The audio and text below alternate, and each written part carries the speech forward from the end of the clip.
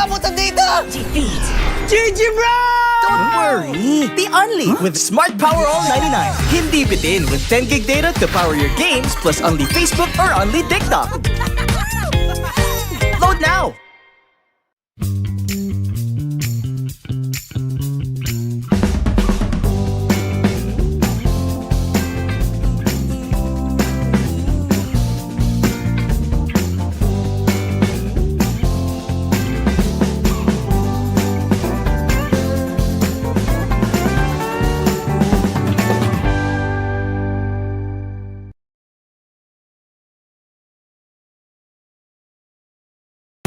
Enemy alert. Your scalp gets 1.5 times greasier, causing dandruff.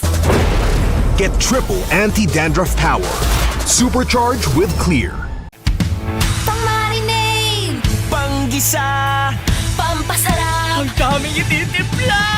Luto mo yan with Knorr Liquid Seasoning. Mula luto tong plato, sarap panalo. Luto tong plato, sarap panalo. Luto tong plato, sarap panalo. Luto tong plato, panalo ang luto mo.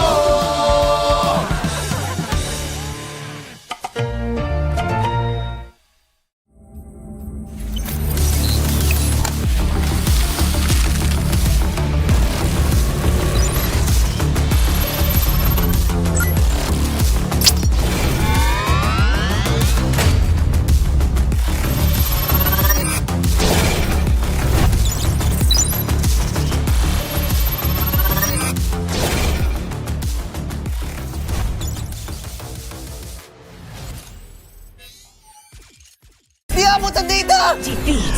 GG bro! Don't worry! The Only with Smart Power All 99.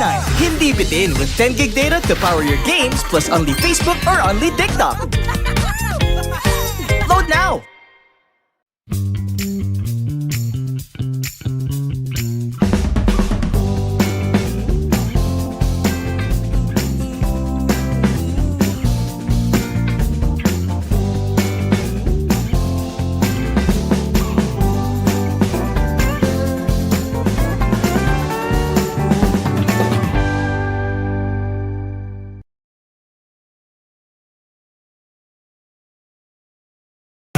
Enemy alert. Your scalp gets 1.5 times greasier, causing dandruff.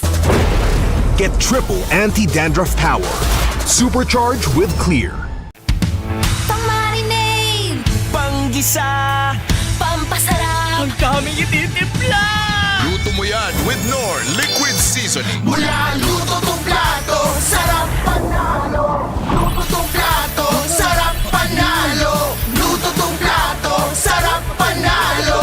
Luto tong plato, panalo ang luto mo.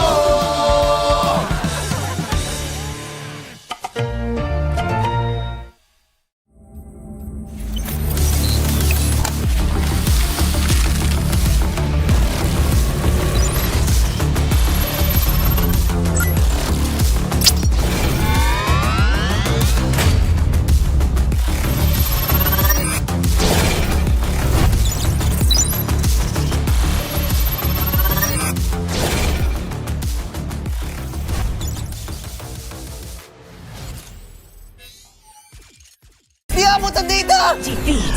GG bro! Don't worry! The Only with Smart Power All 99. Hindi bitin with 10 gig data to power your games plus only Facebook or only TikTok. Load now!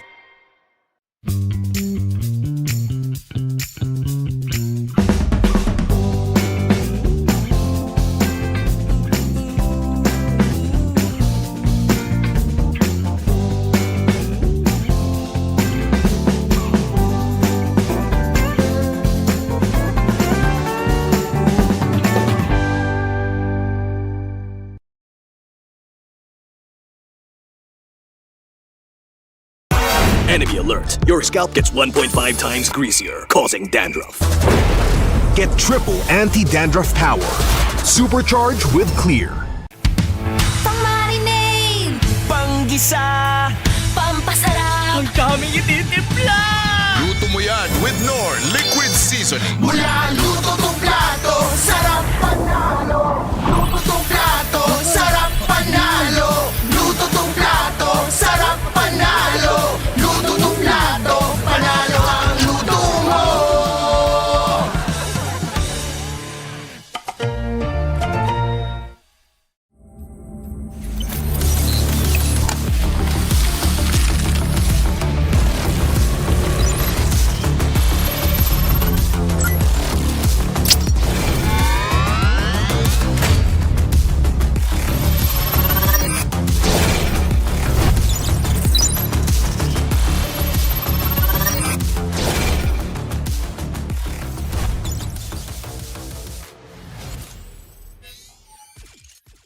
abutan dito! Defeat. GG bro! Don't worry! The Only with Smart Power All 99. Hindi bitin with 10 gig data to power your games plus only Facebook or only TikTok. Load now!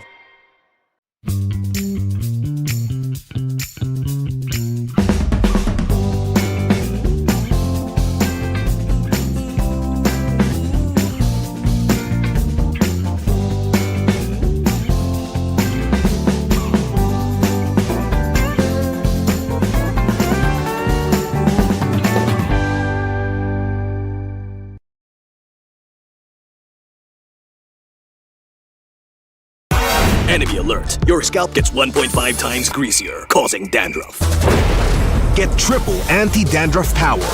Supercharge with Clear. Pang-marinade. Panggisa!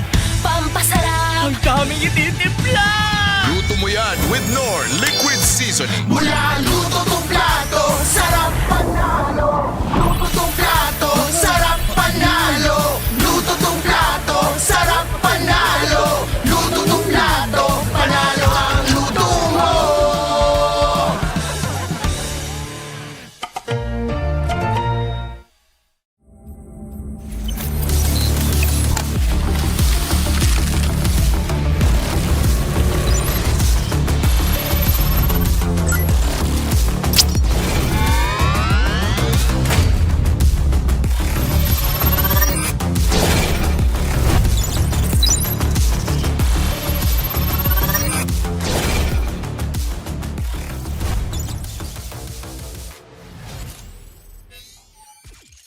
Di abutan dito!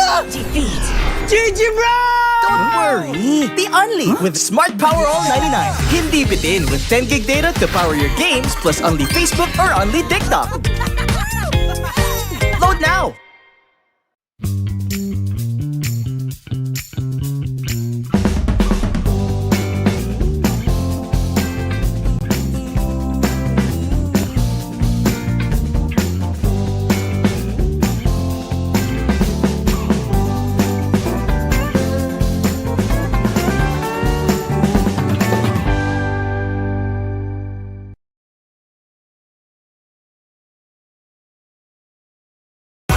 Enemy alert. Your scalp gets 1.5 times greasier, causing dandruff. Get triple anti-dandruff power. Supercharge with Clear. Pang-marinade. Panggisa! Pampasarap. Ang daming ititimpla! Luto mo yan with Knorr Liquid Seasoning. Mula luto tong plato, sarap panalo. Luto tong plato, sarap panalo. Luto tong plato, sarap panalo. Luto tong plato, panalo ang luto mo.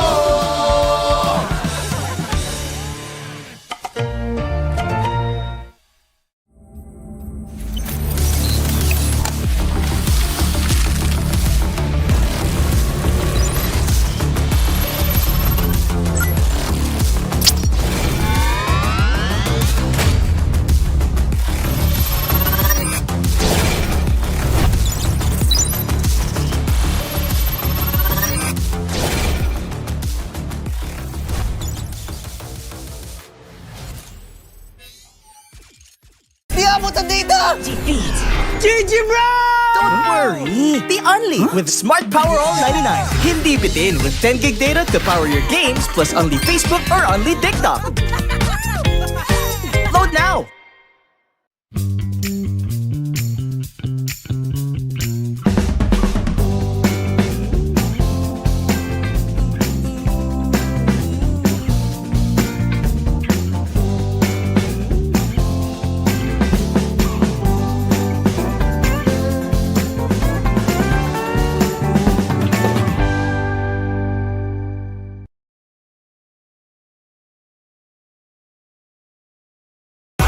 Enemy alert. Your scalp gets 1.5 times greasier, causing dandruff.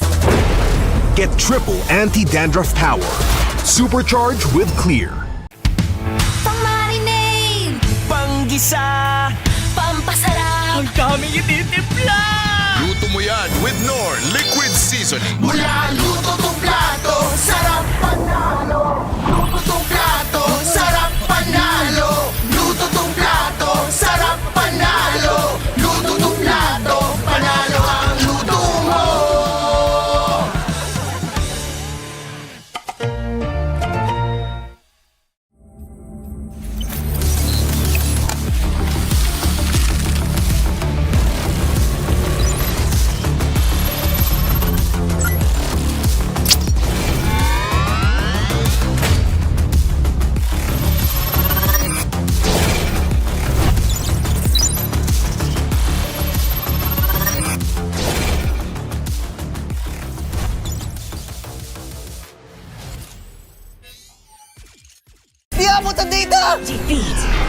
Bro! Don't worry! The Only with Smart Power All 99. Hindi bitin with 10 gig data to power your games plus only Facebook or only TikTok. Load now!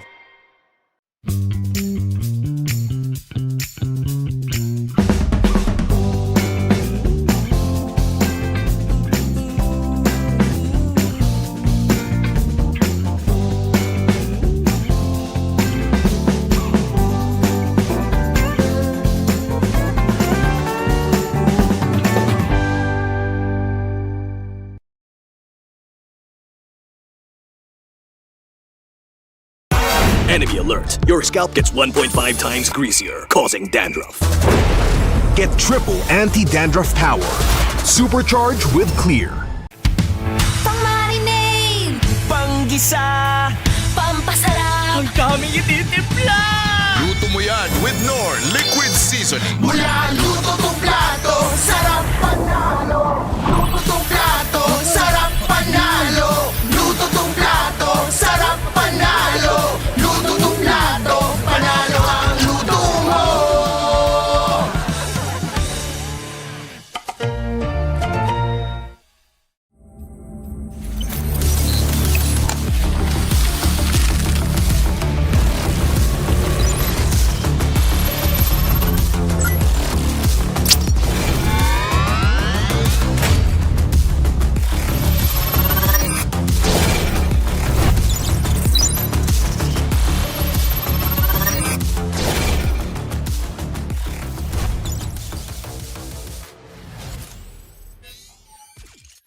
Di abutan dito! defeat, GG Bro!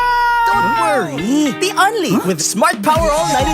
Hindi bitin with 10 gig data to power your games plus only Facebook or only TikTok.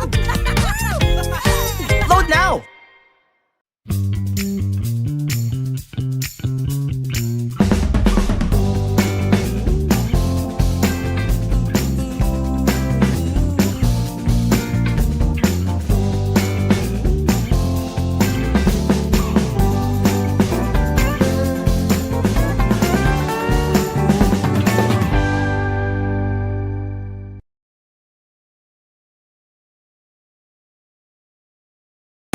Enemy alert. Your scalp gets 1.5 times greasier, causing dandruff. Get triple anti-dandruff power. Supercharge with Clear. pang-marinade, Panggisa! pampasarap, Ang daming ititimpla!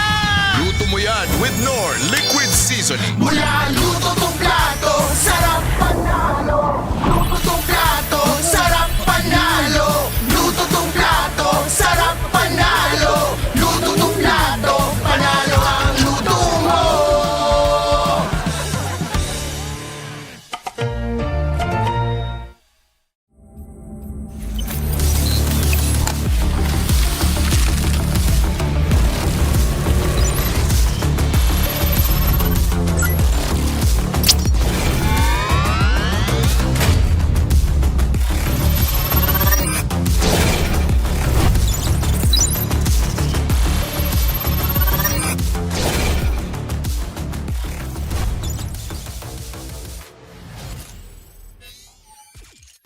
Di abutan dito! defeat, GG Bro!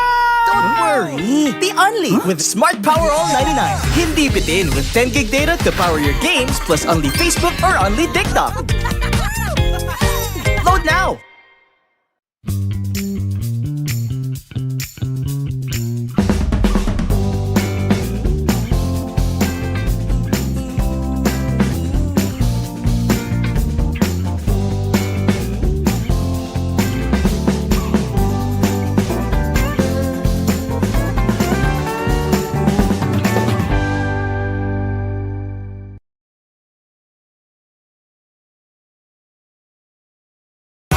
Enemy alert. Your scalp gets 1.5 times greasier, causing dandruff.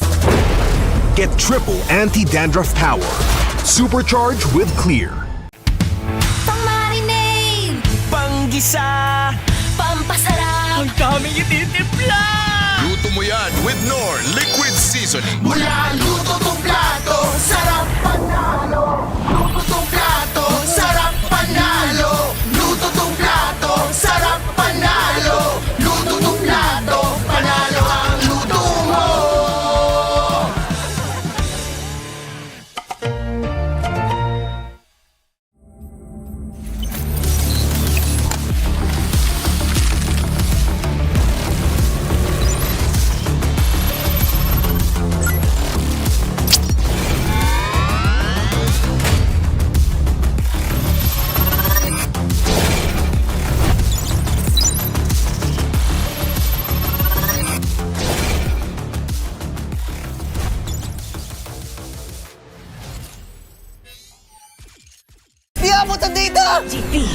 GG bro! Don't worry! The Only with Smart Power All 99. Hindi bitin with 10 gig data to power your games plus only Facebook or only TikTok. Load now!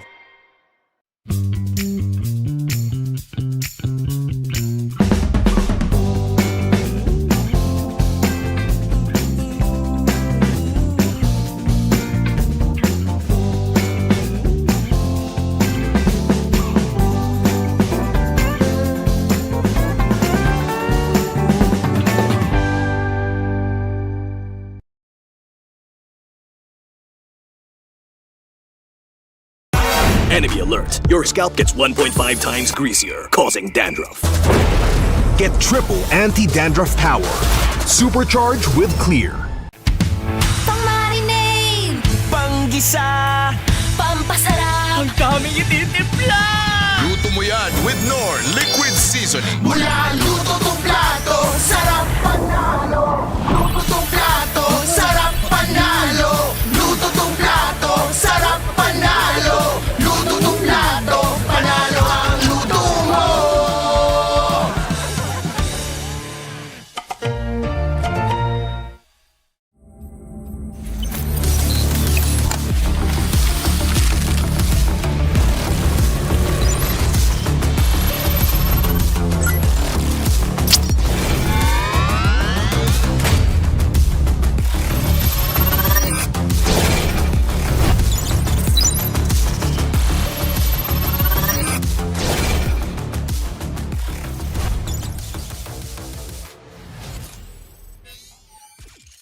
Di abot ang data! Defeat. GG bro! Don't worry! The Only with Smart Power All 99. Hindi bitin with 10 gig data to power your games plus only Facebook or only TikTok. Load now!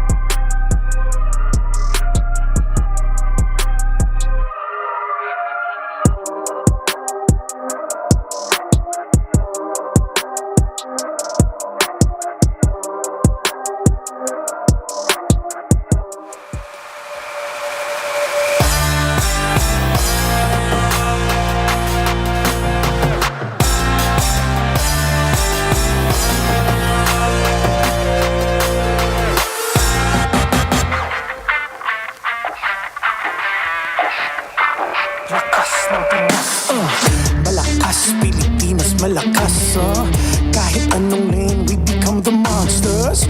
Malakas, Pilipinas, malakas face the golden sun and repping for the 3 stars. Look at us, to the top, no ifs, no buts. Winning any game, para to sa PIN na yes.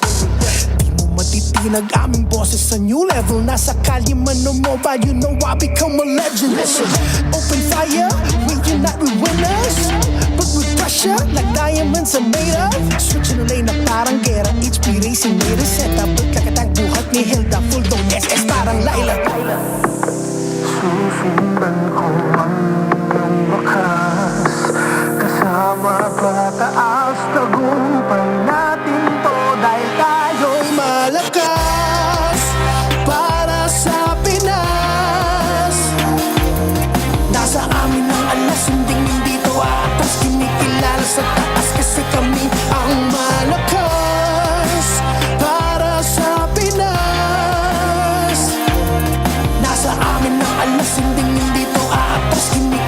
sa taas, ganito kami sa Pinas, yeah.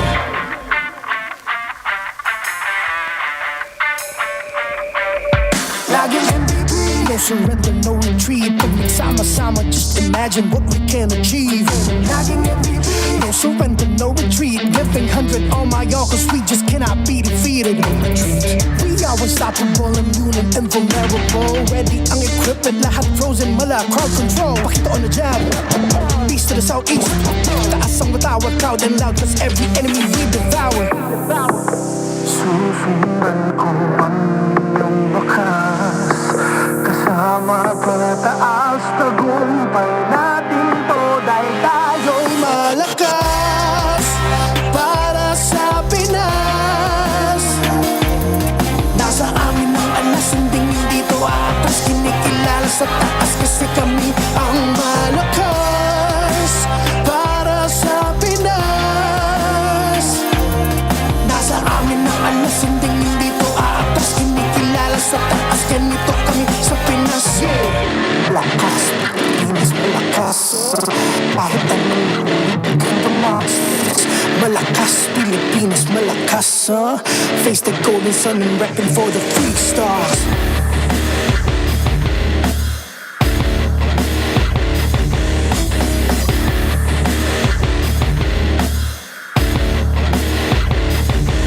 Ang lakas ng Pinas, we unite, we the stars. Ang lakas ng Pinas, we unite, we the stars. Ang lakas ng Pinas, we unite, we the stars. Ang lakas ng Pinas, we the stars.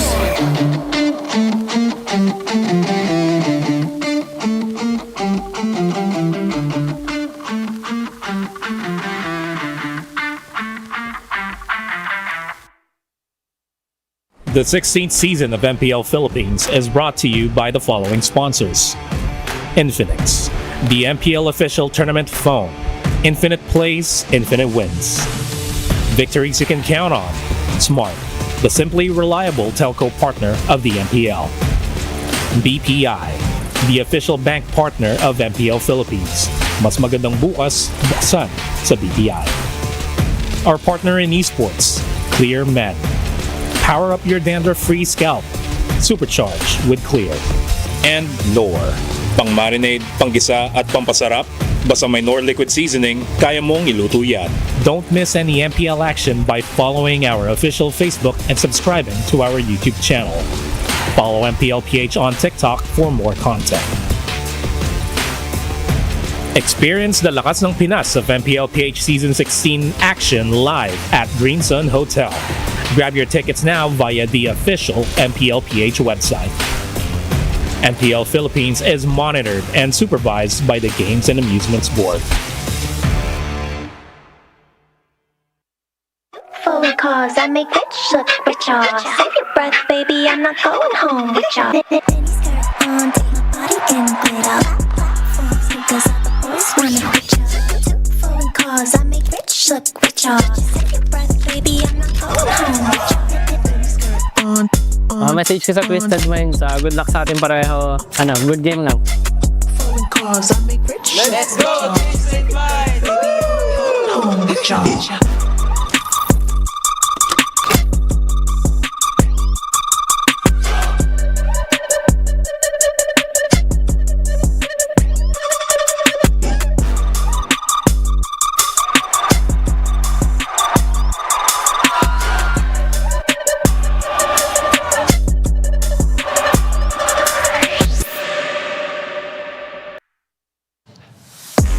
Maligayang pagbabalik sa MPL Arena Superfans. Ako, si Hans Galleria. And this is your very own Odin. And today is Sunday, which means it's family day here at MPL Philippines. You know, the rain is probably crazy outside, kaya nagpapasalamat na kami in advance for everybody who made it to the arena to spend time with us. And also, sa lahat ng nanonood sa kanilang mga tahanan na kasama ang kanilang pamilya. Maraming salamat po sa pagpili sa MPL for your bonding time.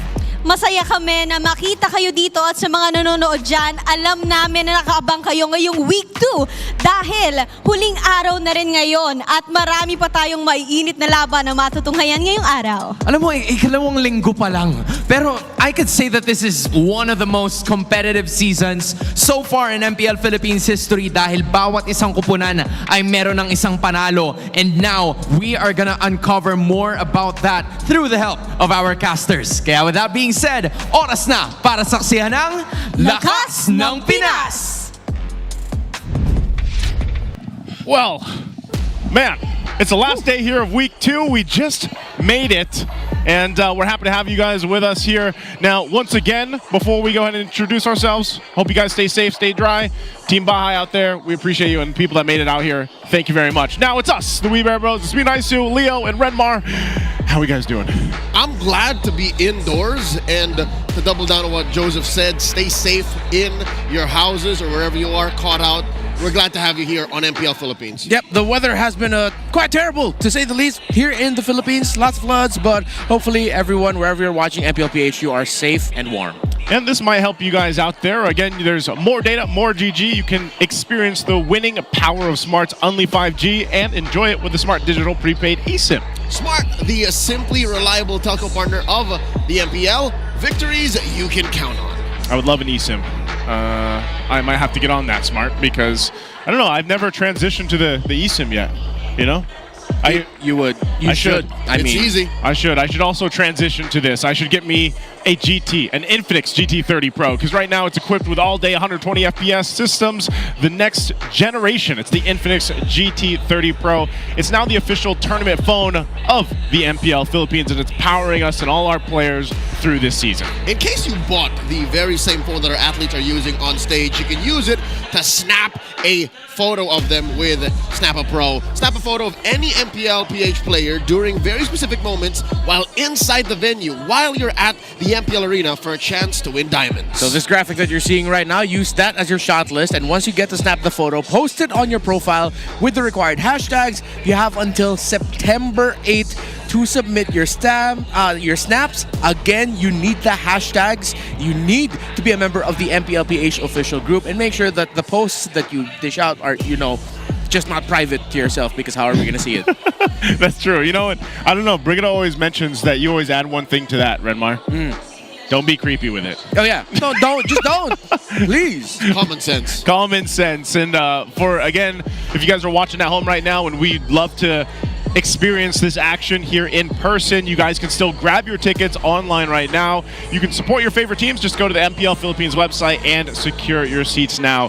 Some of the matches are selling out already, or have sold out already. And honestly, after what we've seen for the past 2 weeks, guys, this season is highly competitive. I don't know where we're going to end up in the next few weeks ahead of us, but it's definitely an exciting one, and we've had a lot of competition here. I can tell you now, we are in the dawn of a new era, and not just because it's a new season, but even in the games, you watch those week 1 and week 2, you can tell that this is a different kind of MPLPH. Yeah, I think Midnight said it best to us. So when we talk about this season backstage, it's still very difficult to declare who is the bottom 2 of the league. And in a league that is filled with so much history, multiple eras that we've gone through, it's exciting to see that at the end of week 2, all the teams so far this season have already secured at least 1 win. It's interesting how we're both in the global era and in the new era. Yeah. Because we're still sending out imports. I've gotten word that our boy Andorio is actually winning in MPL ID. So here now, what else can we expect on home soil? I don't know, man. I think it's always nice to see, our players go out there and experience the global transition from here to the Philippines. And it's not just our players, our coaches and analysts that all get to do that too.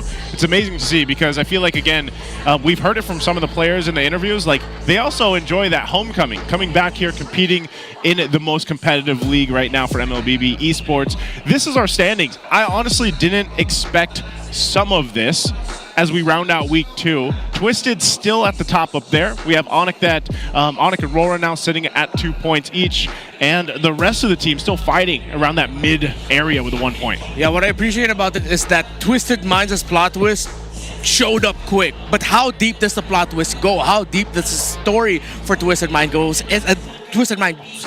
especially since that they are going to be the second match of the day going up against the defending champions in Team Liquid Philippines. I can't wait for that one, man. But first off, we have our first match of the day. It's Smart Omega versus Team Falcons. Two teams who really want to go ahead and get a win here because they want to round out week 2 with a win. And then, like we mentioned, TLPH versus Twisted Minds later is going to be exciting in the sense of, again, it's TLPH, you know, our most recent MSC champions, previous season champions, but Twisted Minds, the team that has surprised and twisted a lot of the, I feel like, the audience right now. Imagine if they end up beating TLPH here. This would do two things. Number one, continue their winning streak in Season 16, and as well prove that their success does not just extend through scrims. They literally are the next face of the league, the future. But for now, we go through these OGs, these well-known names in Smart Omega and Team Falcons PH. Is it just me, or is this a little bit more must-win for Falcons? I feel like between those two, they've had the significantly tougher week, especially with the members of Falcons representing SIBO for the IESF qualifiers, not being able to qualify.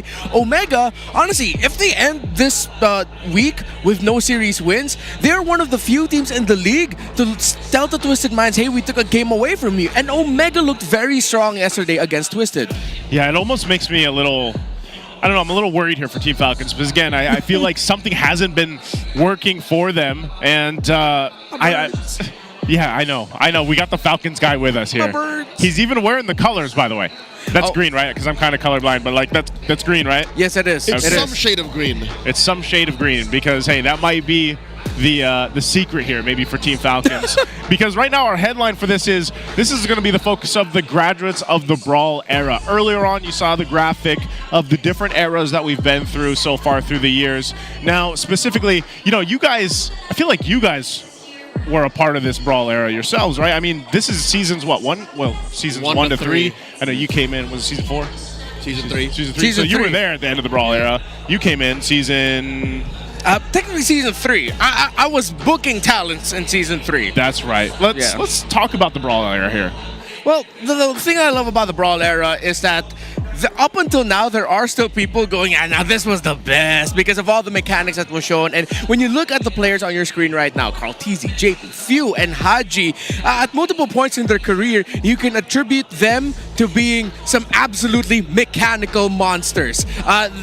Did that last for the entirety of the career? No, but you see that the foundation that they played on, the initial start of the league that they played on, really influenced a lot of their playstyle even up until now. And what's so beautiful is they've proven that years down the line, more than half a decade removed from the Brawl era, they are still here. So they're more than just their mechanics, they're true icons of the game. So we'd love to see how they look like now going into this bout, because again, even Liquid, who's going to be in action later on, is in pretty deep waters. So 3 of the 4 teams in action today need that dub. They need the win. We want to ask you guys over there watching with us, of course, what your thoughts are. And you can answer us by this question. Can the graduates of the Brawl era keep up with the new era? A, yes, of course, or B, not right now.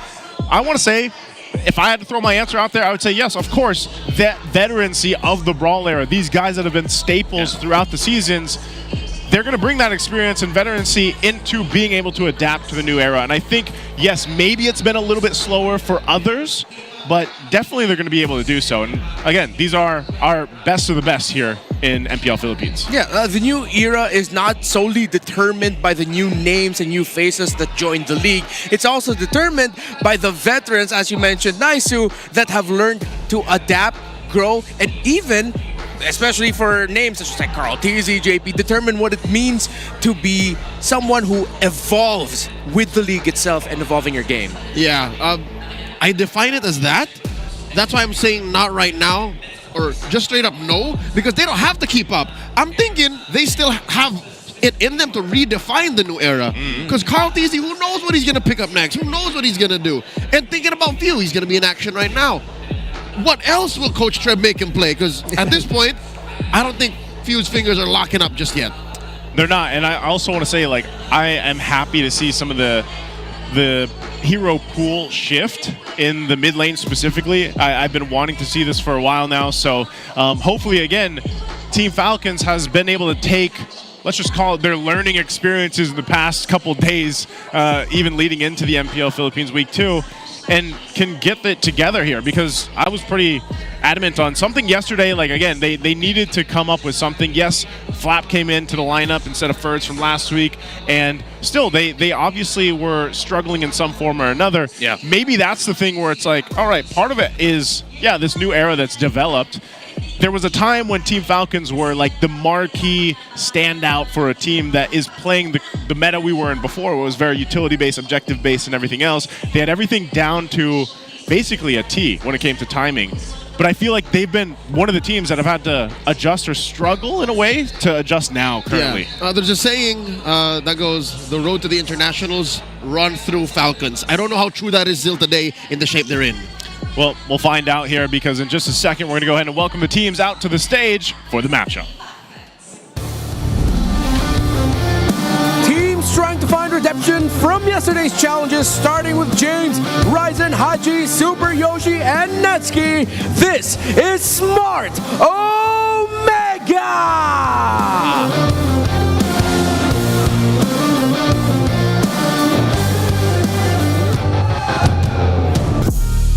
Wounded Wings, but they refuse to back down. Flap TZ, Kyle TZ, Few, Ogwen, and Super Marco, Team Falcons!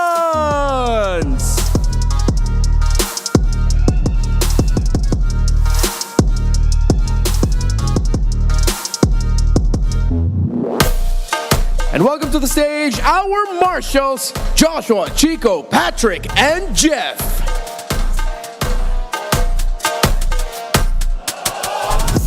And the coaches for the two teams, Coach Lem and Coach Trevor.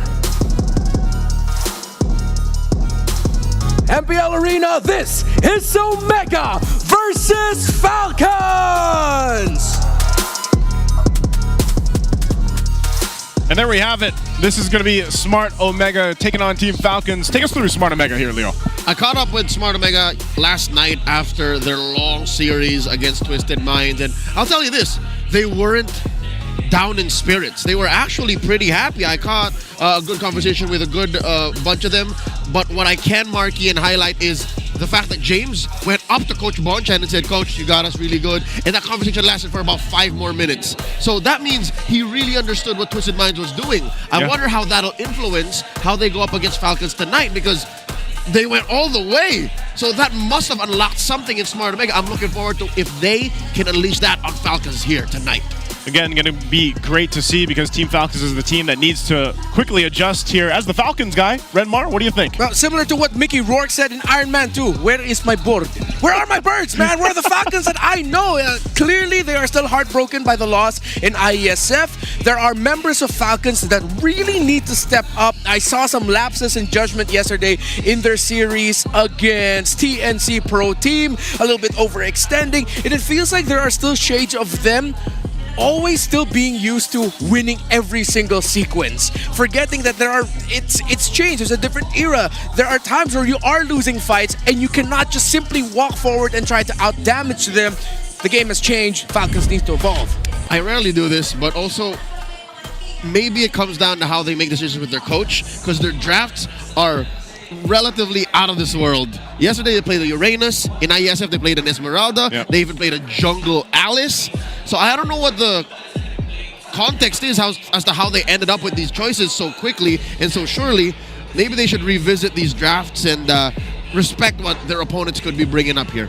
That's why the draft right now currently in this meta that's been shaping is so interesting, because some teams play to that advantage. But before that, we're going to have to throw it over to the Smart Ping test to see how our players prepare for the match. Ako na naman ng bunot. Boys and girls, yung standing ko pala yung iba ko, 140, oh, I love you, pre. Pag sana masama, and trapper ka pala no? Bigyan ng karapatan yan. Bigyan ng karapatan ng bawat isa. Baby, kalma lang tayo. Saan naman, nahalo na kami. Yung panalo na ako sa landado. Kailangan na lang tayo, pre. Kalmado lang tayo. Malabo pa sa ano yan. Malabo ba sa adobong pusit? Flap. Ay, Mark, Dad. Kyle. Hey! Game, check ping. Kailangan makauwi ng safe si Flap. Ayun yung goal natin.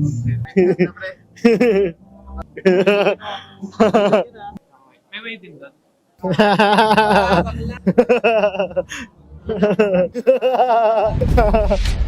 I love how that was just purposely edited that way. Like, Zero context. Zero context. Just a whole bunch of laughing. It seemed like Few was practicing to join the evil laugh contest. Yeah, he took some notes from Kawhi Leonard for sure of how to laugh and make it seem like you're actually human. Well, hey, that's different. I will say that. That's different than what we've had with the singing, all the singing, you know? Yeah, that's good. I like how the editors for the Pick Test are really starting to show off, like, you know, just have a lot more fun with it. They're not afraid to clown on the players in a fun way. They should. You know, again, that works, too, you know? Throughout the laughs, man. And right now, we're not going to laugh here, but we are going to howl because we're going to throw it over for our Infinix Keys of Victory with Wolf. Welcome to The Howl. My name is Wolf, bringing you the Infinix Keys to Victory. Omega versus Falcons ang magbabakbakan para sa first series natin ngayong araw. At para sa Omega na medyo losing streak sila ngayon, kailangan nilang gawin ay i-punish ang Team Falcons sa non-scaling mid-lane choices nila. Kapansin-pansin kahapon na yung Team Falcons ay hindi masyadong nagko-commit ng mga farm para kay Few at dahil doon ay parang kinakapos sila ng damage sa late game. Para sa Omega, dahil napapansin ko din na parang sa meta game ngayon, kailangan may pangil o may damage yung mid lane choices mo. Pagdating sa late game, they really have to put some farm onto Few. So, ayan yung pwedeng i-punish ng Omega. Para din sa Omega, they don't give up the early game and river control. So, napapansin din natin para sa Omega na parang nawawalan sila ng lakas pagdating sa team fights kapag hindi nila nakakontrol yung river. Either i-fast clear nila yung lane or gumawa sila ng plays para talaga nakuha nila yung certain parts of the map. Para naman sa Team Falcons, they have to work on their siege execution. And I'm sure that Team Falcons knows this. Ang tagal na nila sa liga, siguro ngayong week number 1 and week number 2, kapansin-pansin na hindi nila na-execute yung pag-siege nila mismo, lalo na kapag sila na yung nakakalamang sa laban. They just have to work on that. And lastly, they have to take care of their early game farm. Minsan, nasa-sacrifice ng Team Falcons yung kanilang farm dahil lang gusto nilang pumalag sa mga team fights na hindi naman din advisable para sa kanila. This is something that they have to work on and maybe ito yung dahilan para makontrol talaga nila yung laro from their perspective. So let's look at Omega versus Team Falcons through the draft now. Back to the casters. Thanks so much, Wolf. And that's the Howl, the Infinix Keys to Victory there for both the teams, Smart Omega and Team Falcons, to go ahead and get the victory. You guys can let us know what you think, of course, in the comments too. If you agree with those or not, what do you think, boys? I think Omega punishing the Falcons non-scaling mid should be something Falcons is aware of anyways, because check this out.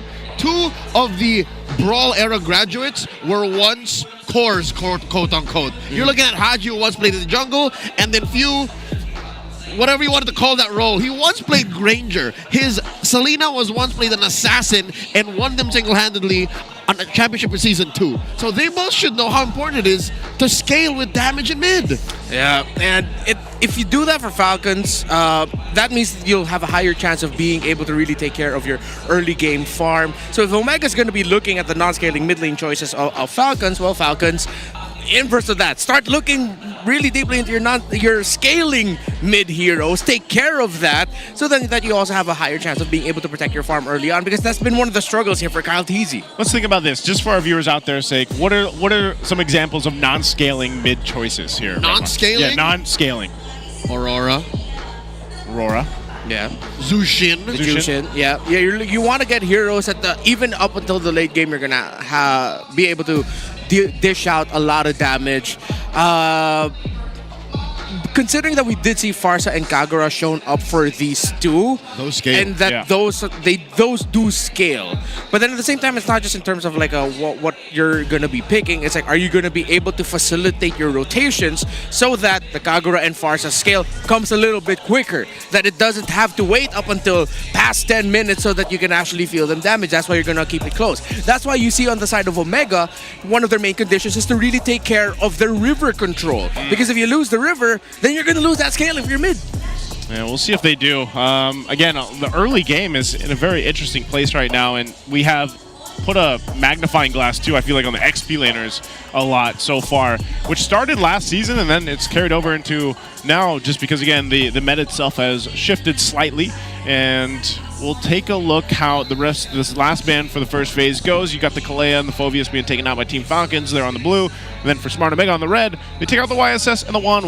I feel like Falcons might let through the Lancelot and then trade it for the Baksha. Muscle of iron. Yeah. If it's not going to be banned out here by Omega, I think I definitely lean a little bit more towards the both of if you have a choice, then pick up the Baksha now. Omega, it seems like they're more than willing to give the Baksha to Falcons. We'll see how that's going to be faring for them. I think Falcons are also going to be thinking of, those surprise Juicin first picks, or surprise CC first pick, but it's tried and tested. Baksha is one of the best, if not the best options that you could go for in the first pick. And then what can happen is Omega can actually invest in their mid duo first, and then later sneak it through Red 3. I was going to say, wow, the Fanny, but no, they just went. This rarely happens, by the way. Yeah, I thought they would wait at least a little bit here. Double core pick? They go, yeah. That doesn't happen often. I think they're already looking towards that Fuse going to be ending up with the heroes such as the Farsa and the Juicin as the main options that they're going to be going for, because it's a great pairing with the Baksha. Kagura most likely is one of the reasons why Hayabusa was rushed right away, because when you look at the Harith, one of the rising picks against that has been the Kagura in the mid lane, but they don't need to pick that. But then some of the best options that you can go for are countered by the Hayabusa, so I'm actually okay with that. So Falcons decided to play it safe and pick up the Moskov, going up against the Harith. So both gold laners are already locked. Falcons decided to play it safe and also get the Arlot in the EXP, which means Omega will be able to get the Lapu Lapu. So a lot of the picks right now that Omega has shown is to give Few a lot of struggle, which means that they're already taking care of one of their major keys to victory, which is taking care of the river control. Yeah, so this is where I don't even think they'll ban the Farsa, just because it'd be a really hard Farsa game against this, but I don't know. We'll see what Team Falcons goes. Here we go. Tagalog, let me do it. Okay. Jung, actually, wait. I'll just translate it to English. Yes. He saw one word. Yep. He's like, that's difficult. So we're upset against Cambodia. This is ISF. How are you guys doing? All right, we brought that feeling into our match against TNC. Okay. So there was definitely something bothering them in their matchup yesterday. Those are some really long words. Long and short of it, Joseph. Yeah. Yeah, and we talked about it on broadcast. Again, we were hoping that they could go ahead and shake that off. Apparently not. Apparently not. And hopefully now today they have done that and they can kind of recuperate here. Now, going back to the bans for the second phase, the Kagura was taken out. You have the Selena 2, which is one of those top picks that is given over to a few.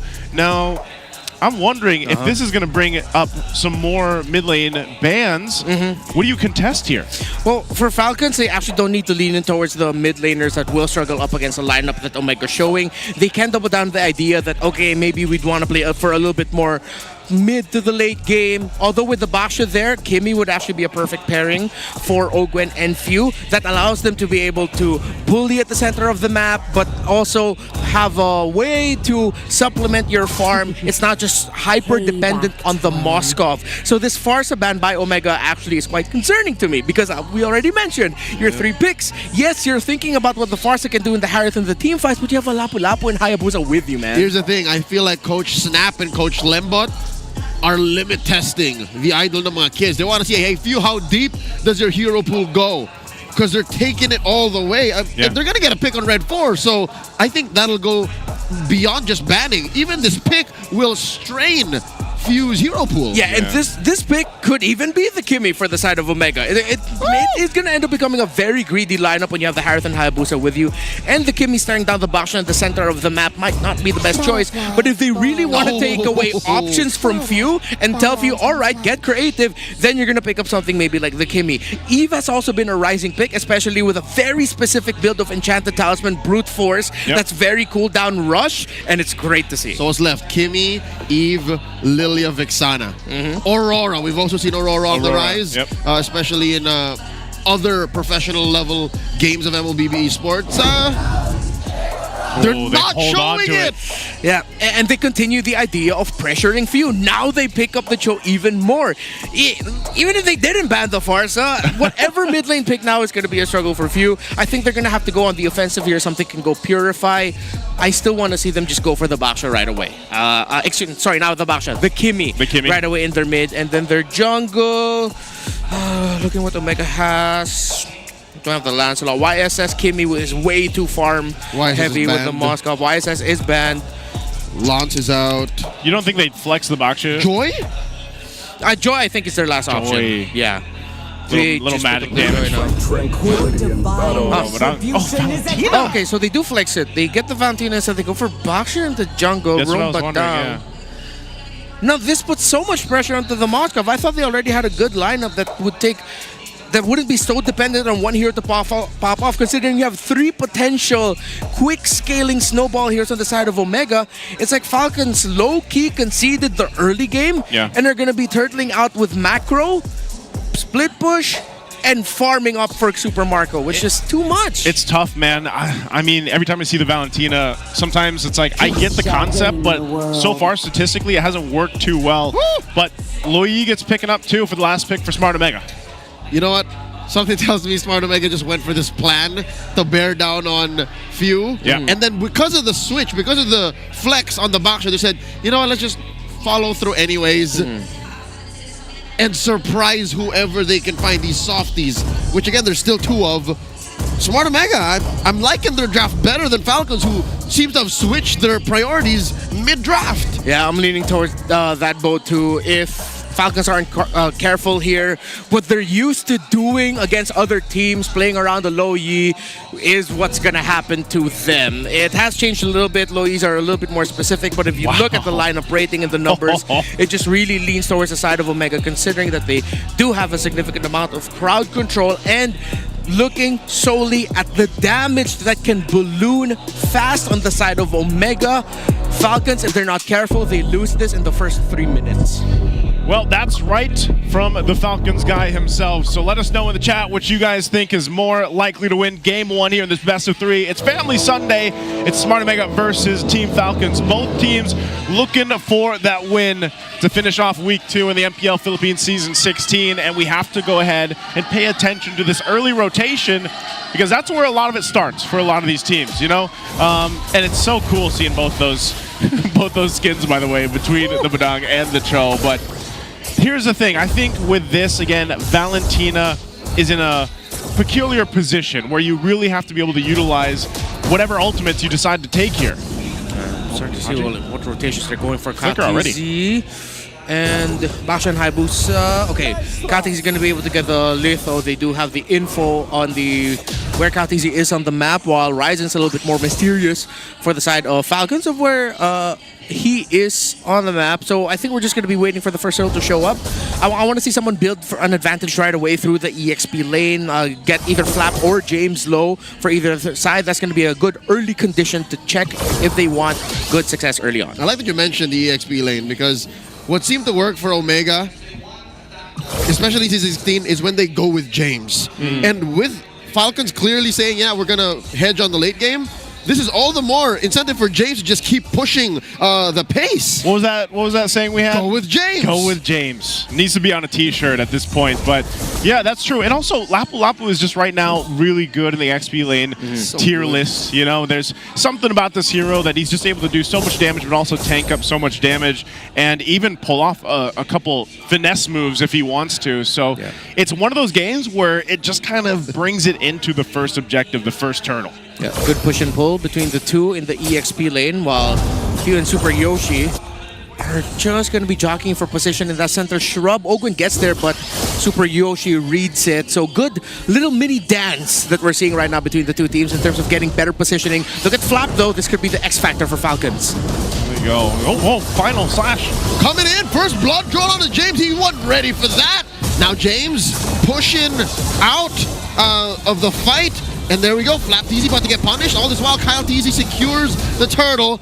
Great work by Falcons using muscle. Yeah, Flap Teasy found the perfect position, and then they were able to make the most out of the final slash. And we saw again, a lot of highlights here in the little dance and who gets to hold the right shrub at the center. Because Super Yoshi decided to go out of it and stop holding it, it meant that Ogwin will be able to find a better spot, and Few will be able to find a better spot as well. Good little trade as well between the Moskov and the Harris. I'm here for it.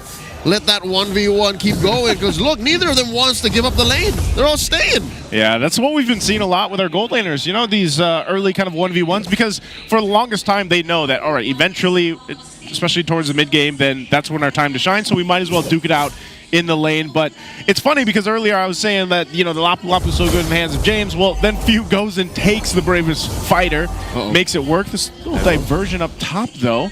Are they looking to make a play here on Flap? Let's see if Flap senses it. He's holding to the furthest shrub, so he does feel it.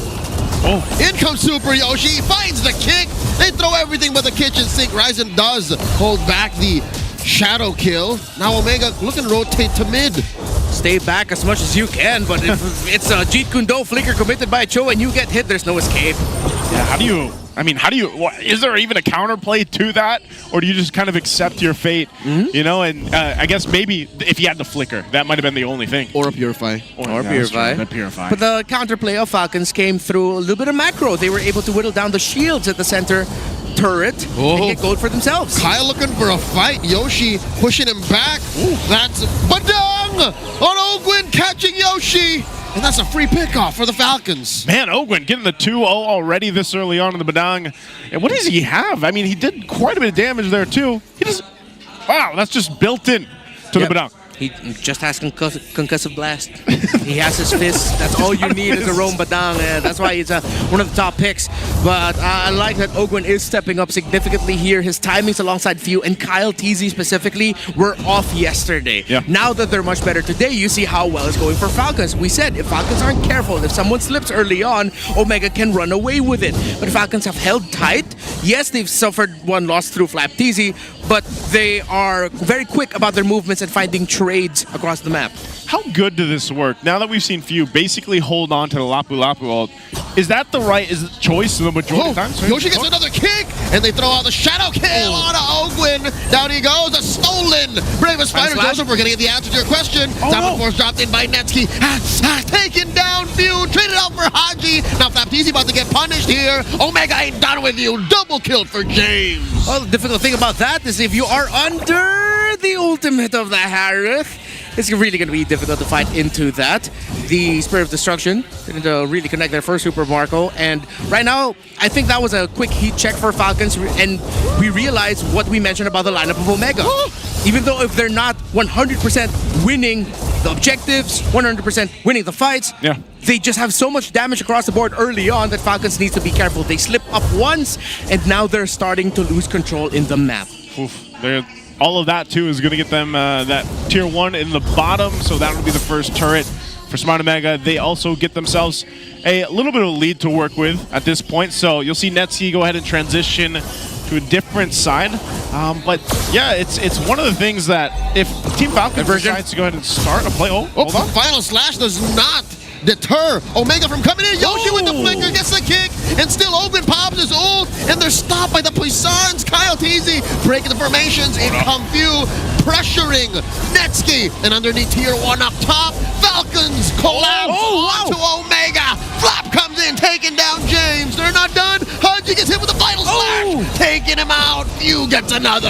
And now the slip up by Omega. It seems like that little knockback from Ogwin was more than enough actually to throw them off their game. Once they saw that Baksha, that little bit of slow that was still on them, the little breaking of their flow meant that they just had to run away slowly from the Tortoise Puissance, which meant it was time for Few to get into a better angle, Marco to get into a better angle. Great knockback by Ogwin. Man, so far just a back and forth right now at this point, but they're 3 for 3 in the Turtles for Team Falcons now, and they've gotten some more control. So even it out, even in terms of this space to work with as they got the tier 1s down.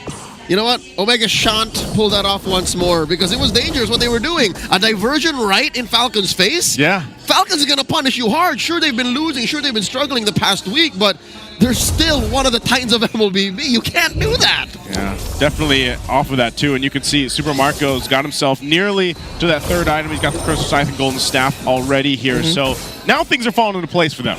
Yeah, good build as well for Kyle TZ. He needs that Radiant Armor and was already able to build it. He will probably transition into a full build anti-cuirass after he initially built the Dreadnought, because you are able to temper the physical skill damage being dished out by Omega. But Kyle TZ did need more magic defense, similar to Flap TZ, who did go for the Oracle now. James coming in. Bravest Fighter does not catch Kyle TZ. He's able to roll out. Super Yoshi looking for the kick. And Omega with a diversion. Spots him right in the bush, but Falcons welcome him just as quickly. And now Haji very low. SOD no one home. Marco threw it out early on in the fight. Omega scramble and retreat. Oh, they're gonna retreat here too. I almost thought they would still put pressure there just because they had Flap there with the final slash, but they'll just gain control. They want this tier 1 turret in the mid too before that Lord does come up. So right now, Team Falcons looking to just play that macro game. Yeah, I think they would have continued that pressure if that SOD hit and Super Marco was in a significantly better spot to maybe stun someone with a knockback, Spear of Misery, but no, he wasn't able to hit it, and that meant Falcons just needed to see if they could have one more effort to try and catch someone off. They didn't, and so they decided to back off. Again, as we mentioned already, 2 core items locked in for the 2 gold laners. Counter-Strike War Axe for this Hayabusa, but considering how Falcons were able to take control of the turtles, all the turtles in the game so far, the Hayabusa damage might not be completely there yet against the major frontliners of Falcons. Here we go, a diversion! Wow. But Falcons answer back! Owen and Kyle are so in connection! Down goes Haji. Super Yoshi might be next. Flickers back out, and drive-by murder by Falcons! That was perfectly timed. It was almost like they knew exactly where it was going, and they just stopped the plan of Smart Omega. And now Kyle TZ's not done. Oh, he does try to commit Grand Theft Orange, but that forces Ryzen to hit the retry. They go straight for the Lord. Yeah. Oh, no, he doesn't. Yeah, he doesn't use the retribution. Ryzen can still do it. Oh, they're gonna fight for this. Sneaky Dean, what are you thinking? Oh, he gets caught out, and there's a shadow kill. James steals it. Down goes Neski finds the window. Kyle TZ falls as well, but James finally goes down. Neski gets a double. Down goes Ogwin. There are bodies littered across the river. Omega, how did they do that? They won the trade and the Lord. Ryzen still coming in. Shadow out. Way too early, it was like by Falcons, 16-14. Yeah, there's a significant time difference between Kyle TZ and Ryzen. It seems like the retribution of the Baksha did come in way too early, which meant there was roughly 300 to 500 because Falcons were waiting for the right time. Yeah. They were waiting for the cooldown of the retribution of Kyle TZ to get taken out. That's why they had to slow it down. They got the vision. Kyle TZ seems like he was waiting for the perfect timing to hit the retri, but just hit it an ounce too early. Fortunately, we didn't see it anymore in the replay when exactly he hit it, but it was James who got it. It seemed like it was mid-shadow kill. Yeah, just follow James though on that one. Go with James. Go with James.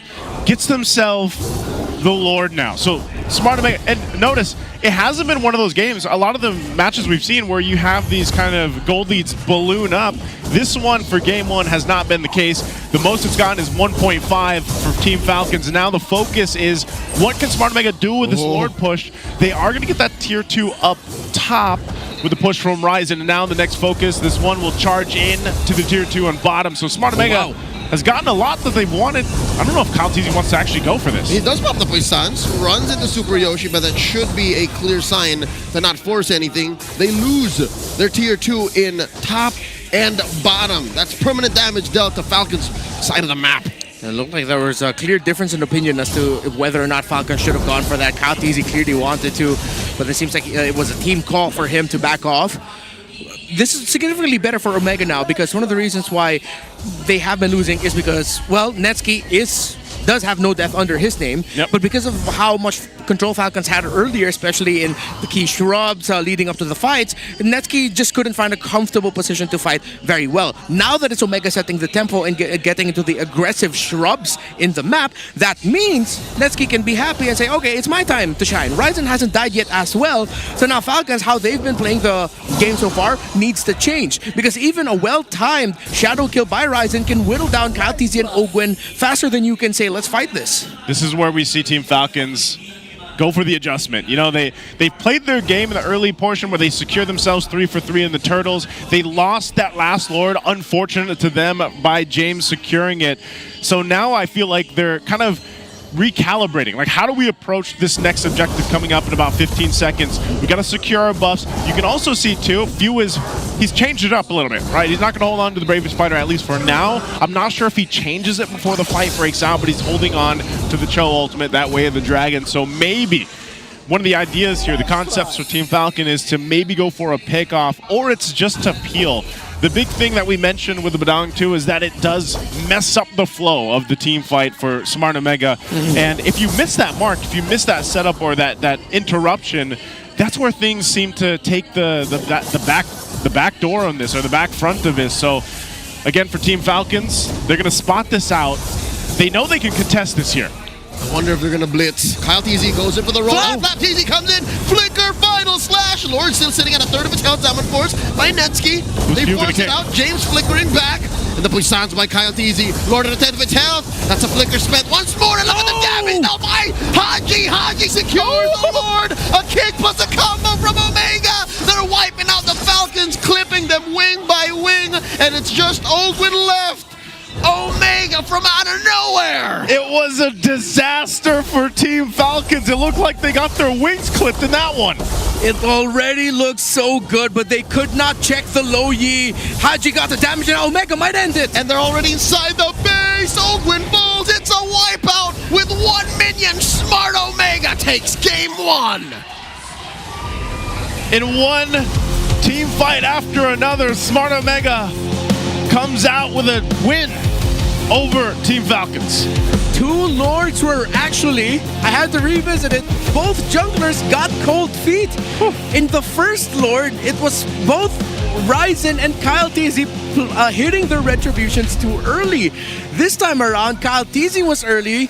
Ryzen just couldn't even get his retribution off. I don't think he found the right enough angle. He was mid-shadow kill. So this time it was Haji who was able to get the last hit for the Lord in the last one. And they just didn't check the low E, and this is one of the biggest struggles when you're going up against a lineup that has a low E and you are centered around the very tanky jungler. If you do not check that low E, that sudden burst of damage from the duality proc is gonna mess you up. You know, that's one of the beauties of playing a team that has clearly no tentpole. Threats can come from everywhere, and that's what Omega's identity seems to be in Season 16. The barangay is not made by 1 star. Everyone does their part. Forget the timers of past, you know. I feel like Smart Omega has proven that, it's just much different now. And it's crazy because even that last fight, we'll see it probably later, but it was interrupted by a lot of the things that James did, our MVP here for Game 1. And I'm going to stick by, I think that's going to be the thing this season, man. Go with James. Go with James. Because whether it's the Lapu Lapu, whether it's any of the XP laners that he showed us so far this season, you can definitely count on him. 3-3-6 with the KDA, but it was more so of what he was capable of doing, being a threat to really the lineup of Team Falcons as a whole. But I think even then it was like that last fight, I saw I asked the question before it built up, like, who is he going to kick, right? He was holding on to that Cho ultimate, and he died before he got to use it, I think. Like, he didn't really get a chance, because that's one problem with the Valentina, especially when you're holding on to that kind of ultimate. You have to put yourself, and I think he got caught in that interaction with the Lu Yi. He just got bursted down. Yeah, this is why the Valentina pick to me was quite iffy. I understand that you do have the Terrify, you do have the burst damage, and at the same time, because of how the Baksha works and the Badang works, that could have been a potential snowball condition early on if the Valentina, Baksha, and Badang together were able to chain a lot of kills. Significantly harder to do that now in this metagame, in this environment here in MPL PH, which meant that the Valentina Hero Few, yes, rather impressive 2-3-5 in the final KDA, still that could have been something else, because it would have been less risky if you went for a different pick, if you wanted to play a little bit more around the Moskov and the Valentina. Yes, the Falcons lineup now clearly just plays around for the Moskov. A lot of dudes pushing forward so that Super Marco has space. But then again, if you're not checking one of the main damage dealers in that low E, not just like take Harith out of the equation, just the low E alone already messes you up, because then when you look at the MVP pick in the Lapu Lapu for James, even he dishes out a lot of burst damage through his ultimate. Which is so weird, because like, look at his build. You know, and that's one of the things about the Lapu Lapu right now. It doesn't matter. You know, like the Fury Hammer is enough to go ahead and help you feel just how much damage Lapu Lapu can do, and then he's tanky enough to go ahead and take up all this. I mean, look how much damage he actually soaked up. 75,000 there. All of it. Basically all of it. And Super Yoshi, it almost made his job a little bit easier on the Cho, where it's like he didn't have to force himself to look for that kick. It's the same concept with Kalea right now. Like, the Kalea shines the most when you have something else, which is usually the XP laner, to help supplement that. Which is interesting because James is the hammer while Yoshi is the scalpel. The scalpel. Yeah, because we saw that Yoshi got bursted down several times in that game, and all he really needed to do was get a kick. If he can find a solid kick or a nice knockup, a 2-3-man knockup, he's done his job. And that's why he's the wingman. And it's this deadly combo, James and Yoshi. Yeah. Teams have to look out for this. Here, I think Falcons did not expect these two to strike so quickly. Yeah, one of the biggest reasons as to why James got that MVP is because with all of the trouble happening around the first Lord fight that James was able to get the last hit on, it was James pressuring Kyle Teasy, breaking through the formations of Falcons. Omega decided to play back. Super Yoshi was like, all right, I will do what I can, though it may not be much, to peel for my back line. But that meant that James needed to go forward so that at least you have someone in the offensive to increase your chances that Falcons' formation is going to get shattered, which it did, which meant that Kyle Teasy pressed that retribution too early, and it was James miraculously who was able to get that last hit. And it was great to see. Again, this was a game that was relatively close for the majority of it. It was only towards that end, maybe that first Lord, and then the next one where things really took a turn for the worse for Team Falcons, and Smart Omega was able to go ahead and find the weak points, really, and pressure it. And maybe, once again, it's about that scaling that we got to see from Smart Omega's lineup, where you just didn't feel that, with Team Falcons' lineup. So maybe they have to go ahead and, like we mentioned even before the first draft, it was like, come back to the draft, because I think there was definitely some weak points there. That's why I was hoping, really, I understand why maybe they could have been so off about the Kimmy, but then that applies another potential carry for your team. I think as the season goes on, and even towards the tail end of MSC, it's clear, multiple options for carry in your team, in your final lineup, usually wins over teams that only have just one dude trying to carry. Which is weird because they suddenly switched over to the Moskov-centric lineup, which again might work because yesterday it was a Moskov giving them a headache, but they have to evolve their meta is what we're saying. Yeah. Because they've been through quite a bit of these. This brand of Falcons started, season 10? They were around for the Claude Esmeralda Paquito. Yeah, it's crazy too, again, where you see we currently are with a whole lot of Harith still showing here, of course. But yeah, that's the main thing, I think, again, was the question of, adapting to the new, not just the new era, but even the new meta that has evolved over the seasons. Yeah, what I love about this graphic is that you see for majority of all of the eras in MPL Philippines, 16 seasons worth, there are at least 2 in the top 3 most picked per season that are potential EXP lane picks. Or really beefy dudes that can help hold the front line. It just goes to show the utility mindset that the Philippines has embraced for a majority of the lifespan of the league. But then if you look towards 14, 15, 16, you're starting to see the age of carries, which goes again to the point of the more carry options you have in your final lineup, the more damage you have, the better the chances that you will win. And that's why we see so many games now where, let's say objectively you secure those turtles, or you're able to do that. But if you have certain heroes, or you just have those mechanics to win crucial team fights, even if you're down 5,000-6,000 gold, which we've seen even up to 10,000 gold deficits being turned over by team fights now, that's where we currently are. So it's funny because earlier we talked about the Brawl meta, or the Brawl era that we were in, and I feel like now, I know this is we're quoting this as the new era, right? Yeah. But there's shades of every era in the new era. I mean, you have to acknowledge it. You have to respect where we came from, because you never know when someone brings something back and suddenly it's so potent.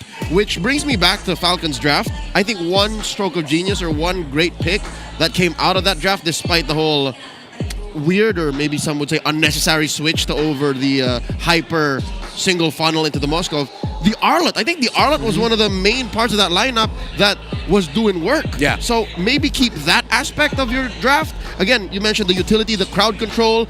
Arlet has that in spades. I don't know what the conversation was like when they suddenly said, okay, let's just put the Baksha in the jungle again, and then let's give it all to Marco. I know Marco can do it, but should he have done it? I feel like for Falcons, as we saw that last pick, I think they were already leaning heavily into the idea that, yeah, we're going to put this Baksha in the jungle. So they tried to go for the throwaway. I actually like the interplay between the Baksha, Badang together. I think multiple times throughout that we did point out how connected it looked Ogwen and Kyle Teasy was. A combo wombo there.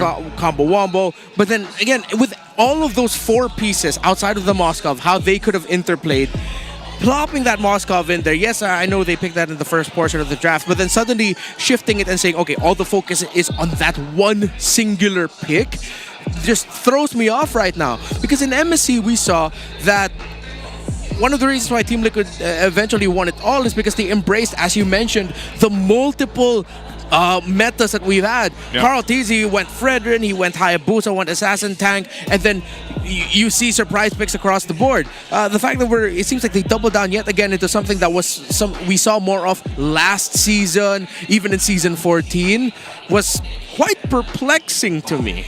It's almost like each draft, even if you're referencing back to MSC, was a shade of a different era, that we've seen. And you look at the teams that are doing this most successfully, even the team, for example, Twisted, that has done their own little flavor onto it, has adapted really well here. And I feel like even for the fans that have been watching Team Falcons, or, they're going through this rough patch right now, it's like everybody's kind of scratching their head, like, is this a struggle with the play style that they were so used to? Remember, these guys played like 1,000+ days together, right? And counting. And they played a very specific way. So is it more so, instead of just the individual, changes that need to happen from the individual standpoint, is it more of like the team is together finding this new way to be flexible and adapt to this? Joseph, you just condensed the collective train of thought and sentiments of all the Falcon guys and gals all over the world watching right now. They lost in IESF, they lost yesterday, they're one game away from losing tonight. All the questions stand. Yeah. And we don't have any answers. All we can do is watch, basically, and hope. With great pain. With great concern. We have some clues, though, because Coach Treb chose to go blue.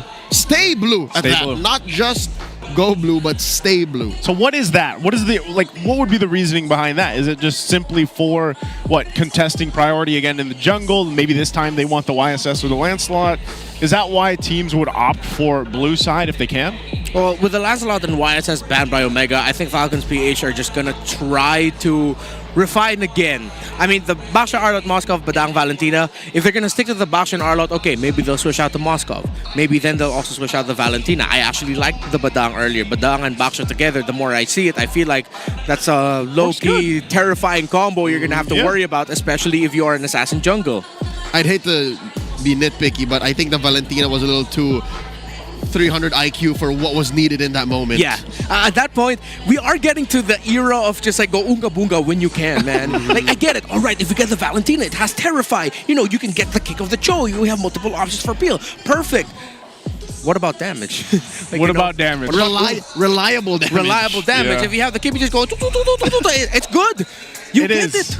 Because with the Valentinos, there's always that window. There's always that window once you use the blast there for the Terrify. So I don't know. We'll see exactly what happens here. Of course, like we mentioned, Team Falcons will still be on that blue side. Omega over here on the red. First phase is already done. So this is the YSS and Lancelot are banned out. Is this just Baksha again? Yeah. And then, maybe we see it differently like we were thinking earlier on, where it could still be flexed depending on how Smart Omega handles this. But are their picks going to change? I know they can't get the Hayabusa, though. I think Omega should switch it and go for what I was initially saying in the first game.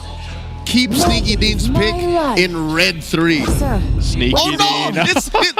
No! They just straight up do it! This is... I don't like fanning early like this because you're throwing no caution to the wind. You're literally leaping before you look. Ooga booga. Like Redmar mentioned. The funny thing is there's something that Omega might have solved that teams cannot, let's say, rush pick a Cho at this point. Later on, if we still don't see an Ogwen pick, they can steal they can ban out or even steal a Kufra. Badang, Kufra are all options for the side of Omega, considering that you all see the Arlot again. Okay, they're still gonna double down the Moskov. They're gonna change their last 2 picks, but you can afford a surprise at this point if you decide to. Let's say it's a Lapu-Lapu again. Okay, last two picks, you have options for your own. You can go Badang, Kufra, even a Cho again for Super Yoshi. So I like that we're starting to see Fanny more, other than a Rush Blue 1 pick for the longest time. Now it's a Red 1-2 pick. So, assuming that Omega picked something for James here, which is the Lapu-Lapu again, MVP performance, there was something taught to me by the great Neil Midnight de Guzman, one of North America's greatest treasures when it comes to MLBB esports. Yes, sir. You don't want to ban picks that protect your picks in the second phase because it's telling. It's obvious that you're wasting these bans to protect the investments you made in the early game. This is a lesson he taught me. Showing your hand. Exactly. This is a lesson he taught me in Season 7, Season 8. I wonder how true that is now. Because I feel like they have to do that. Omega have to do that to stop Falcons from picking heroes that bully the Selena. Or rather, bully the Fanny. There's a Selena man. So, like... Because there's still a Hilda, still a Cho out there. Do they ban the Kufra then? Like, still a Kufra, still a Ruby. See, there's so many heroes that just cut the Fanny's wires up mid-air. Yeah. Falcons did show a Ruby at one point. Where there is light, I can't recall if that was yesterday or the week before. But they can honestly go roam Ruby if they really just want another option to mess up with the Fanny. But single target lockdown might be good. I think because of this Fanny swerve by Omega, it's even tougher now. Because now you might actually have to double down on the idea that we actually didn't like from game number 1, which is you put all the eggs in the Super Marco basket. Because if you go for another mid carry, then you lose a lot of the utility and crowd control that you need to mess up a Fanny in the jungle. So effectively, Omega is giving Falcons the catch-22. Yeah. It's you answer the Fanny or you draft properly. Ooh, that's tough too, considering I think... This is sinister, Coach Snap. This is lascivious, Coach Lembot. Oh, they even ban out the Valentina. Just because... Wait. Yeah. It worked for a little bit, but... Yeah, it would have worked potentially better now in this. This is also telegraphing what they might pick in mid. Because they might pick a mid hero that has a solid ult that you don't want to give over. What would that be right now? I mean... Farsa. Yeah, Farsa's open. I'm kind of meh with the Farsa, with the Moskov, Arlott, and Baksha. I like the Eve a little bit more. Significantly more. The damage, the crowd control, good. That means you might be really difficult to go for a pick-off, single-target pick-off roam. They didn't need to ban the Cho because the Cho, if they're going to go for something like an Eve, again, just go Badang, Hylos, Kufra are my best options right now for Omega. So right now, do they just go with the mid lane option then? At least pick that up, or do they wait again like we saw in the previous one? So, no, Jushin was open. So used to seeing her banned out, but yeah, she's picked up. And I would assume this is going to be the tankier emblem setup that we've seen from Jushin sometimes too, where they're just there to go ahead and either peel or initiate, pop the beacon too, and this gives room for the Harith and the Fanny. And it's still double core. You still have a solid damage source in the jungle and in gold. Yeah, lots of flex. Now Falcons needs a carry type in the mid. Just go for the, as iffy as it is, just go for the Kimmy. You can trade the Farsa, but then with the Lapu-Lapu Fanny on board and your formation, your team fighting's not quite perfect. I don't think they can handle playing around the static mid laner. It might just actually be a Farsa. Okay, they go for the Kagura instead, and then they get the Kufra for them. At this point, this is just a Hylos or Badang, some of the best picks a Super Yoshi can go for. If they want to go greedy, they go Jawhead, but with the Kufra on the other side, that's going to be so meh. The Hylos and Badang. This is better for Falcons compared to game 1. At least there's 2 solid sources of early damage. Yeah, I think or at least damage in general. The Kagura, you know, just pops people. Kagura's been doing pretty good lately. I feel like a struggle for a little bit for some teams, but ultimately it's done relatively well so far. She's a Brawl era standout. She is. And I'm happy to see it. Again, some of the changes there are some of the newer pickups for the mid lane. Now this last one still for the roam. What are they going to pick up here for Smart Omega to deal with this? Maybe Hylos. Hylos or Badang. Just one of those two. Unless they're going to go crazy like Franco, but I don't think so. Welcome to Grog's Castle. Especially after yesterday's performance by the Mamba. Forget the dude's an option right now. They're digging deep. And again, this could possibly be Falcons kryptonite, because yesterday, Chaknu, Joshua Mongilog, beat him twice with it. And one of the reasons also why I like the Grok is because with what Falcons showed up with, in the back of my head I was thinking, wait, the silver lining is they could actually get to the key shrubs and bushes before Omega can get there, meaning that if Ryzen decides to fly through, it's like, oh wait, there are members of Falcons here. The Grok means you have a constant presence to just keep checking, getting into the key areas flushing it out. One of the reasons why I thought about the Badang is we saw the interplay between the Badang being able to bring up a wall and the Fanny can play alongside that. Hey, Grok can bring out a Rampart. That's true. good. Which I would like to err on the side of caution, because that also could be a Nombo. A Nombo? Yeah, like an anti-synergy. That's true. But also, it's something that the cables can catch on to. At least you can bring it down, though. That's right. You know, you got a little panic button. Bring down the Rampart. So, I don't know. We'll find out. It's match point right now for Smart Omega. After an intense game 1, we'll see if Team Falcons can keep it together and get to a game 3 here. They desperately need it at this point. It's a lot better of a lineup, though. I'll agree there, and I think they should be able to go ahead and make this work again with the good damage in terms of mid and Super Marco later on. But we always have to focus on that early rotation for both of these, and honestly, that Fanny is always a threat from Ryzen if he gets that lead going. Yeah. Ryzen can either have an amazing game or a terrible game. There's no in-between with this Fanny pick right now. So you see why Kyle TZ is taking some liberty of stopping his rotation just a little bit to mess up with Ryzen, because Ogren and Few are having difficulty trading in the center of the map against the Juicin. Ooh, an early pick here for the Little Wanderer, and the punish by Smart Omega. Kyle TZ falls, Ryzen finds him. Sneaky Dean, the Barangay first blood. The Grok and the Fanny combo, man. We just saw it. With a Tyrant's Revenge. In comes Few looking for the punish. Ryzen dodges it. Great cover by Yoshi. Well, we were talking about the Rampart, and Ryzen was able to make the most out of it. Kyle TZ deciding to, again, just as I mentioned it, taking liberties with this rotation, he can be a little bit more safe with that. Yeah. If his mid laner and roamer are losing the middle trade. Few and Ogun were not that healthy. They just popped the Revitalize so that they can recover some of the damage that they gained just through trading and trying to clear out minion waves alone. The fact that Kaltizi was pushing out was mistimed.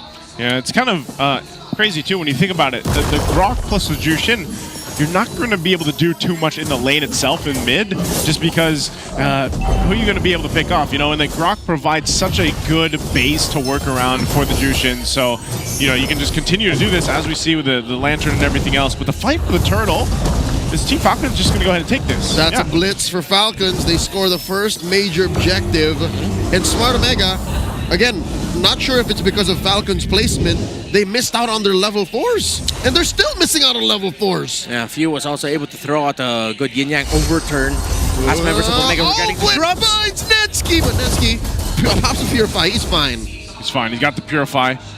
But as you were saying, you know, too, yeah, some of the level 4s were lacking, but Super Yoshi should have it just a second. They're going to rotate up top here. Ogwin gets his. So, and they'll go back to the lane here. Ryzen, I mean, that's one of the things, though. If he doesn't have the buff... Whoa. Solo kill. Sneaky Dean strikes. Flap Teasy came in maybe a second too late. And where did he use his final slash? Oh, Hogan. This is Super Yoshi. Yoshi with the swing there. And they're barreling on him.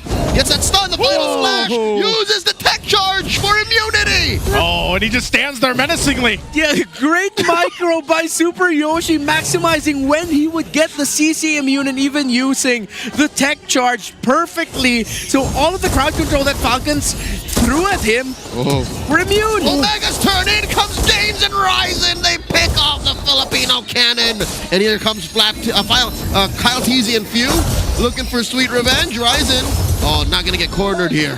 What is this damage that Ryzen already has?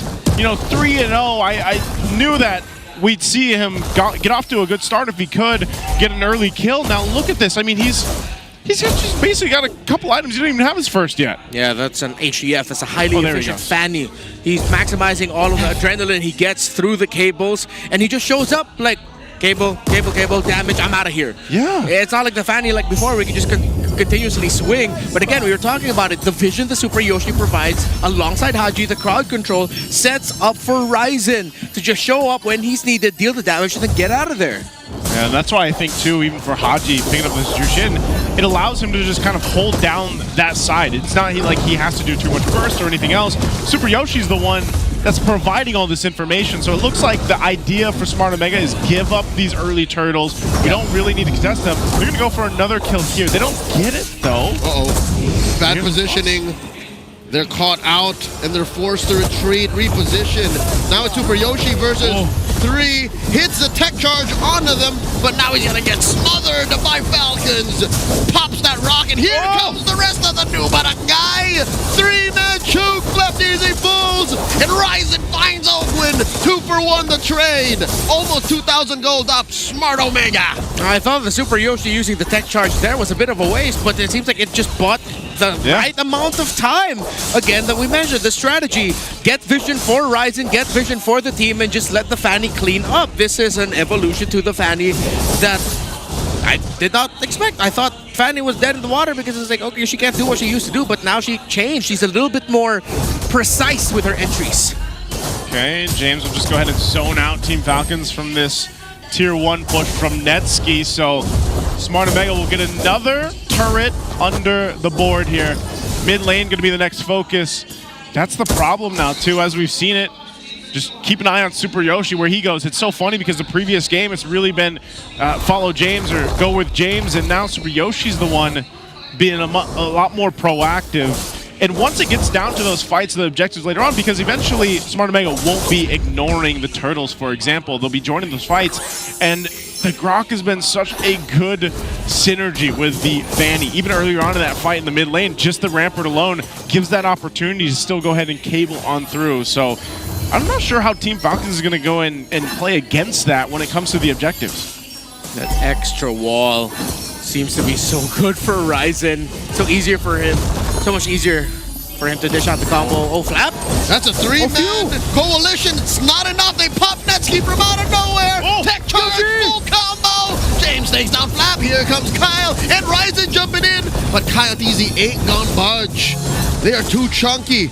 A trade for Netsky and Flap. Falcon wins that one. Wouldn't be nice for Falcons if they had another main damage option. Omega has 2 cores. Again. With anger. Oh, hold on, They're James. not done. James finds Ogwin, bouncing ball through the wall using that Cyclone Eye. And it looks like Falcons is willing to trade this turret up top for the turtle. Ryzen stopping the shenanigans. This is delayed turtle. I think it might turn into a lord. Yeah, I thought, thought no, they're pulling it. They're pulling it. Yeah, they're pulling it. I thought he was actually going to be able to spot Marco there, but yeah, this one they might actually go ahead and contest then. Super Yoshi's going to start it up. Taking a look at the items here real quick, Renmark. Yep, Marco does have the lead in gold against that Harith. Harith still on the way to the Feather of Heaven. 2 items already built up for the Moskov. And Falcons give up this turtle. A little bit more resources for Omega. Netsky now able to full build his second item in the FOH. Okay, so looking at this, knowing that now Smart Omega has a healthy lead here, 3,000 up ahead. So Marco's just, it's okay, he does get back. I didn't know if he'd escape Haji there, but so he goes back. Smart Omega holds on to the lead. They've got a space advantage too. Again, Team Falcons doesn't have a single turret down, which is going to be very troublesome for them if they don't get one in the next minute and a half here. Because again, map advantage for Smart Omega is going to be great, especially with a Fanny across from them. So Team Falcons, I mean, do they just play into the Moskov? Let Super Marco continue to push the side lane most likely to hopefully open up the map at least a little bit and then join the fight with a spear. They do have to just focus on that strategy to go for it, because clearly without the Moskov, they are lacking damage. Few can burst, but then if the burst doesn't immediately lead to a kill, you hit diminishing returns very quickly. Sneak it in. He knows that between Few and Flap, there's not enough CC to lock him down. He's really looking to take down the tier 2 up top. I think he put enough pressure there, honestly, if he wants to. It's up to Smart Omega. They control this portion of the game. It's a 2-step. It's for the push down bottom. Look, Falcons are having to chase top and bottom to stop the map from bleeding. Okay. They keep on to the tier 2s, though. At least those don't go down. But ultimately, nothing too much has happened for Team Falcons in the last minute. And I think they're just going to be in this position where it's like, we got to wait for potentially that Lord to come up and maybe win a team fight. But I'm just worried that they might be lacking. Oh my goodness. Charles, what was that? That's not good. That's not good. Right before the Lord, too. You're 10 seconds away, and now you don't have that. I'm not sure what the idea is to work there, because if you know, that's a huge risk. That gave me a migraine. Charles David. He even committed his flicker for it. Yeah, that's what I'm saying. The flicker, too. Like, that's a no. And now I will do my best to move on. Haji has built the Clock of Destiny. He now has 2 items with him. Will make him a little bit more tankier as well. Even more difficult to take down this Juice in, which again adds a little bit more fuel to the strategy that Omega has been playing very well. You just set up for Ryzen to clean things up for you. Falcons, it's gonna demand so much execution for them to make it work, so that Marco enters SOD and then you fight it out. At that point, when Super Marco enters, do you still have enough health and bodies to provide space for that Moskov? Again, you're up against a Grok, a Juice in with the Clock of Destiny quite 10 minutes in, and then a Fanny. You're gonna need to have bodies available for when Super Marco joins in. Whoa, Ryzen dancing with death here. Kyle and a Flap there, and still decides to apply pressure. Is he that far ahead? Yeah, he's pretty ahead. He is. Yeah. It's a 2-level gap. He's fine. That's why he can afford to do that. It's not like a hard catch. It is still quite demanding for even the Shield Unity to mess up the flow of the Fanny.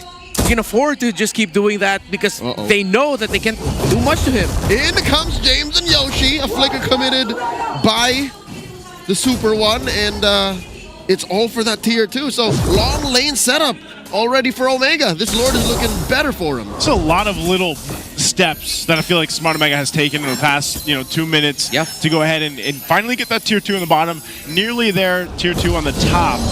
But notice, even with all this, they just haven't gone and decided, all right, let's go take the Lord or set up around here, because they can play around this advantage that they have in this composition. Yeah, you gotta appreciate how they've been playing the map, their timings, where they're supposed to be at the right time. Now with Netsky pushing into the bot, it's Super Yoshi help covering for him, so then they swap it out. James is actually holding the middle alongside Haji, while it's Ryzen on the Fanny opening up the map. So they go for a 2-1 split, and then they can just be dynamic with it. They can send 4 members to the Lord, wait for Ryzen to push out the bottom a little bit more if the minion waves aren't quite favorable for Omega there. Or they can just do this! Ryzen puts Few down to 1/3 of his health, pushing back the mid laner from Falcons, and I think this is the go signal for the new Barangay to try. In comes Flap, final slash, knocking him up, and there's the Zaman Force dropped in. Down goes Few, SOD. I don't think he's a good target. Oh, you shouldn't. Kyle DZ gets taken out. In comes Marco. He does press it, but the rest of the Barangay answer back. Marco gets taken down by Haji. Ryzen still standing. Flap will not fell him, and that's 4 for none, all for the Barangay. Same sentiments, Redmore. I did not expect him to follow through the spear, but he did anyway, and they lost 4 members. Hello, we were just talking about it. If the bodies aren't there for Marco to hold the front line for him, he should not join, he should not fight, and Falcons cannot fight. With the members of Omega being able to bring down the frontliners of Falcons very quickly, that could have just been an instant out. Yeah. Maybe push it to the mid a little bit more, but the mid did get pushed. Maybe open up the map a little bit more in the bottom to prepare for what is an inevitable Lord push down to the bottom of the map. Him joining there was detrimental. I thought once that hit, like, okay, yeah, I can't fight here. But Ogwin decided to enter. He got a big knockup. Marco decided to join CN Poke. The moment he showed his face, Omega knew the job. Omega knew what they needed to do. And with Haji, again, we talked about the Clock of Destiny in his hands. He barely took damage there. Man, and the reason, like, the way Ryzen survived that too, he didn't even go down. Yeah. Ryzen's been terrific in this game. Again, his timing and decision making has been perfect in game number 2. Oh man, this is a tough one for Team Falcons. They're going to be staring down this Lord push here. Bottom side, it's going to go charge on in. And this is a turret for Omega to take. James coming through, pushing forth, leading up the rest of the Barangay. Dropping the Zaman Force, Netsky dancing all through. Down goes Few. Kyle DZ falls as well. Marco for the back line. Hacks. But Omega have fixated onto the base. Down goes 4. Flap DZ the only one left. Smart Omega, it's just a matter of time. That's a wipeout, a maniac for Netsky. And the Barangay takes the sweep. Smart Omega sweeps Team Falcons. Oh man, this is a statement and a victory for the Barangay. Omega played this perfectly. The interplay between the Grok, the Juicin, the Fanny together. How go with James, put that on the shirt. Omega, where is it? We've been saying it since last week. Netsky having the Harith, perfect. You couldn't ask for more for what Omega showed to us here this series. And again, let's say it, man. There was some questionable decisions there in that game for sure from Team Falcons. Not all is well in the Falcons' nest. That much is for sure. But again, these are still the best pure athletes in the game. They always will be. I just hope that the next week is enough for them to recalibrate and recover. GG, well played, Team Falcons PH. Again, they take their bow here. Hopefully they go ahead and get some time and some rest. They definitely deserve it, and they can come back stronger in week 3. Again, it's still early here in the regular season. They still have plenty of weeks to go ahead and turn things around for Team Falcons and all their fans out there. But right now, too, this just goes to show how competitive, once again, this season is. Smart Omega it looks clean. Again, this is a version of Smart Omega maybe we haven't seen in a while, but I can't wait to hear from them on their winners interview. Let's throw it over on stage with Hans, Odin, and Smart Omega.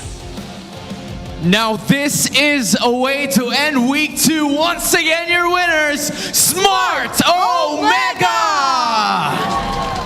An incredible sweep na nakita natin mula sa barangay. Coach Lembot, I want to be able to talk to you first.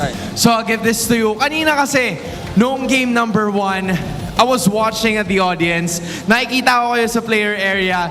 Nung nanalo kayo noong game number 1, you had a sigh of relief. You had, parang natanggalan ka ng tinik sa lalamunan. How does it feel to be able to win that game number 1? Ano bang motivation mo kung bakit kailangan maipanalo nyo tong larong to?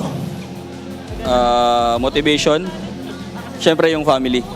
Tapos sobrang saya nung nalabas namin yung tunay na laro namin. I like it. Nailabas na nila completely kung ano ba talaga ang bagong barangay for Season 16. That's right. I am impressed dahil na-sweep nyo to ngayon. And pumunta muna tayo to someone na matagal na rin talaga nating nakasama, which is Haji. Haji, ang tagal na namin na nakasama ka here sa MPL, no? Ikaw rin ang isa sa tinaguriang kasama sa Brawl era. Kasama ni na JP, ni na Carl, and few. Anong masasabi mo sa legacy na meron na kayo dito sa MPL? Legacy? Ano sabi ko dun? Legacy na ang meron kayo. Oh, you know what, Haji? Pwede nating ibahin ng konti. Ano ba yung pakiramdam mo? Nagbabago ba whenever you compete? Kasi ang tagal mo nang nandito eh. You've been here since like what? Season 2, Season 3. At ngayon nagko-compete ka pa rin. Nagbabago ba yung approach mo sa game? May iba ka bang kailangan na paghahanda na gawin? Syempre nagbabago yung mindset ko. Dati kasi mindset ko, parang sarili ko lang iniisip ko eh. So ngayon, mindset ko na teamwork na talaga. Ayun. Di ko na iniisip yung mga stats eh. No more about the stats. No more about the numbers, Odin. And dito naman sa tabi ko, James. Opo. Nanalo kayo against Team Falcons with a 2-0 sweep. Do you think it's the time na ng pagbangon ng Smart Omega? Para sa akin, oo. Lalo na kapag nakakita yung head coach namin. I like it. Para sa akin, pagbangon na namin to, lalo na pag nakakita yung head coach namin. Ayan, yung head coach daw nila na shout out pa.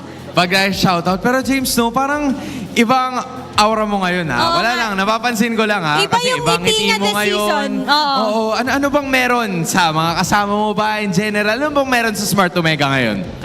Masaya lang ako masaya lang ako na nakapaglaro ulit ako ngayong season. And with that being said, Odin, I think, James, bibigay ko sa iyo yung floor para pasalamatan lahat ng barangay na mapunta ngayon at syempre yung mga nanonood sa kanilang mga tahanan. Ayun, thank you so much sa mga nag-effort na manood sa amin at sumuporta sa amin ngayong match namin. Sana wag kayong magsawang supportahan kami. At shout din sa mga nanonood dyan na hindi nakapunta dito sa venue. Thank you sa inyo lahat. There we finally have it. Once again, your winners, Smart Omega! The barangay has claimed victorious and they will now get another win para mas lalo pang mapalago ang kanilang contestant in this season. And you know what's impressive with Smart Omega? Every week and every day, parang pinapakita nila ang bagong barangay. Ito na rin siguro, yung bagong lason or the poison never really left. We're about to find out more about this match with our casters. Thank you so much, Hans Odin. And of course, once again, congratulations to Smart Omega. Yeah, James is smiling different, guys. He needs the merch. Give him the merch. Go with James. Go with James. Happy James is a happy team, it seems like. We didn't get to see him smile as much last season, but now this time we're seeing him smiling. Especially when you've got a Fanny in a perfect game, 5-0 on 5. A Fanny pick that has been questioned, struggled in MSC, was reinvigorated somehow. Teams found a way to reincorporate her, and it seems like you do that through a Grok, through extra walls. Just bring up the walls, man. Bring up the ramparts. But also that last team fight in the base when maybe we'll get a glimpse of it here in the MVP highlights. But there was so much crowd control, and like even Team Falcons felt that tectonic charge multiple times throughout this game. The Grok appeared, I feel like, a couple times it was yesterday, and now here I think we're going to see it more and more. So that means Falcons have a 0% win rate against the Grok, at least this weekend alone. Oh, this has been a thorn on their side. It's going to be nightmares. Ooh. But one thing I can say for sure is there was nothing sneaky about what Dean Sumagi did here. Ryzen played clean. He's clean Dean now in my books. This is again, a renaissance in terms of Fanny play, because apparently you can do, I don't know, you could do these things with Fanny. Sneaky Dean, clean Dean. He's clean Dean. And there's Dirty Dean. Not yet. Not yet. Not yet. Yeah, the positive Dirty Dean. Yeah. we saw the not so good Dirty Dean a while back. Yeah, it feels like what Hans mentioned about the Lason or the Venom. It's not the Venom anymore. They're just playing clean. Yeah. This is textbook fundamentals that OMG are playing with that even veterans like Falcons are struggling to face. Yeah. Old school OMG was like, whoa, that jank works?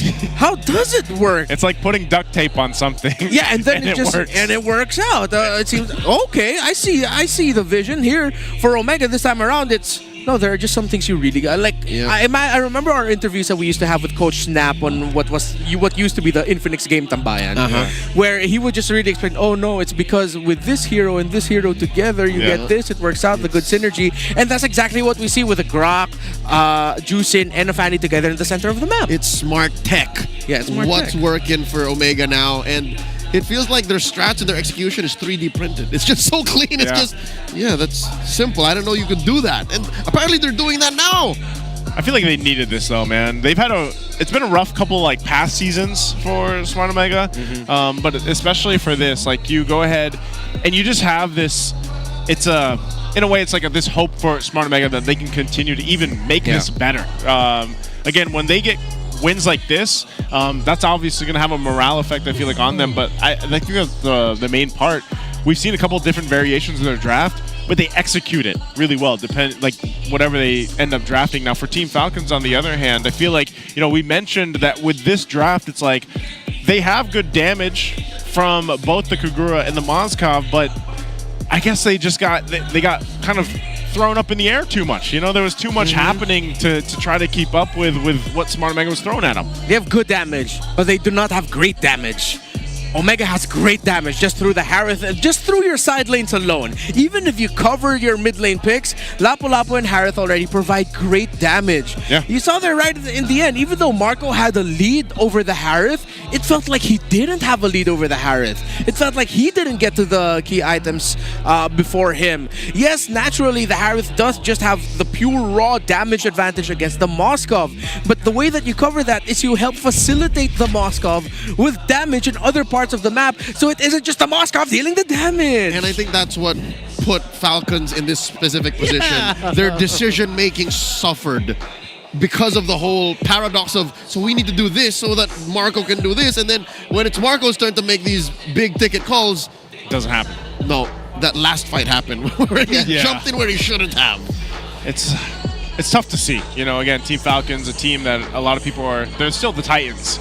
And hopefully they can figure something out leading into week 3. Now, before that, we're going to have to go ahead and let you guys know, if you want to be featured on the next MPL Philippines Superfan of the Month, all you have to do is join the MPL Philippines official group, engage with the community, and just keep those interactions positive. Share with us some great insight, maybe stuff that we wouldn't know about. As long as it's MPL-related news and updates, put it in the group for your chance to be named as the MPLPH Superfan of the Month. You know, I would like to be a super fan, but obviously I'm here, so I guess that makes me. I think we could still be super fans. Yeah. You know, but if you guys want to also not only be a super fan, but you want to showcase your esports skills and passion for gaming by organizing your own local tournaments, you can through eProject Esports for everyone. Participants in this program will be provided with special access to tournament modes, in-game items, diamonds, and more. Yeah, a lot of our professional teams, players went through the e-project, so visit the MPLPH website for more information and how to apply. There you go. There we have it. Our first match for the last day here. Week 2 is already done. I mean, I'm surprised. I feel like Renmar is going to have to decompress a little bit too, because I'm clearly, fine. no, you know, don't touch me. The gears are grinding a little bit. Fine. You know, the most analytical people. This is what happens. Right? I'm scaled. Well, maybe we have to hear the answer of what exactly it sounded like with Smart Omega winning that one. Let's have this mic check. Game mabubuhat ko. Nice one. Nice one, boy. Play time. Let nyo lang. Nakaimbi ko, bra. Nairuan na natin. Ay, nakaimbi ko. Buhay pa ako. Iruan natin. Suibat na. Ito, back siya. Walang ano, pre, gulong. Yung walang palap. Kalma. Walang bigger mo. Moskab nga. Patay. Sa kanya. Alot boy. Walang bigger, alot boy. Please, tapasoy ka na. Subak siya. Pre, back sila. Pero back siya nga. Awin na. Ingat ah. Di boy ako, pre. Bayatin ako. Tingin niya. Back siya. Moskab nasa likod, ah. Ako harap. Start ka, Moskab. Hero lang. Just caught the tail end of the Caught the tail end of that. Yeah. That was probably, at least for me, the most calm and clean comms I've heard so far. Yeah. What I like about it is that the comms did not fully translate what was happening, because there's so much happening, but the comms are just like, you want this guy? Baksha. Just go back. And even then, the moment where Super Marco entered, I think it was James or someone was calling, there's going to be no follow-up here. Oh, look, the Moskov came in. Take the Moskov out. And knowing these gentlemen, knowing them on a personal level, they're very tame. There's very disciplined versions of them when they're in-game. Yeah. Again, congratulations to Smart Omega. This is exactly what I feel like they needed, and Team Falcons, and you know, they're the nest out there. I know you guys are hoping the same thing. So again, share your thoughts with us online, the MPL Philippines official group, and let us know. But again, keep it positive, guys, because again, these players, you know, they feel it too. We saw the quote on the struggles that they've had so far this week, and I don't know, maybe we'll see a little bit of a change-up. Who knows for Team Falcons going into week 3, but nonetheless, they still have that veterancy. We've talked about the eras for these players, and they can go ahead and adjust quickly on the fly, I'm sure. So, and for Smart Omega, they continue to go ahead and improve and get the wins here. So that's match 1. Like I said, for us, the We Bear Bros, it's been amazing to see. We still have another match for you guys, but before that and the break, we are going to be going and to visit Wolf for another visit of the Howl. Thank you so much, casters. At nakita natin na break ang losing streak ng Omega at the expense of giving the losing streak doon naman sa Team Falcons. At kung babalikan natin yung keys to victory kanina, ay recommended na i-watch out yung early game macro dito ng side ng Omega, dahil ito nga exactly yung napanood ko nung unang-unang laro ng Omega. That was week number 1, day 1. He was playing the Fanny as well. Si Ryzen, yung kanyang trade portfolio dito ay napakaganda. At nakatawa pakinggan, pero napakasimple lang yan. Ginamit ng Falcons ang Baksha in 2 games, and in this game number 2, nakita natin na nung inuna ng Falcons ang Turtle, ang ginawa ni Ryzen ay katulad ng ginawa niya nung week 1, day 1, which is kumuha ng farm outside of the map. Binigay nila ang first turtles doon sa side ng Falcons para makakuha ng mas magandang trade-off when it comes to the gold. At kung sabihin natin pa 100 gold lang yan or 200 gold lang every minute or every 2 minutes, kapag nag-pile up na nga, doon natin naramdaman na naging impactful to para doon sa Fanny at pati na rin sa ibang mga members ng side ng Omega. Katulad ng Harith na bigla na lang din malakas pagdating ng third turtle. At yan ang ating second point. The third turtle sometimes is more important than the early turtles kapag ang kalaban mo ay team na pang late game pa. Katulad ng isang Moskov. Dahil pagdating ng third turtle, magkakaroon kayo ng malaking power spike. Kung nakapag-farm ang isang Fanny at yung Harith na standard lang din ng farm, makakuha sila ng pakonti-konti kills all over, add that all up at hindi makakahinga ang mga kalaban mo. That's exactly what happened with Team Falcons and unfortunately, they will end this week with a loss. Para naman sa Omega, napakagandang pagkaka-recover mula sa kanila and let's watch out for more from them. But that has been the first series. Ang susunod nating matutunghayan, it's gonna be TLPH na may losing streak din. Tingnan natin kung makakabawi sila. At Twisted Minds naman na hindi akalain ng lahat pero sila ang nasa top. Can they continue the magic? Can they continue this winning streak? Abangan natin yan. Huwag po kayong alis. Magbabalik ang MPL PH Season 16.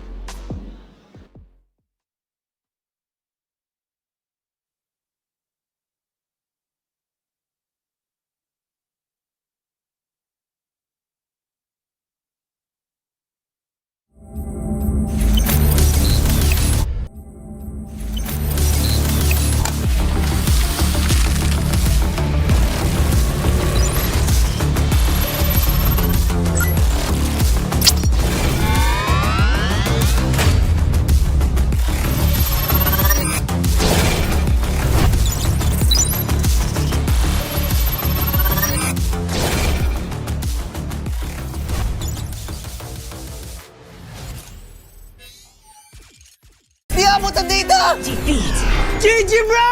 Don't worry, be only with Smart Power All 99. Hindi bitin with 10 gig data to power your games plus only Facebook or only TikTok. Load now!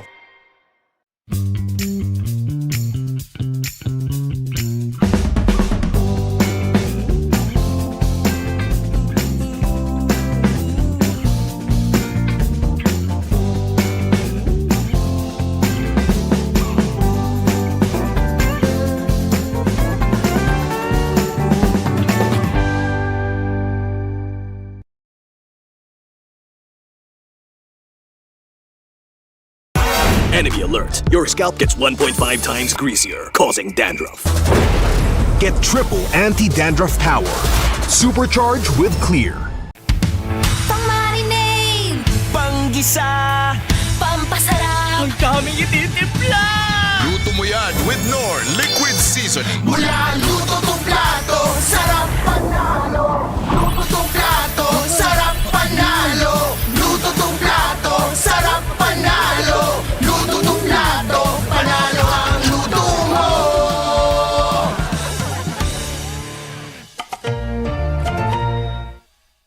Fully cause I make rich look richer. Save your breath, baby, I'm not going home with ya. Mini skirt on, take my body in glitter. Platforms, because all the boys wanna picture. Fully cause I make rich look richer. Save your breath, baby, I'm not going home with ya. Mini skirt on. Message ko sa Twisted Minds, good luck sa atin pareho. Good game lang. Fully cause I make rich. Let's go, Twisted Minds. Baby, I'm not going home with ya.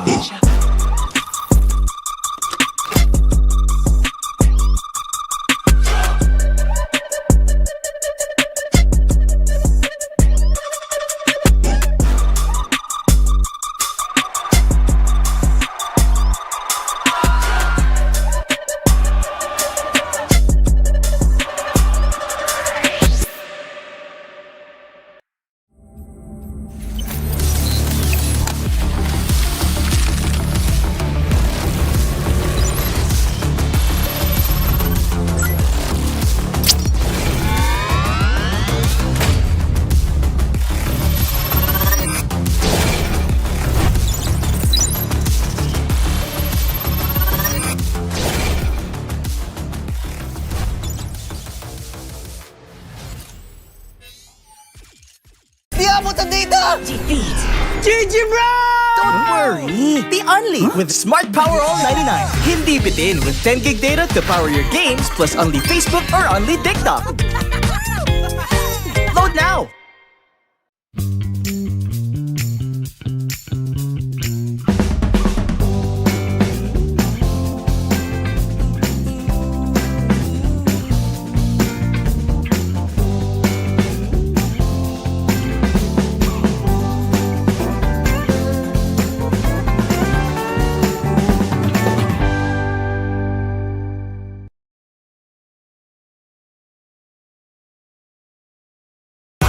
Enemy alert. Your scalp gets 1.5 times greasier, causing dandruff. Get triple anti-dandruff power. Supercharged with Clear. Pang-marinade, Panggisa, pampasarap, ang daming ititimpla! Luto mo yan with Knorr Liquid Seasoning. mula luto tong plato, sarap panalo. Luto tong plato, sarap panalo. Luto tong plato, sarap panalo. Luto tong plato, panalo ang luto mo.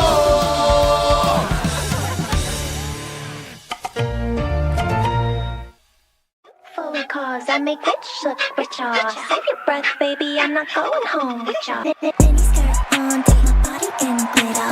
Platform sneakers, all the boys wanna picture. Two phone calls, I make rich look richer. Save your breath, baby, I'm not going home with ya. Mini skirt on. Message ko sa Twisted Minds. Good luck sa atin pareho. Good game lang.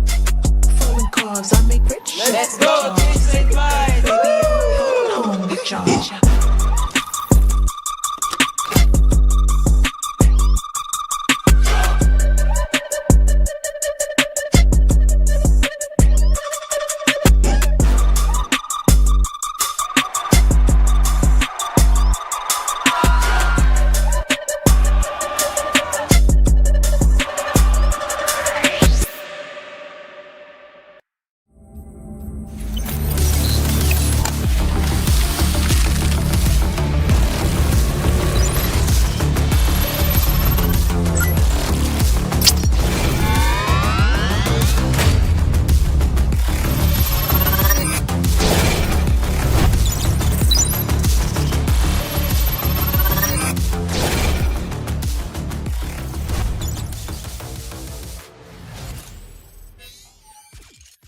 Di abutan dito! GG bro! Don't worry! Be only with Smart Power All 99. Hindi bitin with 10 gig data to power your games plus only Facebook or only TikTok. Load now!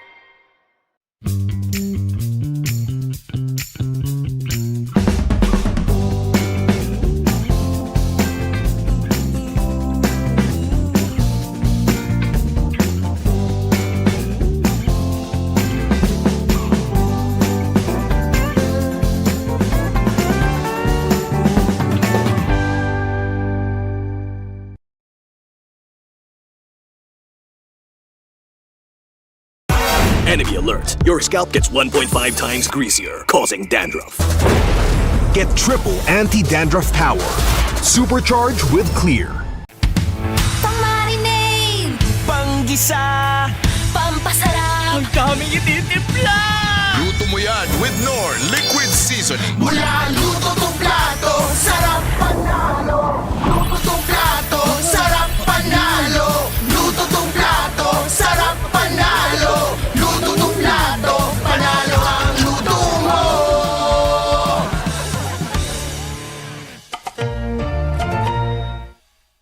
Phone calls, I make rich look richer. Save your breath, baby, I'm not going home with ya. Mini skirt on, take my body in glitter. Platform sneakers, all the boys wanna picture. Two phone calls, I make rich look richer. Save your breath, baby, I'm not going home with ya. Mini skirt on. Message ko sa Twisted Minds. Good luck sa atin pareho. Good game lang. Phone calls, I make rich. Let's go, Twisted Minds. Home with ya.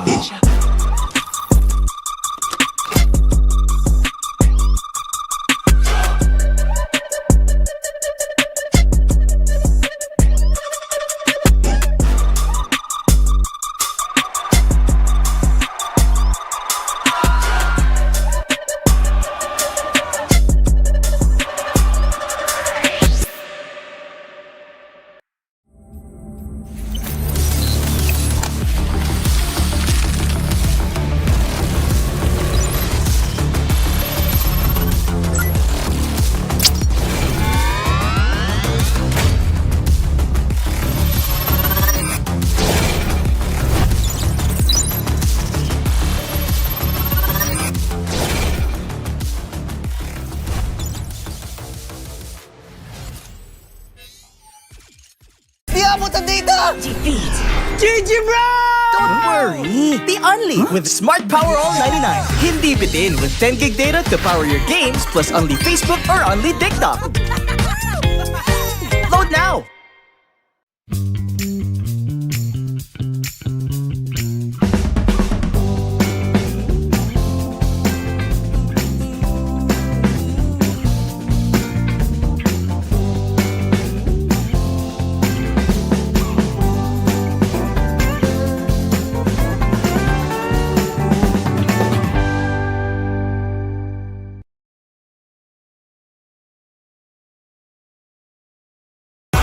Enemy alert. Your scalp gets 1.5 times greasier, causing dandruff. Get triple anti-dandruff power. Supercharge with Clear.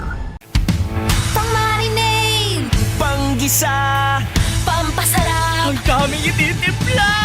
Luto mo yan with Knorr Liquid Seasoning. mula luto tong plato, sarap panalo. Luto tong plato, sarap panalo. Luto tong plato, sarap panalo. Luto tong plato, panalo ang luto mo.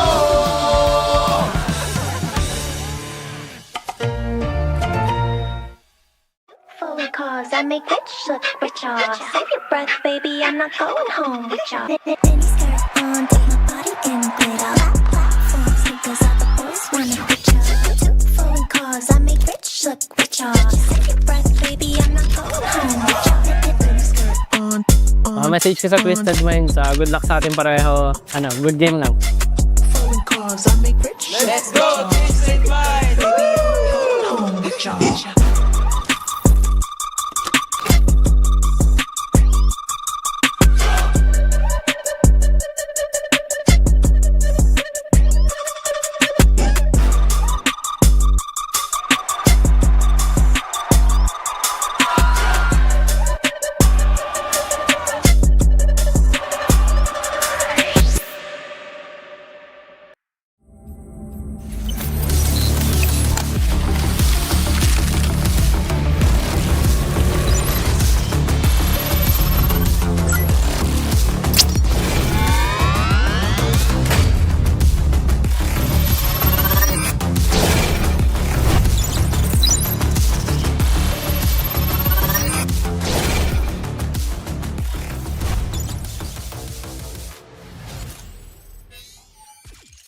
Di abot ang data! GG bro! Don't worry! Be only with Smart Power All 99. Hindi bitin with 10 gig data to power your games plus only Facebook or only TikTok. Load now!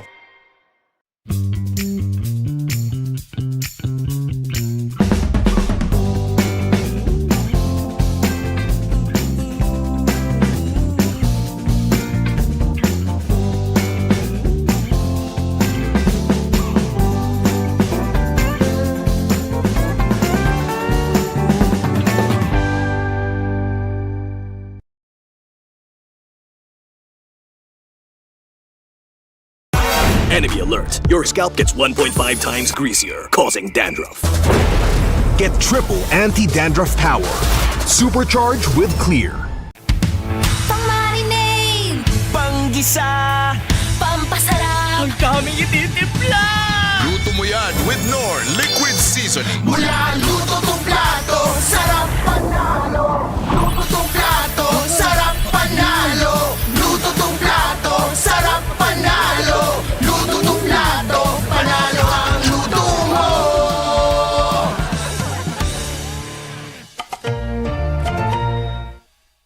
Phone calls, I make rich look richer. Save your breath, baby, I'm not going home with ya. Mini skirt on, take my body in glitter. Platforms, sneakers, all the boys wanna picture. Two phone calls, I make rich look richer. Save your breath, baby, I'm not going home with ya. Mini skirt on. Message ko sa Twisted Minds. Good luck sa atin pareho. Good game lang. Phone calls, I make rich. Let's go, Twisted Minds. Home with ya.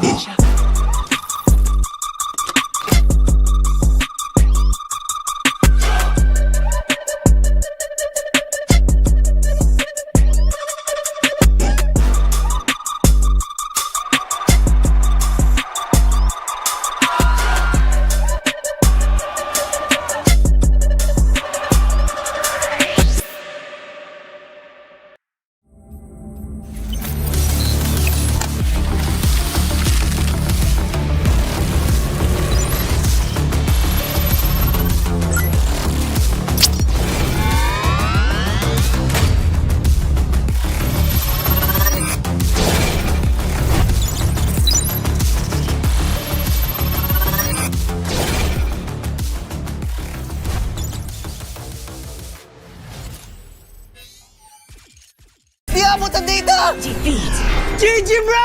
Don't worry, be only with Smart Power All 99. Hindi bitin with 10 gig data to power your games plus only Facebook or only TikTok. Load now!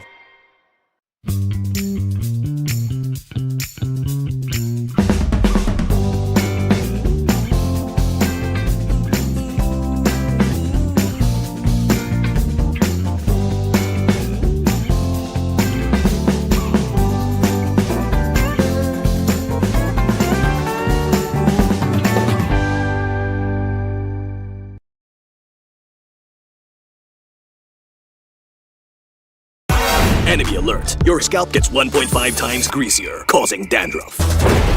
Get triple anti-dandruff power. Supercharge with Clear. Pang-marinade, Panggisa, pampasarap, ang daming ititimpla. Luto mo yan with Knorr Liquid Seasoning. Mula luto tong plato, sarap panalo. Luto tong plato, sarap panalo. Luto tong plato, sarap panalo. Luto tong plato, panalo ang luto mo.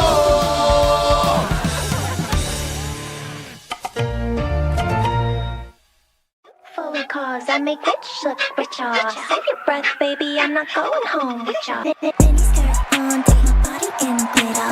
Platform sneakers, all the boys wanna picture. Two phone calls, I make rich look richer. Save your breath, baby, I'm not going home with ya. Mini skirt on. Message ko sa Twisted Minds, good luck sa ating pareho. Good game lang.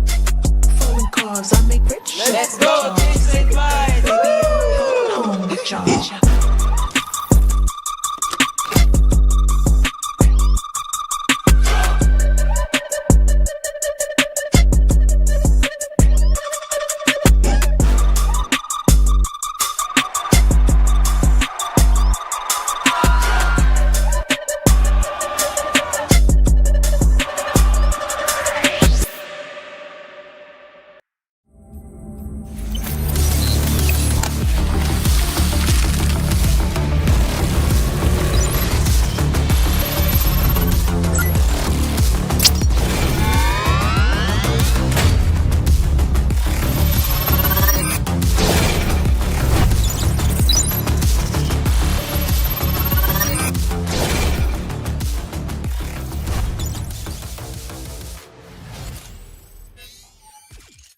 Di abot ang data! GG bro! Don't worry, be only with Smart Power All 99. Hindi bitin with 10 gig data to power your games plus only Facebook or only TikTok. Load now!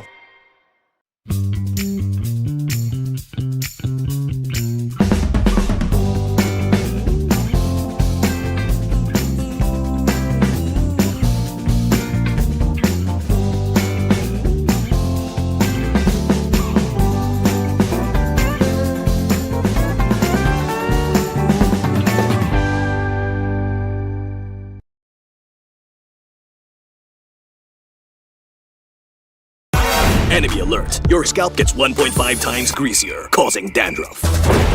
Get triple anti-dandruff power. Supercharge with Clear. Pang-marinade, Panggisa, pampasarap, ang daming ititimpla. Luto mo yan with Knorr Liquid Seasoning. mula luto tong plato, sarap panalo. Luto tong plato, sarap panalo. Luto tong plato, sarap panalo. Luto tong plato, panalo ang luto mo.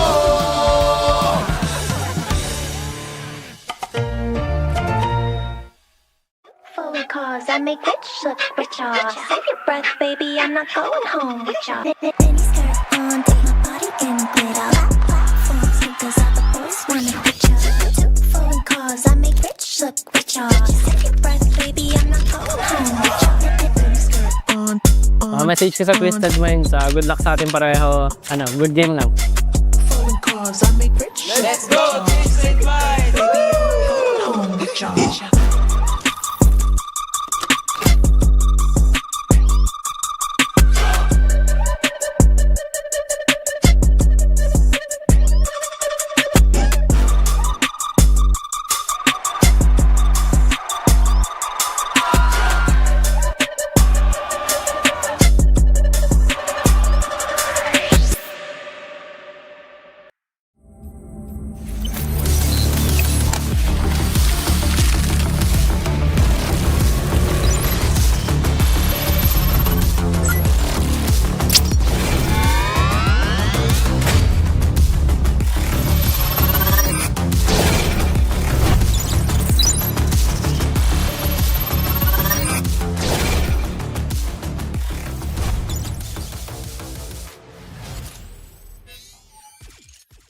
abutan dito!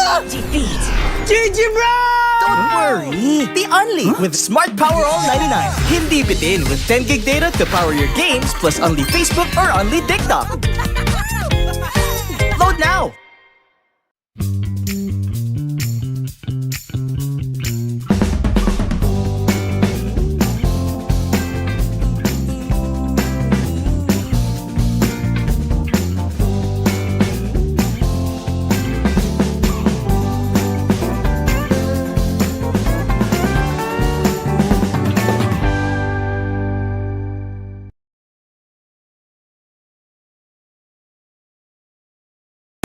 Enemy alert. Your scalp gets 1.5 times greasier, causing dandruff.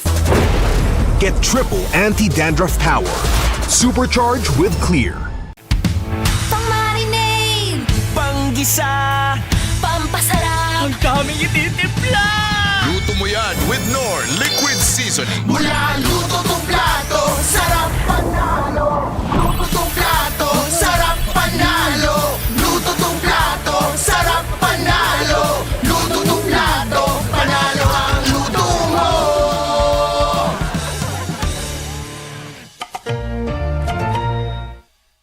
Fully cause I make rich look richer. Save your breath, baby, I'm not going home with ya. Mini skirt on, take my body in glitter. Platform sneakers, all the boys wanna hit ya. Fully cause I make rich look richer. Save your breath, baby, I'm not going home with ya. Mini skirt on. Message ko sa Twisted Minds, good luck sa atin pareho. Good game lang. Fully cause I make rich. Let's go, Twisted Minds! Baby, I'm not going home with ya.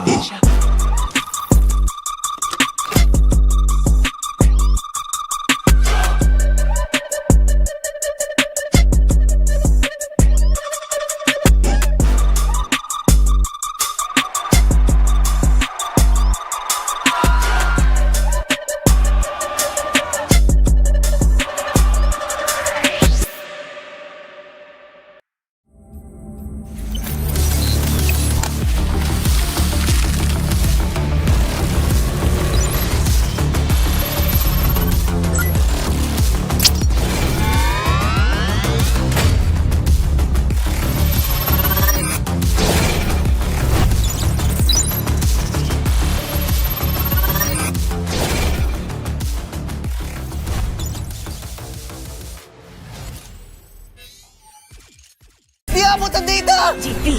GG bro! Don't worry, be only with Smart Power All 99.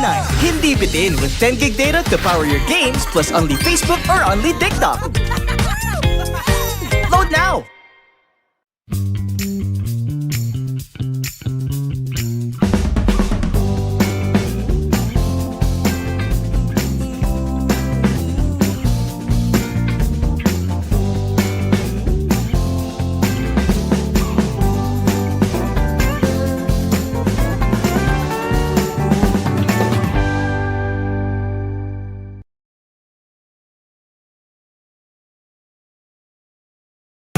Enemy alert. Your scalp gets 1.5 times greasier, causing dandruff. Get triple anti-dandruff power. Supercharge with Clear. Pang-marinade! Panggisa! Pampasarap! Ang daming ititimpla! Luto mo yan with Knorr Liquid Seasoning. Mula luto tong plato, sarap panalo! Luto tong plato, sarap panalo! Luto tong plato, sarap panalo! Luto tong plato, panalo ang luto mo!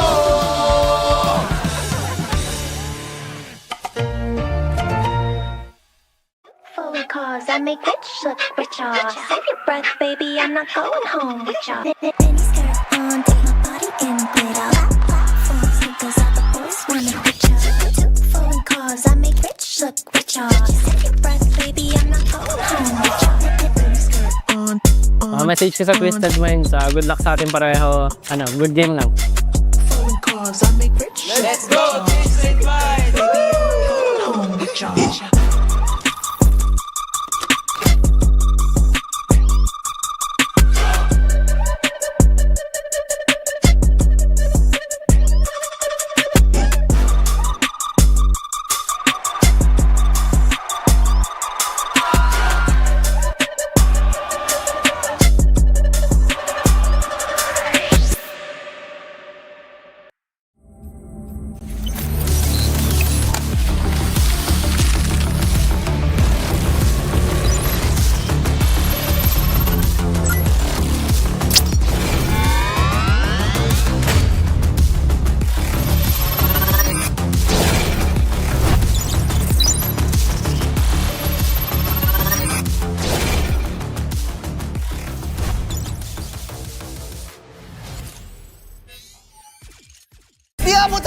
GG bro!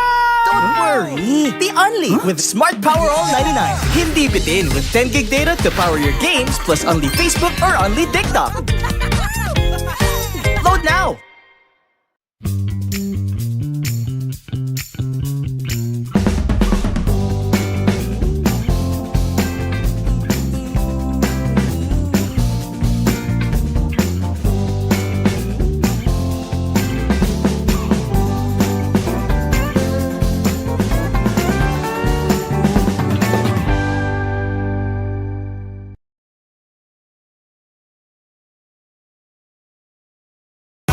Enemy alert. Your scalp gets 1.5 times greasier, causing dandruff.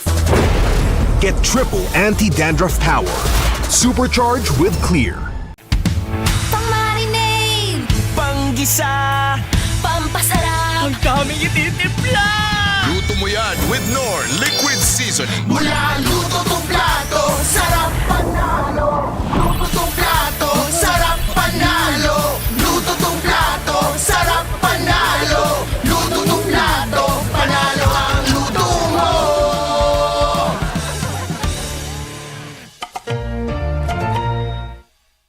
Fully cause I make rich look richer. Save your breath, baby, I'm not going home with ya. Mini skirt on, take my body in glitter.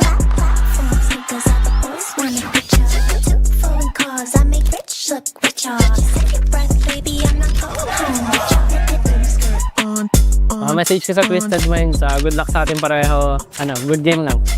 Fully cause I make rich. Let's go, Twisted Minds. Home with ya.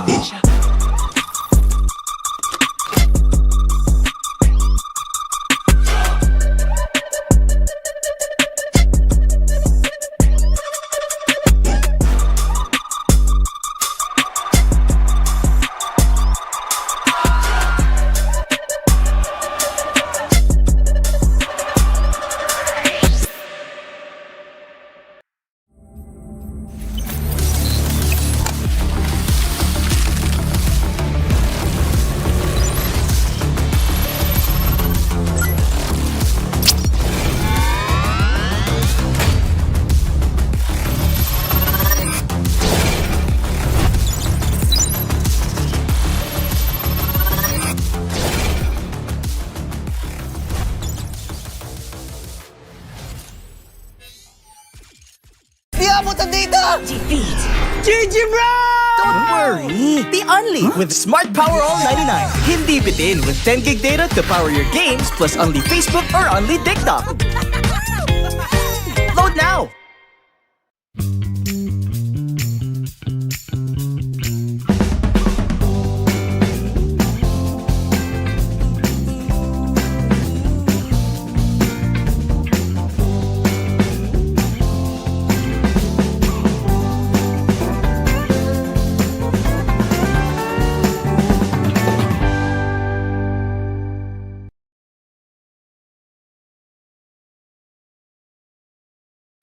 Enemy alert. Your scalp gets 1.5 times greasier, causing dandruff. Get triple anti-dandruff power. Supercharge with Clear. Pang-marinade, Panggisa, pampasarap, ang daming ititimpla! Luto mo yan with Knorr Liquid Seasoning. mula luto tong plato, sarap panalo. Luto tong plato, sarap panalo. Luto tong plato, sarap panalo. Luto tong plato, panalo ang luto mo.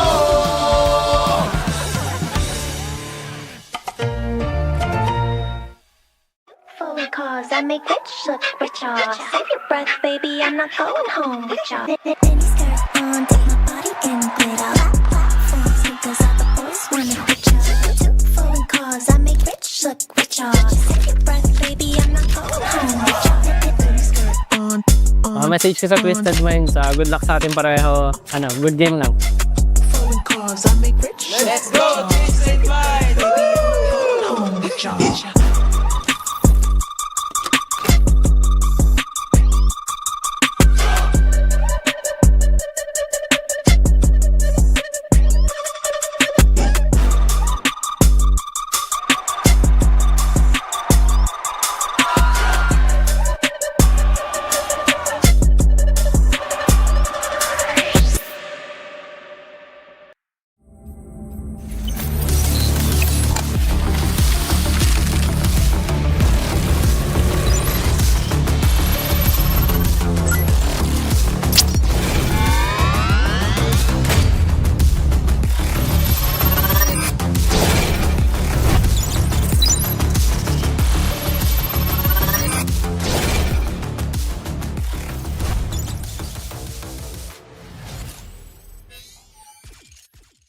abutan dito!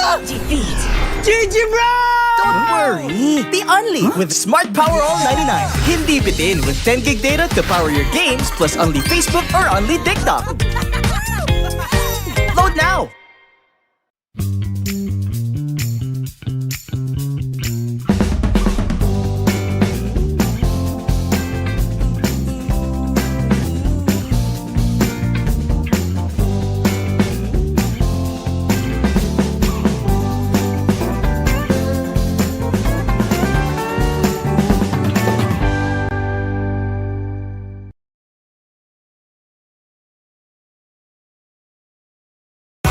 Enemy alert. Your scalp gets 1.5 times greasier, causing dandruff.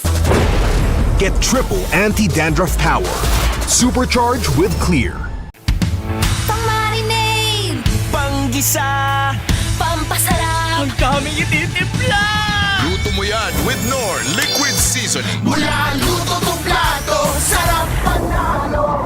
Luto tong plato, sarap panalo! Luto tong plato, sarap panalo! Luto tong plato, panalo ang luto mo!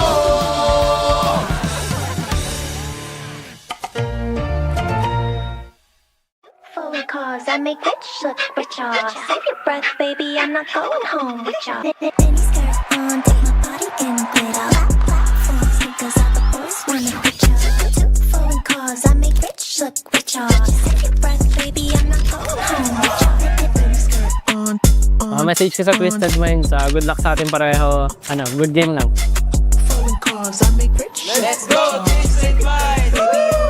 Home with ya.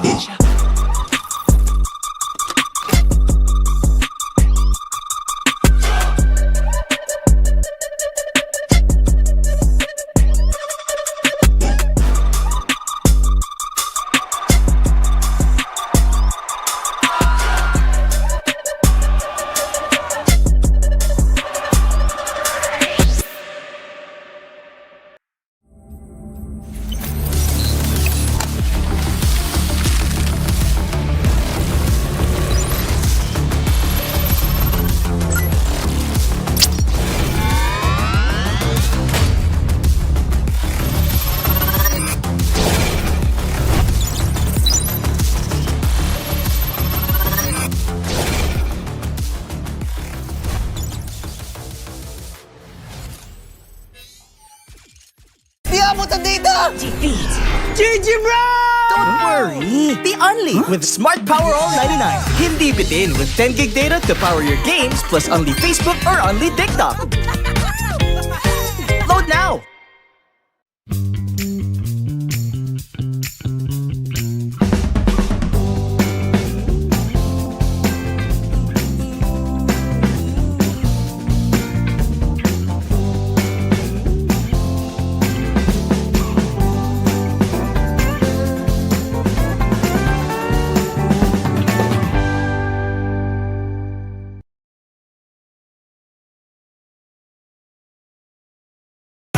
Enemy alert. Your scalp gets 1.5 times greasier, causing dandruff. Get triple anti-dandruff power. Supercharge with Clear. Pang-marinade! Panggisa! Pampasarap! Ang daming ititimpla! Luto mo yan with Knorr Liquid Seasoning. Mula luto tong plato, sarap panalo! Luto tong plato, sarap panalo! Luto tong plato, sarap panalo! Luto tong plato, panalo ang luto mo!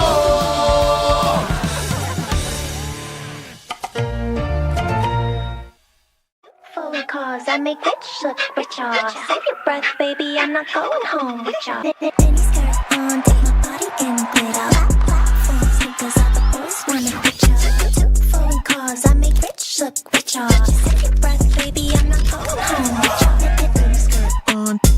Message ko sa Twisted Minds, good luck sa atin pareho. Good game lang. Phone calls, I make rich. Let's go, Twisted Minds! Home with ya.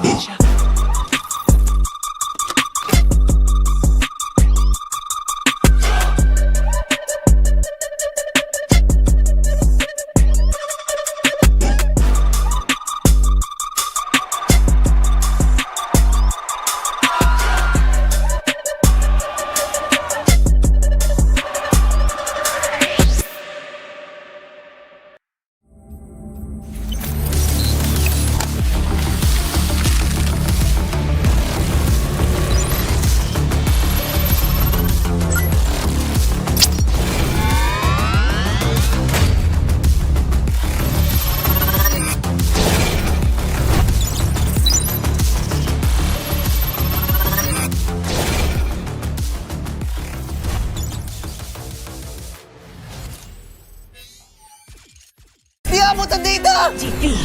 GG bro! Don't worry! Be only with Smart Power All 99. Hindi bitin with 10 gig data to power your games plus only Facebook or only TikTok.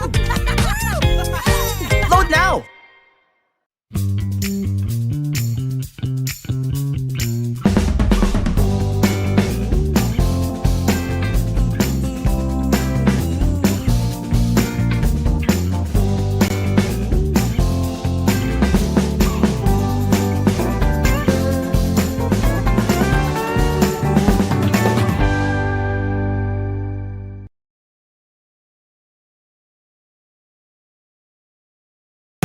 Enemy alert. Your scalp gets 1.5 times greasier, causing dandruff.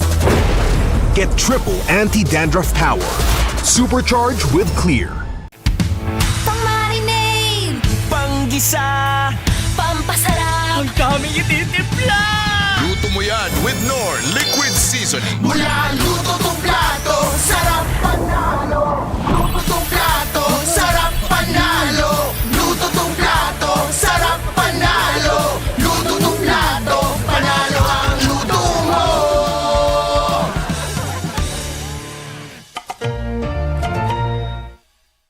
Forward cause I make rich look richer. Save your breath, baby, I'm not going home with ya. Mini skirt on, take my body in glitter. Platform sneakers, all the boys wanna picture. Two foreign cars, I make rich look richer. Save your breath, baby, I'm not going home with ya. Mini skirt on. Message ko sa Twisted Minds, good luck sa atin pareho. Good game lang. Foreign cars, I make rich. Let's go, Twisted Minds! Home with ya.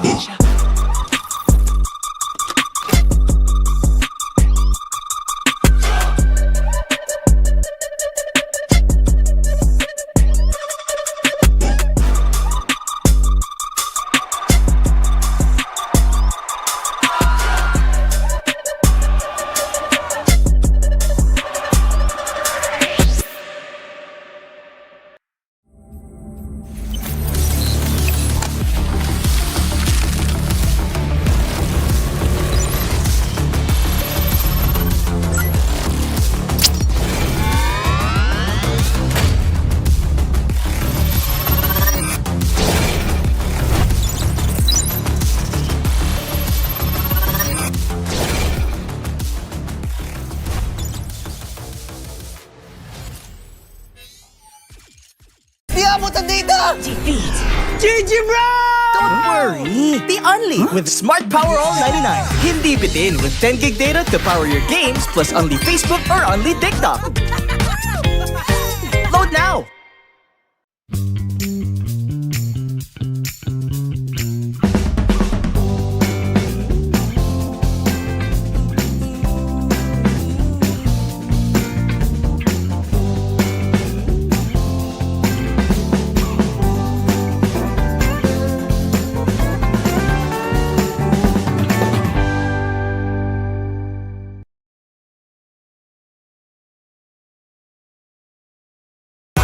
Enemy alert. Your scalp gets 1.5 times greasier, causing dandruff.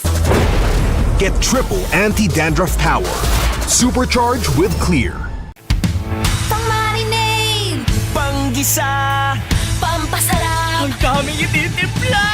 Luto mo yan with Knorr Liquid Seasoning. Mula luto tong plato, sarap panalo! Luto tong plato, sarap panalo! Luto tong plato, sarap panalo! Luto tong plato, panalo ang luto mo!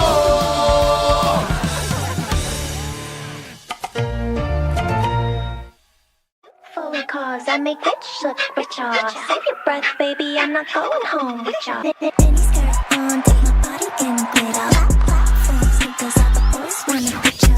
Two foreign cars, I make rich look richer. Save your breath, baby, I'm not going home with ya. Mini skirt on. Message ko sa Twisted Minds, good luck sa atin pareho. Good game lang. Foreign cars, I make rich. Let's go, Twisted Minds! Home with ya.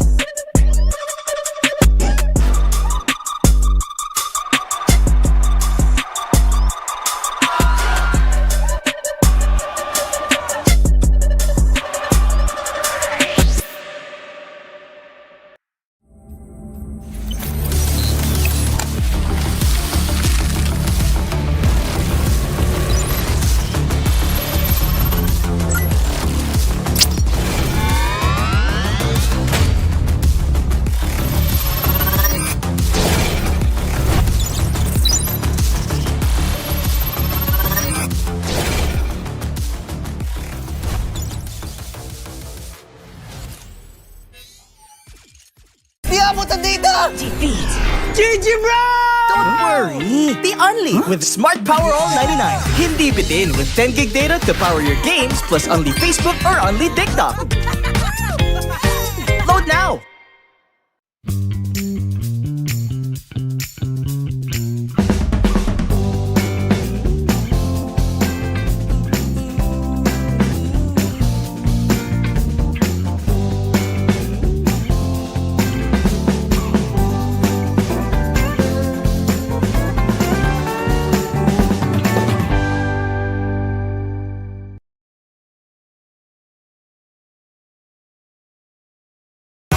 Enemy alert. Your scalp gets 1.5 times greasier, causing dandruff.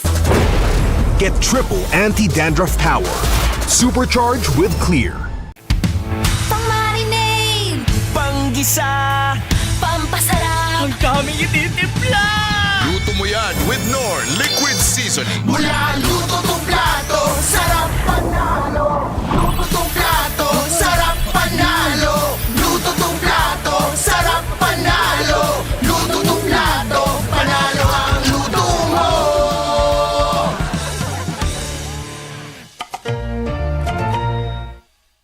Fully cause I make rich look richer. Save your breath, baby, I'm not going home with ya. Mini skirt on, take my body in glitter. Platform sneakers out, the boys wanna hit ya. Fully cause I make rich look richer. Save your breath, baby, I'm not going home with ya. Mini skirt on. Message ko sa Twisted Minds, good luck sa atin pareho. Good game lang. Fully cause I make rich. Let's go, Twisted Minds. Baby, I'm not going home with ya.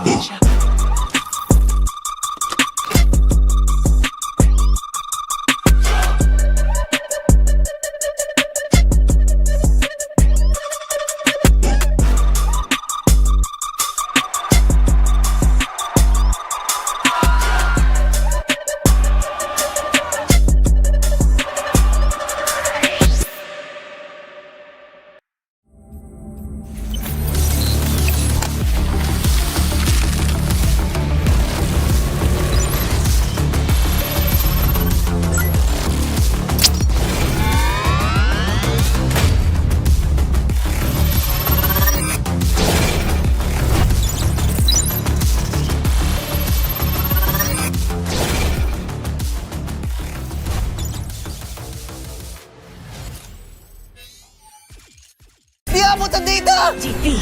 GG bro! Don't worry, be only with Smart Power All 99. Hindi bitin with 10 gig data to power your games plus only Facebook or only TikTok. Load now!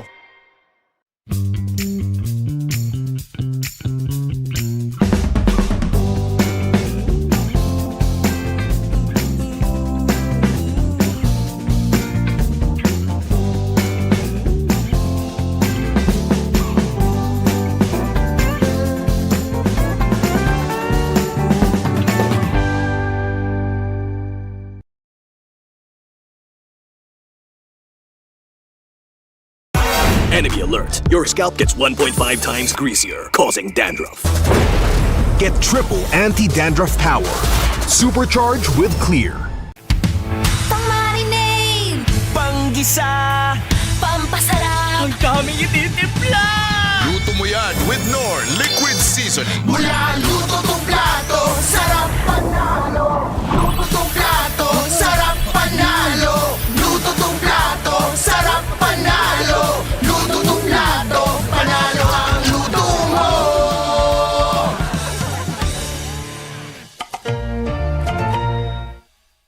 Fully cause I make rich look richer. Save your breath, baby, I'm not going home with ya. Mini skirt on, take my body in glitter. Platform sneakers out, the boys wanna hit ya. Fully cause I make rich look richer. Save your breath, baby, I'm not going home with ya. Mini skirt on. Message ko sa Twisted Minds, good luck sa atin pareho. Good game lang. Fully cause I make rich. Let's go, Twisted Minds. Baby, I'm not going home with ya.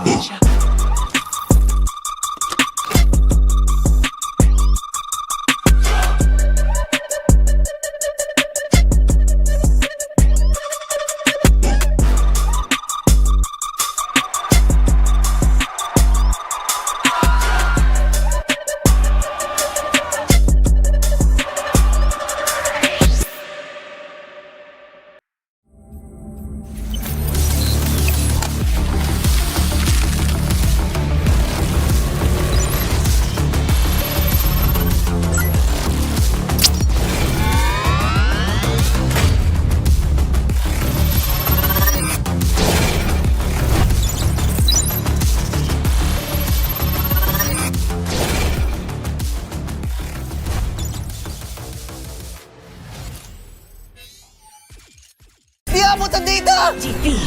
GG bro!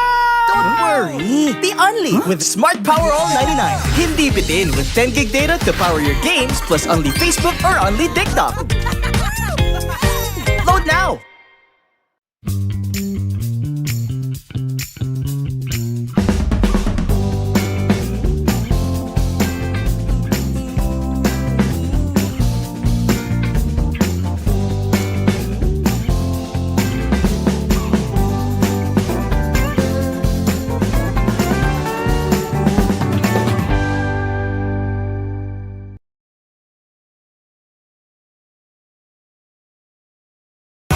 Enemy alert. Your scalp gets 1.5 times greasier, causing dandruff. Get triple anti-dandruff power. Supercharge with Clear. Pang-marinade! Panggisa! Pampasarap! Ang daming ititimpla! Luto mo yan with Knorr Liquid Seasoning. Mula luto tong plato, sarap panalo. Luto tong plato, sarap panalo. Luto tong plato, sarap panalo. Luto tong plato, panalo ang luto mo.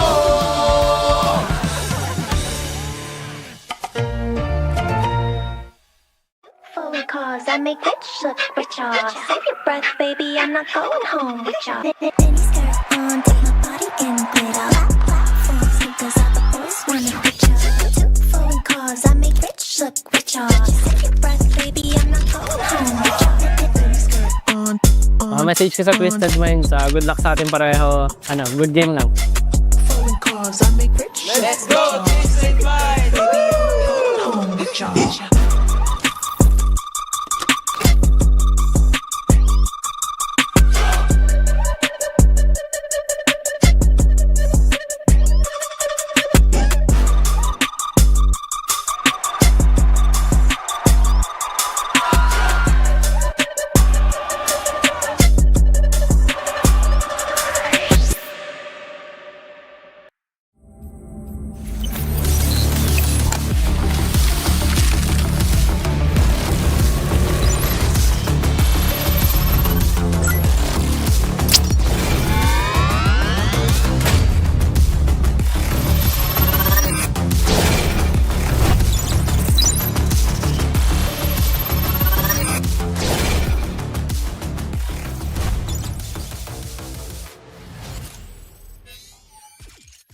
Di abot na dito!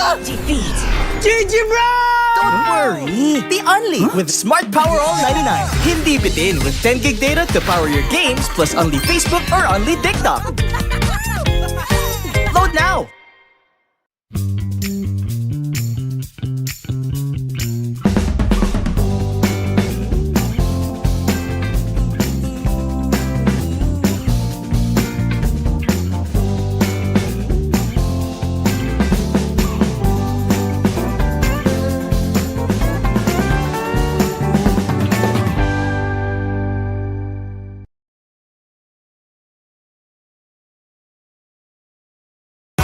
Enemy alert. Your scalp gets 1.5 times greasier, causing dandruff.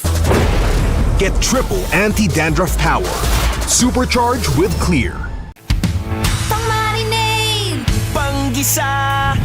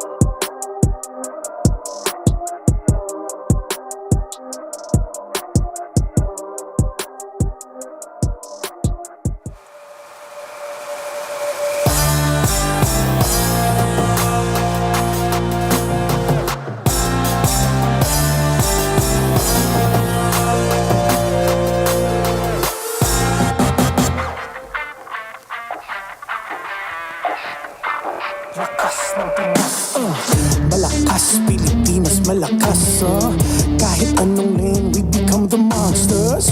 Malakas Pilipinas, malakas face the golden sun and repping for the 3 stars. Look at us to the top, no ifs, no buts, winning any game para to sa PIN na yes.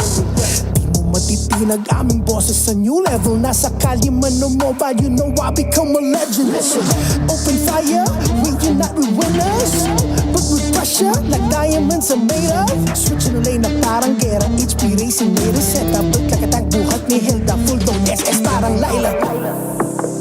Susundan ko ang iyong wakas, kasama pataas, tagumpay natin to dahil tayo'y malakas para sa Pinas. Nasa amin ang alas, hindi to atas, kinikilala sa taas kasi kami ang malakas para sa Pinas.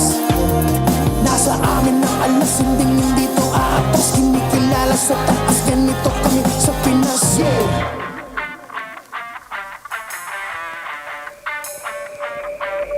Laging MVP, no surrender, no retreat. Pag nagsama-sama, just imagine what we can achieve. Laging MVP, no surrender, no retreat. Giving 100 on my all, cause we just cannot be defeated. We are unstoppable, immune and invulnerable. Ready ang equipment, lahat frozen, mala, crowd control. Pakita on the jab, east to the southeast. Taas ang matawag, proud and loud, cause every enemy we devour. Susundan ko ang iyong wakas, kasama pataas, tagumpay natin to dahil tayo'y malakas para sa Pinas. Nasa amin ang alas, hindi to atas, kinikilala sa taas kasi kami ang malakas para sa Pinas. Nasa amin ang alas, hindi to atas, kinikilala sa taas, ganito kami sa Pinas, yeah. Lakas, Pilipinas, malakas kahit anong monsters. Malakas, Pilipinas, malakas face the golden sun and repping for the 3 stars.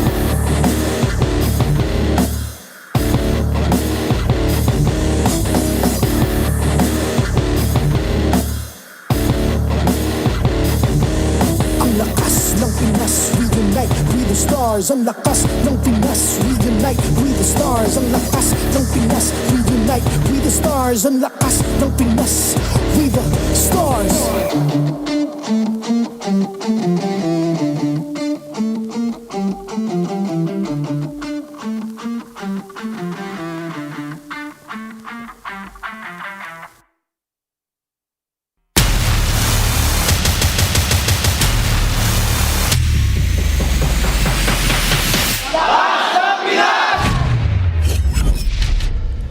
And welcome back, everybody, after the break there. We hope you had plenty of time to go ahead and hydrate because this one is a heated matchup. It's still us. It's the Wee Bear Bros. It's me, Nice to Leo, and Renmar. How we doing, boys? Hold up. Yeah, what's up? Wait, dude, where's your coat? Well, do we need coats? I mean, it's liquid, it's twisted. Coming up next, at some point, we're going to be taking off our jackets, so I preemptively did it because this match is going to be hot. He just wanted to show off his gains, Leo. His guns. His guns. No, that's not it. Real quick. No. Hey, again, if you missed the last matchup, ladies and gentlemen, Omega brings Falcon down in a dominating sweep. Yes, if you have to read that twice, that's fine. Read it twice. Smart Omega took down the Titans of the Teen Titans. I was going to say the Teen Titans. They're not teens anymore. Yes. Yeah, some of them are, but... Team Falcons, they brought them down. It was an amazing series. Again, Smart Omega are going back to the roots of fundamentally clean, smart tech in the land of Dawn. And it's clear that not all is well in the camp of Team Falcons. Yeah, I am not mad, just disappointed. Sounds like a true parent, right? Anyway, we also want to go ahead and everybody let you know you can level up your game with Vibe by BPI. If you download and sign up for Vibe, you'll get 50 raffle entries. Last month, 200 lucky winners received 1,250 MLBB diamonds each. This month, we've raised the amount for you to potentially win, get this, 50,000 diamonds. Yeah, so Make sure you download and sign up for Vibe now. Begin an epic tomorrow with Vibe by BPI. I use the app. It's a great way to track my points. It's how I pay for too. It's how I pay for my mortgage. Oh, really? I wish we all had a mortgage. Thank you. Thank you, Leo. This is too much for a 22-year-old. I feel like I'm falling behind. Yeah, you're 22. You know, I'm 41. What? Ladies and gentlemen, you want these moments to last, and how often do you get to interact with your favorite athletes? Snap a photo with any MPLPH player during specific moments while inside the MPL arena for a chance to win diamonds. Yeah, all you gotta do is make sure that you use this graphic as your shot list, and once you snap the photo, post it on your profile with the required hashtags, and you have until, remember, September 8th to submit your snaps. Please use the hashtags. That's how you qualify for this when you post it, and the announcement of winners will also be on September 11th. Yeah, don't forget the hashtags, guys. That's how we go ahead and keep an eye out. Don't forget also to keep it on public, by the way. You got to make sure that, you know, we can all see it. Hey, something's different here. What? No, I think something's missing. Yeah, I did. He lost weight. Actually, I did. This is also same, but different. If you guys want to come watch with us here in the MPL Philippines Arena, you can all buy tickets right now if you head on over to the official website, mplph.com, and there's a slash there and a forward tickets to go ahead and grab a ticket now, because some of the matches are selling out fast. And I'm still surprised we have this many people in the MPL Philippines Arena, given the weather conditions. Yes. Because if it was me, I'd have to swim here, guys. Probably in the past couple days. Oh man, I don't know how we've come to this. One of the most must-watch matches in Season 16, and just 2 weeks in is Team Liquid Philippines, the defending champions of the league, going up against Twisted Minds. A majority of this lineup made up of MDL Season 5 champions. Yeah, this match has me wet with perspiration and the excitement I have for it. Same. You know? Yeah, get him that tissue. Thank you very much. There it is. That's called teamwork right there. But yes, these are the MPL champions versus the MDL champions who were acquired by Twisted Minds. This can basically be considered one of the biggest tests for Twisted Minds. The MDL rookies going against TLPH, because they've already shocked a lot of us, honestly, coming into this. I didn't even think we would be saying this early in the first half, saying one of the biggest matchups that we have here for MPL Philippines is Twisted Minds versus TLPH. You know what? In the absence of Brigida, one might say I'm the Liquid Girly. Yes. You're the real Liquid Girly, but I'm a big fan of the Cavalry. But now that we've seen what Twisted Minds is capable of with no signs of slowing down, I'm sweating for the defending champions. I'm wondering what's gonna happen? Again, this is a best of 3 for the first time in Season 16. Yeah. We are not overreacting here. It's not just the talents. Going into day number 3, I looked online, saw the beat of the community, and there's a lot of people saying Twisted Minds are actually the favorites heading into the series. It's real. It's real. The hype that Twisted Minds has gathered because of just how freaking good they are at MLBB is solidified by the community online. And speaking of our community, we want to ask you guys what you guys think. What is your favorite meta right now? We spent some time talking about this in the previous matchup, and we will be talking about this as it develops. Is it A, fundamental meta, B, Ube, C, Echo Express, or D, utility jungle era? Let's just throw D out of there, because I'm not sure how many people are actually going to say they enjoyed it. Did you? Joseph, I take this personally. That is my favorite meta. It was a meta that defined a good year or two in MLBB esports, and I'll tell you now, casting has grown, the pacing of the game, because of the jungle, utility jungle era. Now that you added the last little segment there, I can see it. Yeah? I can see it. I still wouldn't vote for D, though. I think. What would you vote for? I would definitely go for C, Echo Express. I'm like a tie between B and C because of how influential it was to where we eventually are now. Because the Ube Express birthed the Echo, Echo Express. And you know what's cool is today we still see versions of all of those. And that's why I'm always so happy, you know, talking about the current meta that we have, how it's developed, and we get iterations of everything we've seen. So before that, let's go ahead and welcome out the teams to the stage for our matchup. Can the defending champions recover and give the Minds their first loss? It's Sanford, Carl Tizzy, Sanji, JP, and Oheb, Team Liquid Philippines!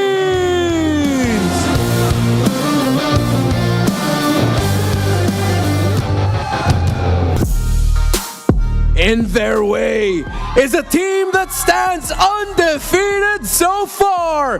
Lansu, Sean, Kaloy, Nosha, and MP the King, Twisted Minds!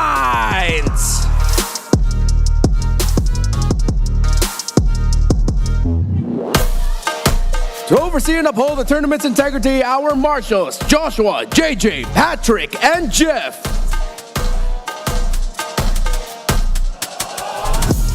And the coaches for the two teams, Coach RC and Coach Esson. MPL Arena, you know what it is. Make some noise!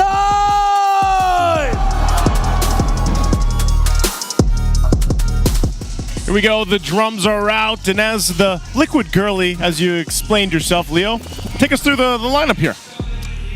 You know what, let me rephrase. As a loyal member of the cavalry, there it is. People often ask, where is Liquid? Or when is Liquid playing? No one's asking, how is Liquid? And here, going into this matchup, I'd say they're not out of the woods just quite yet. Sure, they've started to go back to their winning ways, but it's clear that they don't have a grasp on the metagame as much as they have in MSC. In MSC, they were unstoppable. Now I'm wondering what's bothering Coach RC. What is in the minds of our defending champions? Speaking of the minds, let's go ahead and twist it a little bit further as we take a look at the lineup here for Twisted Minds. In the minds of this team is one thing: victory. Yes, sir. And you just see it in the confidence of how they play, how Kaloy, Lansu, Sean, and Nosha have fit into this league alongside the very experienced MP the King, and told the rest of the world, hey, kind of looks like we've been here for what? 15, 16 seasons now too. Yep. These young men have turned into superstars in a span of 2 weeks. This is insane. I mean, look at the first blood stat alone. Look at all the stats for Twisted Minds. Again, that's what a lossless record is going to do for you, an undefeated record is going to do for you. They are just doing so much. Plus, the hero pool is pretty impressive. I mean, even for TLPH, they've brought out one more than Twisted Minds, but I feel like even in seasons past, when Twisted Minds came to the forefront here, we always looked at them as the team to go ahead and test the bounds of the draft, test the bounds of the meta, and so far they've been able to do that and make things work, and I think that's what the beauty is.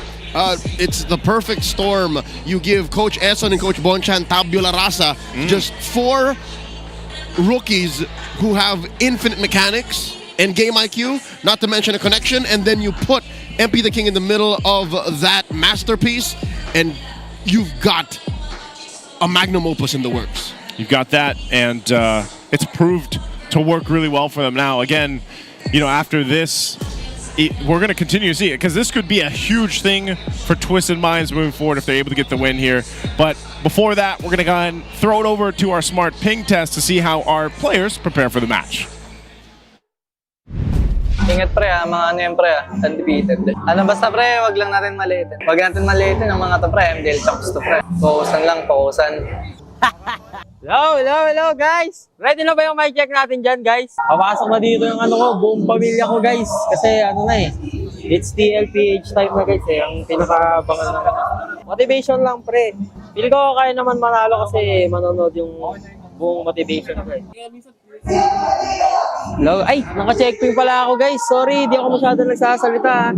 Naka-focus kasi ako ngayon Baka kasi bugbugin ako ni Oed May trauma pa ako kay Oed kasi nung sibol kinawawa niya ako Kaya di talaga natin siyang fokusan guys. Hindi biro ang Idol Oed natin. Idol Oed, kung maririnig mo man ito mamaya, sana pagbigyan mo ako kahit lang. 1 win. Masaya na ako sa 1 win. Makaisa lang. Guys, si Oed ang sinasamba ko guys. Posisyon, walang sinasamba ako, si Oed sinasamba ko. Kasi isa siyang real growth. MSC champ, BPI rich guy. Marami siyang pera. Sana patawarin ka ng Panginoong may kapal, Oed. Kasi sobrang tayo mo ng pera, Oed. Bigay mo na sa amin yung laro na to. Shoutout sa panonood guys. Medyo dumadami na yung guys. Lalo na sa pamilya ko guys, buong bloodline ko papunta Sasayangin ko yung oras nyo, di ko kayo bibigyan ng magandang laban. Gusto ko uuwi na kayo agad, tapos bad trip kayo sa akin kasi talo na kami. Itutuloy ko na yung theory ko guys, tapos na ang August mamayang gabi. Sa mga nakasurvive ngayong buwan guys, maraming salamat sa inyo guys kasi salt air ngayon guys kung alam niyo yan guys. Salt air with a rose on your door. I never needed anything more. We might as well have called that nausea pink test. Yeah. Because that's all about Oheb was there for like a couple seconds. That felt like a live stream. I thought for a moment you get the notification you get. For a guy who says he's locked in and doesn't have much to say, yeah, Nosha had a lot to say. He does. I feel like we've seen him now a couple of times through our smart ping tests. Again, he seems to be one of the more like vocal ones, I guess, when he's got the camera on him. Even in some of the interviews that we've seen with him. So that's how they prepare. But I think again, keeping up that maybe it's the secret to the sauce here for Twisted Minds, like that light-hearted attitude, like reaching up against some of these most difficult opponents, gets them the win. And I think this is a product of their school of hard knocks approach to MLBB. They know how difficult it is to come up as an amateur player, because they grinded their way to this spot now, and everything that comes their way is just easy peasy. Right now, this is coming our way. It's going to be the Howl once again with Wolf to go ahead and take us through the Infinix keys to victory. Welcome to The Howl. This is Wolf bringing you the Infinix keys to victory. It's Twisted Minds going up against TLPH. At ang huling pagkikita ng dalawang teams na to, sobrang one-sided para sa mainit na Team Liquid PH no Cebol qualifiers. Kaya nga lang, baliktad na ang sitwasyon ngayon. Ang mainit sa ating liga is Twisted Minds, ang ating mga rookies. At para manalo sila sa series na to kontra sa TLPH, all they have to do is to deny the Granger. Naalala natin nung last time na nagkita sila, yung Granger yung pinamalaking problema. At hindi lang to basta sa pag-ban o kaya pag counter pick or pag deny pick, pwede na rin nilang gawin dito ay talagang i-counter yung hero na yon. Dahil kung maalala natin na malaking problema si Oheb sa Twisted Minds with that Granger. And also, kailangan nilang i-twist yung ating laban gamit ang rotations at hindi yung draft. Ang ibig sabihin nito ay huwag sila masyadong mag-overthink sa kanilang mga draft choices at mukhang hindi naman nila ginagawa yon. Hindi nila kailangan ng lason picks laban sa TLPH. Ang kailangan nila ay paglason with their rotations na nakita natin ay effective in their past series. Para naman sa TLPH, they have to watch out for the level 2 power spike ng Twisted Minds. And although this is really funny to hear, talagang meron silang kakaibang power spike kapag level 2 sila, nag-group up sila as 4 around the Lethal Wanderer area at dun sila nakakuha ng malaking win in the early stages of the game. For TLPH, they also have to win the first turtle dahil ito na yung pinaka-importanting objective. To be fair, TLPH has been known as a team na talagang napakalakas sa first turtle fights at makikita din natin to later on for sure na ifo-focus ng TLPH. They just have to control it at dito na magugulo yung laro ng Twisted Minds. Kaabang-abang ang bakbakan na to. So, punta na tayo dito sa draft. Back to the casters. Thank you so much, Wolf. And that's once again the Howl there at Infinix Keys to Victory. Renmar, I got to ask you, so is this just very specific to TLPH where it's, in this specific matchup, like the first hurdle, is that important that they really should focus on it? Yeah, it seems like the common theme is you're really going to have to respect what Twisted Mind brings to the table in terms of their aggression and their rotations. So we've already heard from Coach Bonchan throughout the multiple eras of our league how he puts a lot of importance in the first and second turtle fights, not just within that little bubble, but how the side laners are moving around the first and second turtle. So it really goes to show just how much Twisted Minds have honed in on that importance, how they've gotten success through that, and why Team Liquid needs to respect it. That level 2 power spike as well seems to be the case for a lot of the teams that we're seeing here, but also here specifically, I felt TLPH can do that themselves, but also Twisted Minds in their games leading up to this point, they've showed us a lot of this situation where they can get the start going really early on and then lean in on that. And so that's twist the rotations, not the draft here, but I feel like they do both, honestly. And that's what's scary about this team, the new hotness in Season 16. The fact that you don't even see it coming when they're about to pull the plot twist on you. They could be drafting a normal lineup and then suddenly they pull something from out of nowhere that even the most popular streamers and content creators haven't even shared just yet. That's how lethal a team that takes the game as lighthearted yet as seriously as Twisted Minds does. Like this, as you were explaining that lightheartedness, you see them trying to, Oheb and Nasha here, trying to connect the burger or the heart. But looking at their stats across them too, I feel like, again, Nasha has shined the most because of just the games that Twisted Minds has have. But we see this where I feel like some teams really play into their gold laners, and others are able to go ahead and capitalize on that portion of the game where it allows the gold laners to get online at their own pace. Ain't that the hot button topic in the past week? Yeah. Who are the best gold laners and what are their attributes? We now know, given the multiple international titles that Oheb was won and the multiple MPL titles he has under his belt, where does Nosha fall under that? Like, what kind of gold laner is this young man? Yeah, and that'll be determined over time. So far, it's been someone who is not afraid to take the reins of the moment. The moment when you need the gold laner to make a play, the play to turn the game around, he will take it.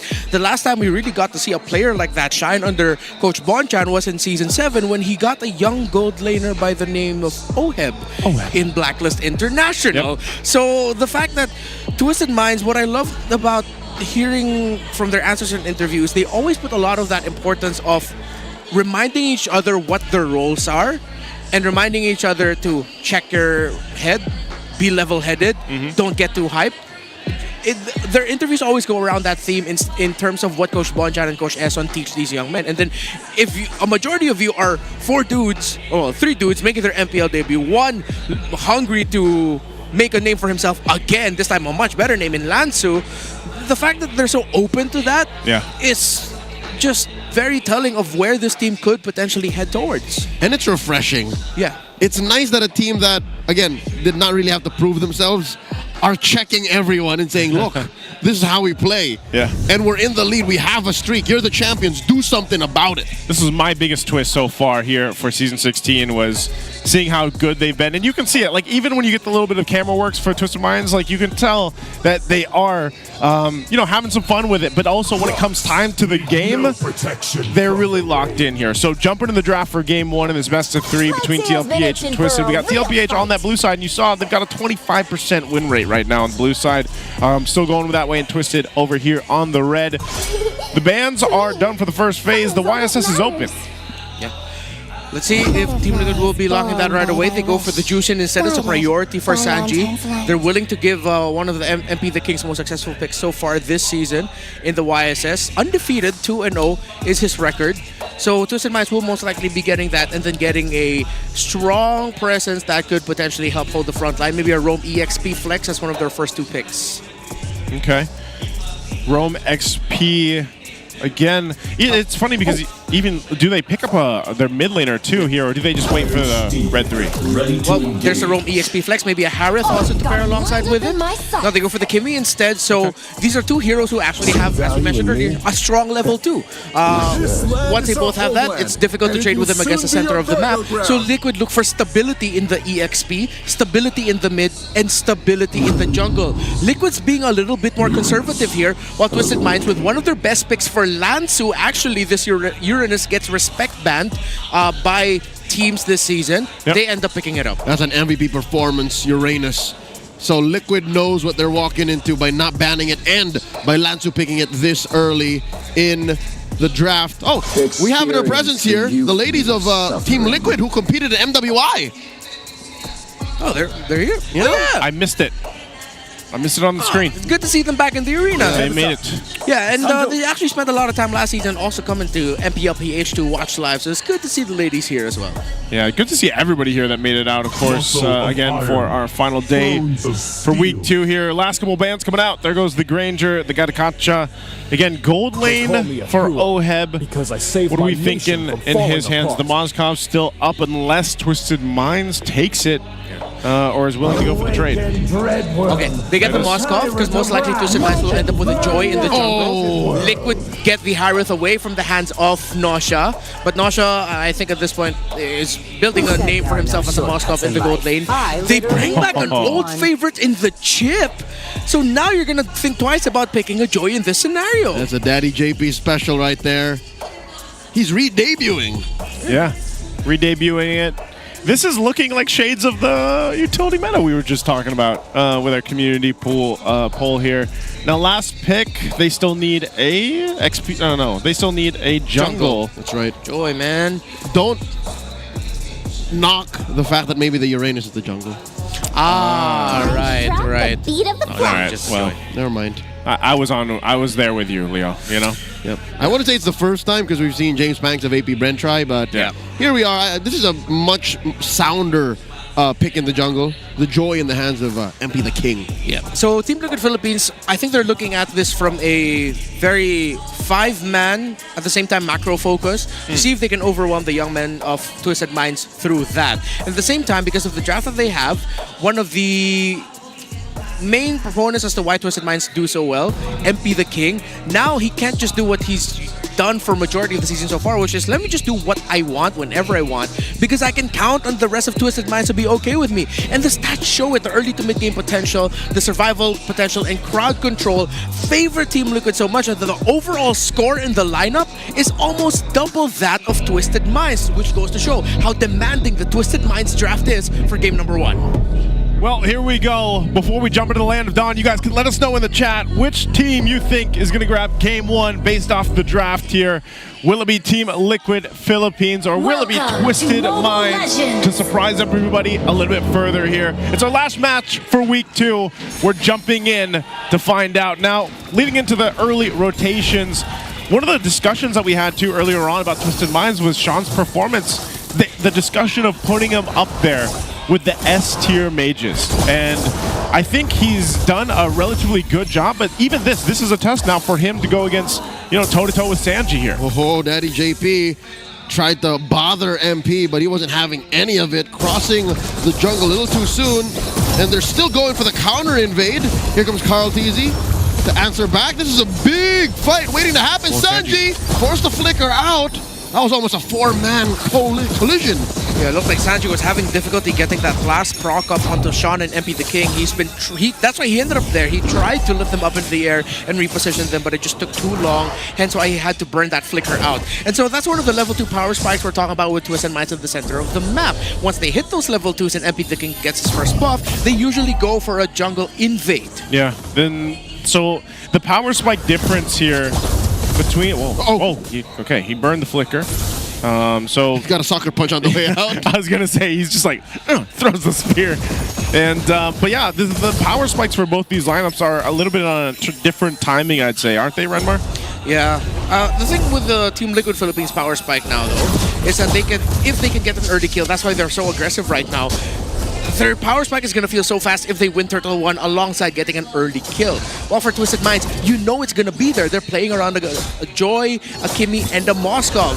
It will arrive. It's not a question of when, but how. Oh, Lansu almost gets punished, but not enough of CC. Now in comes MP the King. The damage is good. Lansu putting on stacks. That's the Appraiser's Wrath, taking MP the King down a quarter of his health. Not sure if he's healthy enough to go for this turtle as TLPH circle around the pit. Yeah, they got the ultimate out too, so MP is he gonna fight for this? Traction pull starting it up. Sean dropping the artillery. Carl executes with a retribution. Sanford backing off. Lantu takes him down. First blood over to Twisted Minds. Down goes Sean. JP punches him into the ground, but they're not done. They're trying to take down the goat, but he won't fall. Not without a trade. Down goes one. Another might fall. Sanji punishes Kaloy as he gets taken down. Lansu, the only one left from Twisted Minds in the scene.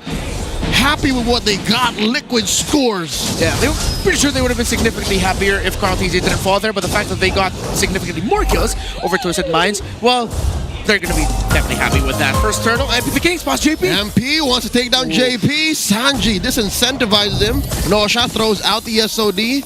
Not going to be pressing that button just yet. Yeah, this is interesting too, because in that last fight that Twisted Minds decided to go for, even when Sean decided to swing on around, JP and Carl, well actually JP and Sanford did a great job at just kind of blocking things, and that's what they're going to have to be able to do, and that's why the Lapu Lapu once again works so well. Lansu can do the same thing for his team, but they're going for those setup potentials, and this is also the same thing, whereas like if MP the King isn't able to go ahead and pump out enough damage on this Joy, which should work synergistically with a Kimmy, we've seen this actually before, then they can play into Nasha. Now Nasha, as long as he doesn't get focused on, which I expect TLPH to do now as JP is setting up, they'll continue to put pressure up here because they know how that Moskov timing is going to work for this game here.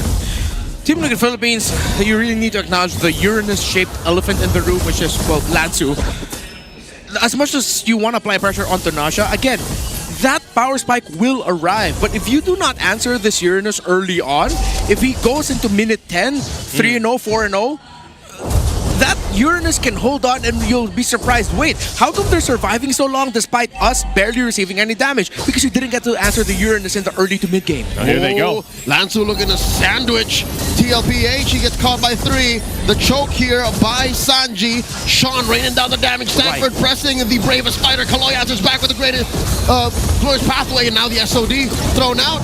Not sure if Nosha wants to press this. And look at that massive CC. Lansu takes down JP. He's not done. Wants to take down Sanji too, but Carl Dizzy falls. All of Twisted Minds are here, and they're going for the turtle. They do leave Oheb free to farm. Just like Redmar said, if Lansu is not controlled, they're going to have to deal with that. Now he's sitting at 4-0. Yeah, it also makes sense though. Twisted Minds had the 5 versus 4 advantage. Oheb could not have joined that. If he did, I would have been just as mad as when Super Marco used his SOD earlier. And he came with an invade with the rest of Twisted Minds. Sanford got the orange buff though. All right. Misplaced, but not stolen. Yeah. Okay, so the map still opens up for Team Liquid, and that means Oheb is free to farm, as Twisted Minds puts a lot of focus into the second turtle of the game. Expect them to be very aggressive to take control of the third and then translate that into a push into the middle turret, or just an even bigger lead so that they don't even lose footing for the First Lord. That has been a Coach Bonchan and Coach Eson staple for all these years in MPLPH. Oh, they want to fight again here, it looks like. Whoa. How often does it happen that it's MP the King, the Joy, who starts it up, gets choked up by Sanji, takes him down, the Summon Force used to keep Kaloy down. Here comes Lansu, not might be the best entry. Definitely a Liquid win. Yeah, I don't think that's, I guess the timing, you know, MP the King jumping on done with him. Goes in for the Crimson Beacon, not enough stacks to choke Lansu out. Twisted Minds put in defensive position. Yeah, I just want to say this is what we were talking about earlier. Because of the lineup that Team Liquid Philippines fielded, the MP the King standard so far this season of, okay, let me just go and do whatever I want because I have backup with me. It's so much riskier now as a Joy. You slip up, that was like what? Maybe 2 squares worth of distance in like MLBB math, and he got punished that easily? Units. MLBB geometry. Yes. You know, and they're going to hold it down in the mid lane. This next turtle's coming up in about 30, but yeah, so far it's more so of that timing that Twisted Minds has to be careful of when they approach the fights, because TLPH, what we've seen them do in the past is even if they have a little bit of struggles or a little bit of a bumpy road in the early game, they're one of the teams that just adjusts so quickly within the game itself. And even so, they put pressure on the macro level here, so MP will go ahead and clear this out. He'll rotate in. I'm not sure. He'll grab the purple buff, but then this is where that fight for that turtle is going to come up here, and depends how they want to play it out. The MPL Cambodia alumni and champion sensed something was fishy. He knew that Daddy JP was hanging around the corner. Walk sends over the MPL PH veteran down bottom, JP with a conceal, looking for an angle. Kaloy dropping the glorious pathway. Turtle here at about 10 health gets taken down by Carl D's retribution. 2-1 is the score for that. And now Sean displaced by Sanford. Lansu gets choked out, taken down. Daddy JP punches him into the ground. So this is what we were talking about. 5-man macro, micro play by Team Liquid Philippines, and the veterancy is what's coming through. Despite how technically and mechanically sound you are, Twisted Minds, those little tricks up the sleeve of Team Liquid Philippines, especially the timing of Sanford to push Sean all the way back, messed up the timing of Twisted Minds' team fight. That's exactly what I had my eyes on too. Sanford did a great job of doing that, but then even if they went for that fight, TLPH, it's so sound, the way that they're approaching the objectives, the way that their positioning is, and it's kind of hard for Twisted Minds in a way to adjust to that. And Twisted Minds have to stretch and put themselves in weird positions to even answer for the possibility of JP's entrance. Now Lansu here, once again, threatened to get choked by Sanji. What Lansu is doing is criminal, trying to isolate 2 to 3 dudes alone. But what Liquid is potentially throwing over is much scarier. And Sanji is telegraphing that, building that second item, Sky Piercer. Kaloy, he's tanky enough to deal with this. They're just trying to keep this tier 2 up. They force a fight here. They clear out the minion, but the rest of the team is here. Here comes the rest of the cavalry as Kaloy is forced to use the Glorious Pathway defensively. Oheb Sean. pushing in. That tier 2 down bottom. Sean gets taken down by Sanji. A stack over to the Chef's Piercer. Look at how Team Liquid Philippines are taking every team fight. Again, this is just the veterancy. I like how Oheb and JP thought twice about joining the rest of the fight. When the SOT hit from Nosha, they waited. And when they saw that, okay, it would be too risky for Nosha to take it, that's when they decided to go forward. Carl Tizzy on the Swiss Army Fredrin has been the actual true roamer in this lineup, and he's zoning out and holding the front incredibly well for Liquid. Oh, they're not letting Lansu go. Zaman forced in by Oheb. That's a lot of damage. Appraiser's Wrath to take him down. Sanji served up another kill. Another stack. The answer to this Uranus seems to be a whole lot of crowd control, and also Sanji bringing him back every time he tries to escape. Yep. And you gotta add to that the itemization of JP and Carl TZ. They both rushed Radiant Armors because they knew MP the King and Sean would be their biggest problems at this point in the game. But then Carl TZ decided to rush the Blade Armor after that. So even at this point, Nosha can barely poke down Carl TZ. MP the King almost gets brought underneath the Appraiser's Wrath, and they're not done. Kaloy might be forced to use the Revitalize, does pop it. Glorious Pathway as well. Lansu putting stacks on Sanford. And look at the front line, Zelman forced by Oheb. Kill one, finds another. Lansu, he already knows how painful this lineup is. Gets taunted back. So goes back from the back lines. And now here comes Nosha. MP dashing on through. That's a lot of damage from the Joy. Down goes JP. Sean gets taken out. And Nosha gets popped by 40. Lansu follows up. Liquid ain't playing. What a fight! The push and pull, the turnaround. Carl TZ was able to get the Appraiser's Wrath off in time, and then Sanford conserving his flicker so that he can close the gap between him and Nosha. I thought Twisted Minds would eventually win that, but Liquid were ready. 40 has no breaks. Bravest fighter onto MP the King to push him from out of defensive range. Kaloy gets taken down underneath the base. That was in between it all. The base turrets. And TLPH isn't letting up. The Lord will be worked on. It's going to be cleared out. But now the mid wave. Sanford takes a couple shots and he'll swoop on out. But they want to go for this mid turn, and Twisted Minds, I'm not sure if they're going to be able to end the game here for TLPH, but it looks like they got what they wanted. Carl TZ and JP continue to impress me this season with their performances. This is another highlight on the chip in the Fredrin. Carl TZ and JP, their interplay of, okay, I'm going to go forward, make sure that you're peeling for the back. So many times we've talked about the share of responsibilities between the EXP laner and Roam, but look how they juggled that. JP fell down here, but then Carl TZ eventually switched up so quick into, all right, let me be the guy protecting Oheb and Sanji, and let Sanford be the guy fronting now. I'm really interested to know, the comms in some of these later fights, just because of how good it's juggled around. You can see how defensive they're built too, and why it's working. Perfect itemization. You have all three frontliners going for Radiant Armor, Blade Armor as their priorities and defensive items. And that's exactly what you need to shut down the damage profile of the Joy and the Kimmy for the Radiant Armor and the Blade Armor for the Moskov. It's working so well, the itemization here. Now they got 9,000 gold ahead of Twisted Minds. So now they're looking to cap out a couple more base turrets if they can, even before the next objective, but Twisted Minds will clear things out. Oh, Sunstein is cutting it very close. Yeah. It's just the two of them. It's just the two of them here, and still they're that confident that they're not going to get caught. Yeah, they still have to be careful though. This is one of the Team Liquid Philippines sicknesses. You're going for the siege, suddenly you get wiped. Oh, let's see. A couple hits on this. They'll drop the Zombie Force just to get the turret. Discipline route, they'll back off. I don't think Twisted Minds wants to force anything with this, but Sanji's just going to keep toying with them with a lantern here. Oh, ouch. Does get a few beads on Lansu, cuts him in half. Lord's going to spawn in the lower quarter. I think this is what Liquid is setting up. They're giving Twisted something to think about. Yeah, despite Lansu starting 4-0, and that really cut it close to Team Liquid Philippines, giving winning conditions to Twisted Minds, they were able to recover quickly and put a lot of pressure onto that Uranus. Let's see if Nosha's going to try to throw an SOD to steal.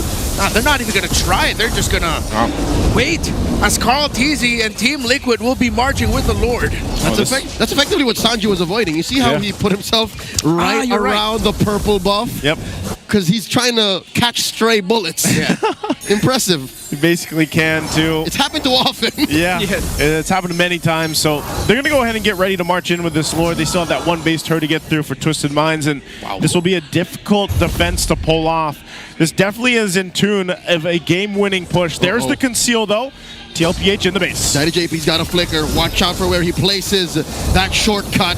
Losha backing off. The Glorious Pathway used defensively to stop the entry. Empty the king takes down.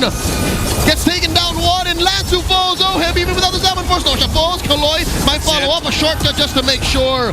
TLPH stampede through. Slowly but surely taking game one. And you can hear it there. TLPH, an express of their own. The Stampede takes game one. Twisted Minds may have been impressive so far this season, and this is not the first time they got stomped like this, but it feels different because this one was liquid coded. Twisted Minds are going into this with a streak, who are known streak breakers. Yep. Team Liquid. Team Liquid, man. It's Twisted Minds was doing so good up until they weren't. And again, this is TLPH playing this lineup that I don't know if we've seen this combination, this specific combination yet from of a team from TLPH with this utility, because this was a utility overload that worked out really well. This wasn't a debut for Chips, right? Like, we've seen Chip one other time, I think maybe one time. But again, it worked so well with Carl Teasy here, our game MVP for game one. Making that Fredrin work so well with this Chip. I feel like this is the second time this season that I wish you could actually have like dual MVPs, because Carl Teasy and JP played this perfectly. Carl Teasy would not have shined as much if JP didn't do his job properly, and vice versa. And Twisted Minds wouldn't have had such a difficult time if not for how JP folded the map in half. Yeah, because of the macro pressure applied by Chip, again, the demand here for this Fredrin is to eventually become the Rome. And then once the team fights break through and JP crumbles, then now suddenly you're talking to Sanford. Sanford, can you go forward? I need to stay back and help protect my backline. Yes, early on you saw Twisted Minds were putting a lot of pressure on this Fredrin and giving him difficulty, understandably so. But since Team Liquid Philippines said, you know what, in some moments we can take this because Oheb is farming up anyway, then when it eventually evolved into what we expected after the draft, which was just constant 5v5 stampedes by the cavalry, Twisted Minds were overwhelmed. And logically speaking, this is so much more difficult than how Liquid showed it, because range-wise, Twisted Minds has them beat out. Yep. And damage-wise, like DPS, Twisted Minds should have them beat out too. So it really came down to execution. It was the juggling, the constant juggling in all these team fights. I mean, even this, like, between all this, fighting in that one little crevice, like, was even... Whoa. See? That's just how much of a stamp. Was that a liquid effect? I'm pretty sure that's what Twisted Minds felt. I was gonna say, that was a bit of a liquid effect there. But yeah, it was the juggling between the composition that TLPH brought. And I don't think it could have been executed much better than it was here. Especially once they got some of those defensive items that Renmar pointed out. You know, the Radiant Armors, the Blade Armors. They were ready to go and extend these team fights out and juggle between whether it was Carl Teasy or JP and then Sanford. Sanford, for a portion of the game, was just to go ahead and put pressure on Sean so that he wasn't able to actually join a lot of the fights. Yeah, and this isn't a super unique thing. It's almost always one of the main selections, but I think here especially, you get to see the importance of putting a tenacity on the Juicin with the basic common emblem, and then of course going for the Brave Smite, because that little bit more survivability allows you to constantly be more of a presence, annoying presence that Twisted Minds has to try and withstand, with the crowd controls and the little bits of damage eventually piling up into huge return on investments for TLPH. Yeah, even looking at this again, it was just one of those situations where you think Twisted Minds has a lot better of a time to put map pressure on, especially with like a Moskov, for example, or even what MP the King would have been able to do if he had a faster start on the Joy. But they only got one base turret too. They weren't really able to contest many of the objectives, and it fell quickly behind. Now you mentioned map pressure. I think Liquid reintroducing Chip should make the Moskov more of, how do I say, a balanced commodity? Because right now, really Moskov is the only hero that's capable of going coast to coast. Now with Chip in the metagame again, I'm hoping he stays. Yeah. It's not so simple. Yeah, and you also have to acknowledge that this was a blitz draft by Liquid. They went into this with intent. We are gonna lock in the Chip. If we see this are the pieces that Twisted Minds end up with, if they end up with the Moskov, we already have the Fredrin, we'll close out with the Harathon Chip. And once you saw that final draft picture, I was like, wow, okay, Team Liquid, I see where you're getting at. It demanded so much from them, but they made it work and they made it look easy. This was premeditated, Joseph. I was going to say, the draft went by super fast. Yeah. Probably one of the fastest drafts we've They had had this week. dreams of playing this lineup in the MPL. And again, there's not that many teams that will still reintroduce the chip because he kind of fell off for a bit. I mean, he's still technically... He's not picked up often. The Louis Yi is another one of those heroes that almost served, the purpose where we saw so much Chip versus Louis Yi, but both of them have slowly started to creep back up again.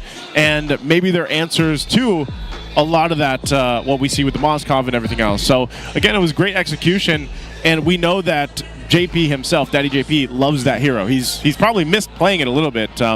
But all this is resemblance of what we were talking about even before, where this is that during that utility era, or that utility meta that we had, this is where the boys that are on TLPH got a lot of reps in on this, and now they bring it in this match for game one. This is making me giddy.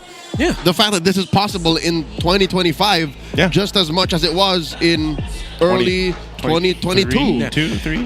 And I feel like that game number one allows me to understand even more like where you were getting at in terms of like how much you love the utility jungle era, because after all those years we decided, you know what, it's so much easier to teach being great at mechanics.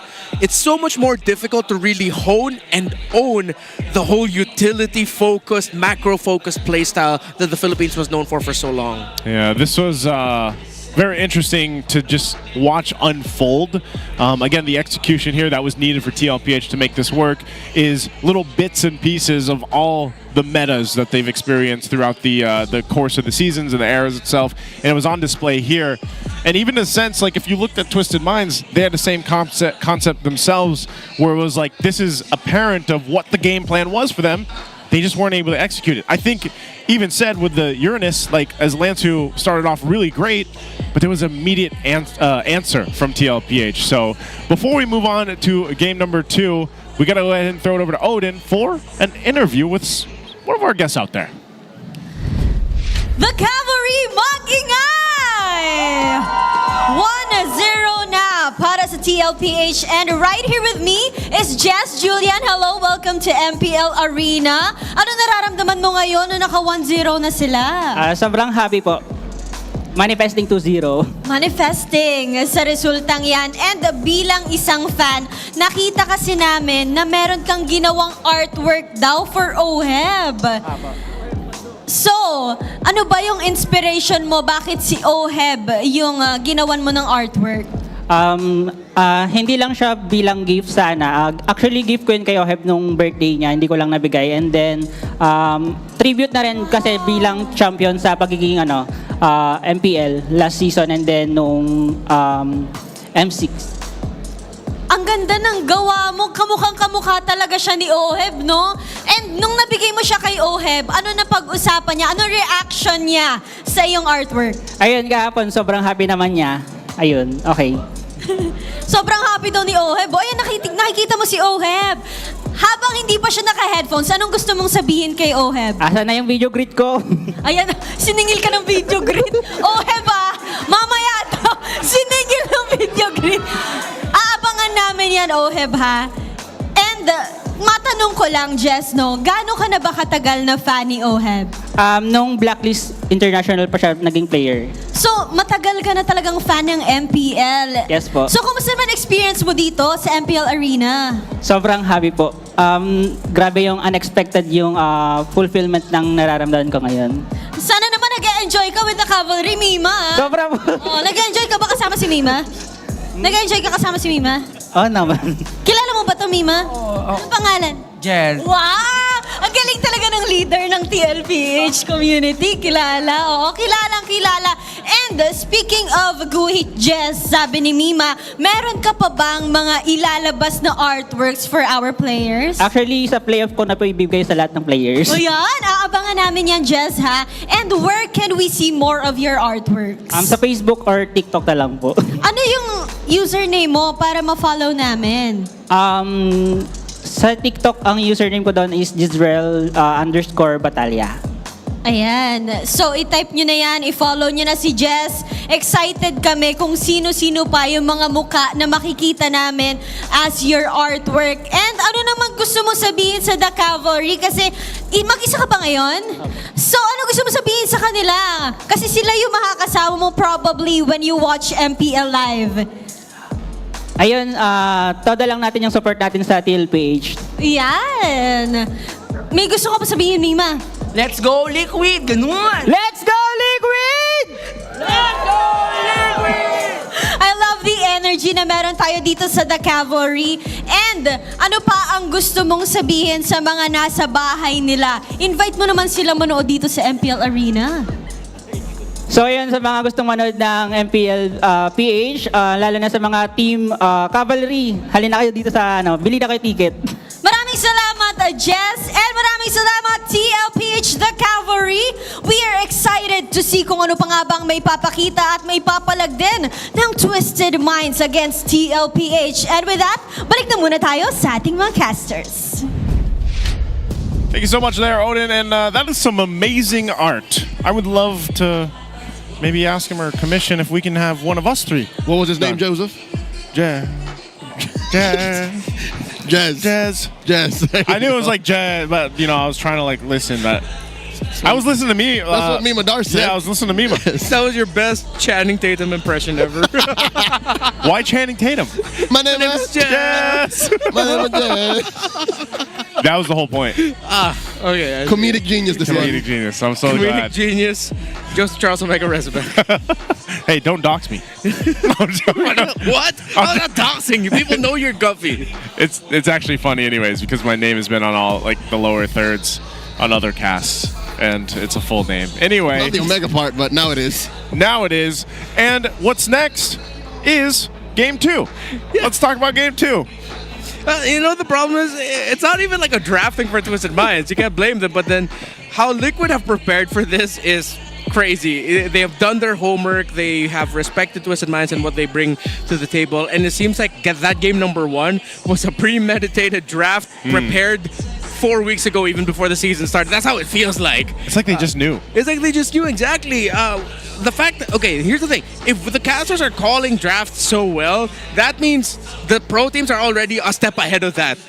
So the fact that we saw the chip and then I believe that was a Harith if I'm not mistaken as well, as the last 2 picks, that was like the perfect bang. Cherry on top of the ice cream cake sandwich. Cupcake. Josh Cakes. He's over there. He's over there. We're jumping into the draft here, Game 2. Still got TLPH on the blue side. We got Twisted Minds over on the red. First phase is almost over. Is this looking to be about the same? Yes, same so far. So exact same bans by Team Liquid Philippines. Twisted Minds though, let's see if they'll shift it up. Are they willing to give the 1-1? No, they are not. So will it just be another Jushin rush for Liquid, or are they gonna take the Omega route and change something from the draft real quick to throw Twisted Minds off their game and say, hey, no, it's not gonna be exact. Ooh, I wouldn't be surprised if it's still the Jushin though. It fits in so many different compositions. And when you're talking about Liquid's playstyle, they're rarely punished for the weaknesses Jushin has. Yeah. Because of how specific their execution is and how excellent they're able to make it.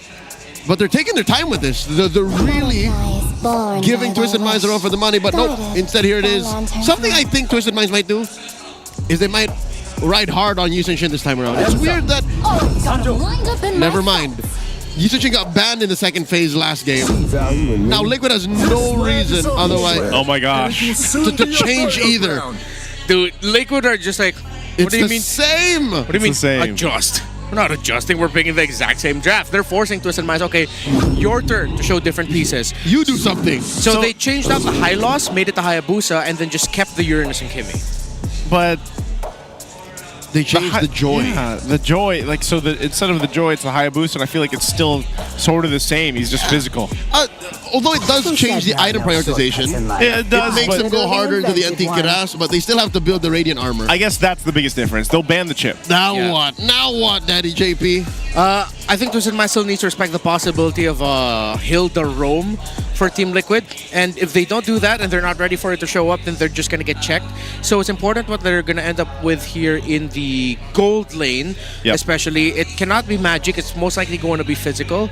So if they want to avoid that, I think Twisted Minds needs one more source of burst or constant basic attacks. I actually love this Badang ban. So going into the draft, I was thinking, you know, if there's another thing that Twisted Minds can show up, it's with a Badang. Because how we talked about Badang does so well with messing up full 5v5 team fight flows. However, there's another pick that we saw earlier today that does that so well, the Grok.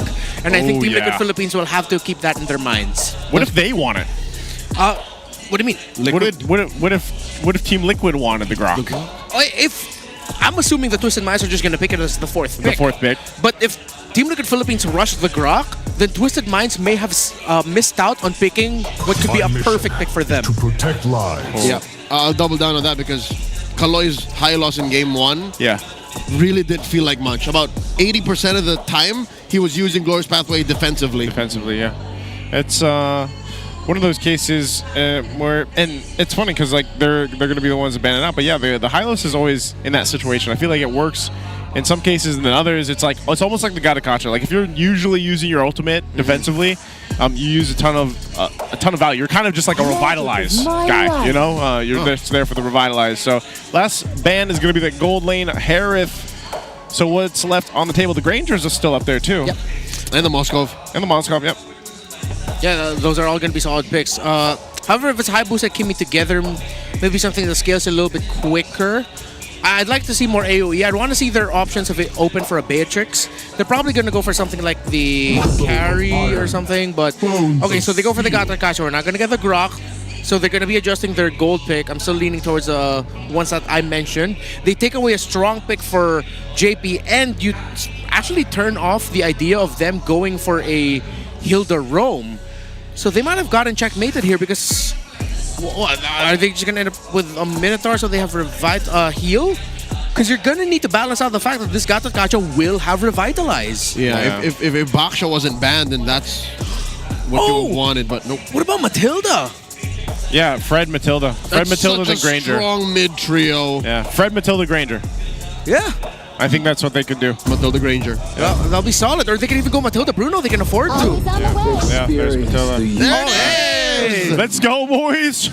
We got it. All right. We've seen the Liquid Stampede too often. So this is either. I mean, it might just really be a Moskov. Probably just a Moskov. But they might want to keep their minds open for something like still a Beatrix or Bruno. Unless this is true to the twist. Yeah. Right. If it's not the Moskov, it's something different. Now, Bruno, would they even want a Bruno with this? Against this lineup? I mean, this is such a healthy lineup, too, for TLPH. All right, it's the Moskov, yeah. Yo, I still feel like what I said earlier, Team Liquid Philippines know what Twisted Minds want. Yep. Liquid seems to have found themselves once again in the current metagame. Yeah. They're so comfortable, and this is a draft that they've been rocking for the better part of a year now. Yeah. Even before OHEB, they've been playing this way. Yeah, it just works. Yeah, and the cool thing is, you see the pattern. Besides, take away the names of the heroes who put the positions. You get jungle, EXP mid first. Yep. Then gold laner and roam are the picks that you're playing for in the second phase. Different strategies for different teams here. This is a little bit closer, I guess, in terms of the rating for Twisted compared to what we saw before. It was twice in favor of TLPH in the previous one, but I think they're still going to have some difficulty to make this work. You guys can let us know which team you think is going to get Game 2. Will it be a sweep for TLPH? Will it be the Stampede to finish out the series, finish out Week 2, or will Twisted Minds live up to what we've been seeing from them the past couple weeks and get us to a Game 3 here? We're going to find out. Let's jump into the Land of Dawn. We're still looking for that plot twist. We know that Liquid is strong, but Twisted Minds have gone undefeated so far. Liquid is the next stop on their hit list of who's who in MPL Season 16. Baby Kick started with a Team Liquid purple buff leash. while it was Kaloy and Sean who leashed for MP the King. This is the typical trade that we see at the center of the map when there's a Kimmy. Slight delay intended by MP the King, or he might have just messed it up just a little bit, but it happens. Clear invade, no vision. Oh, look at this. Oh, wow. The sandwich by Twisted, but Liquid ain't falling for it. JP put down to a fifth of his health. Yeah, look at the gold laners too. Battle Spell was used up by Oheb in the 1v1 up top. So, and then the Purify being used by JP. So right now, Twisted Mind's playing with a little bit of momentum off of that, but again, I think with these lineups, it ultimately is going to just lead into the first objective, and that's why that was that, you know, Infinite's key to victory in the Howl there, on why this first turtle is so important. Yeah, the invade though by Twisted Minds failed. They weren't able to steal the Golem away from Carl Tizzy. He was actually able to win that out thanks to the Lantern by Sanji, getting MP the King up in the air just in time and getting damage onto him and Sean. Good rotation downwards by Carl. Here comes Carl, looking to sandwich Lansu, does get the taunt. Is that enough damage?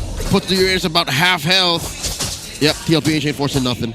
Yeah, they know they just have to wait. I mean, you're not really going to kill a Uranus here, even this early portion of the game. Need those items to go in and help deal with that, but it brings it to, you can see the rotate happening here. They're going to set up into that first objective. Mid lane is going to be a little bit of a focus, but just forced off. Carl Tizzy will go ahead and start up the turtle. Ooh, Liquid, very early to the pit.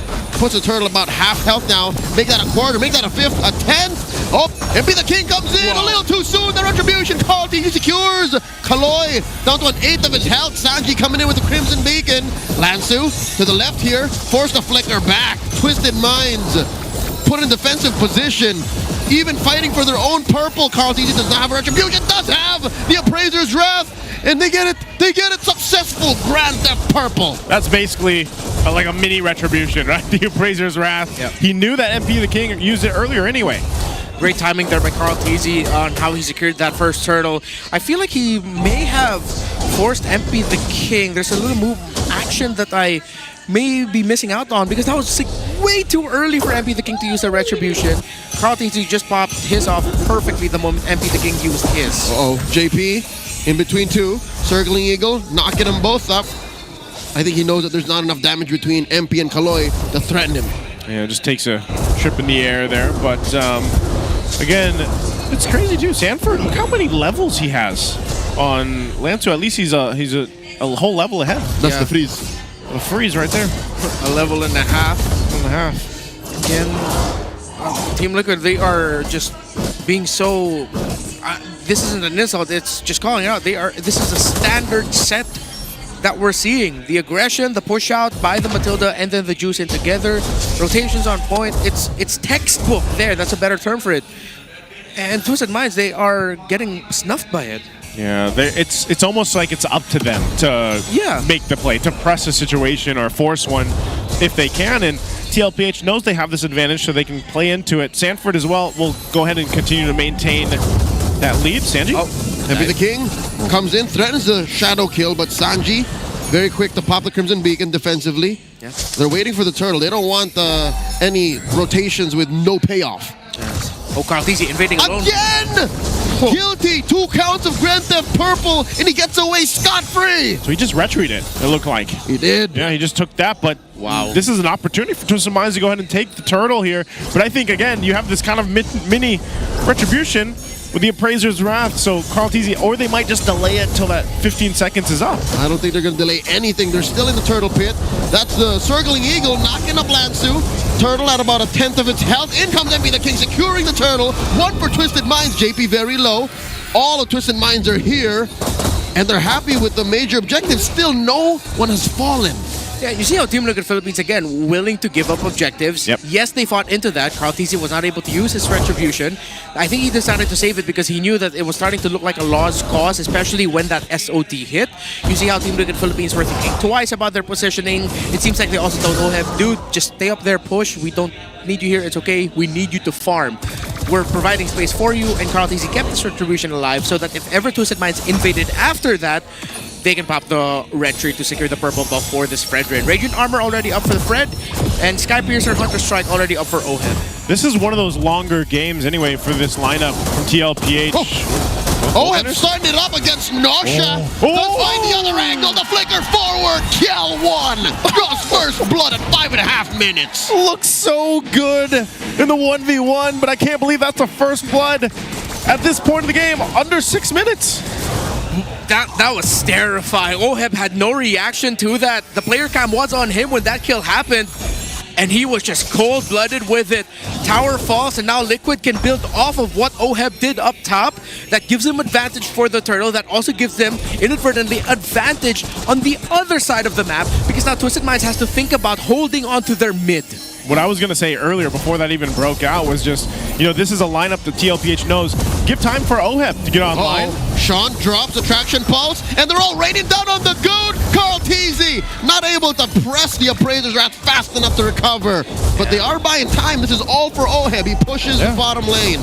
Sidestepped also by the members of Twisted Minds, and now up top, good recovery by Twisted. So what felt like their map feeling smaller suddenly turned into a turnaround by catching Carl Teasy off guard. Even though Sanji was there to help, Twisted Minds just decided to go all in on the Fred, and this third turtle will go to Twisted unless a miracle happens for Liquid.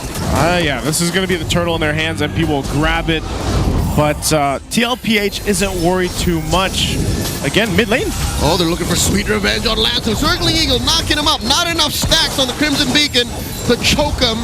And Twisted Minds recollect themselves underneath Tier 1. Liquid. Now we're starting to feel that they're short on range. Yeah, they're short on the range there, but also they just don't have enough firepower to deal with Lansu. Lansu is just putting himself in front, as he should on this Uranus, but he's also providing space for Nasha and then Sean.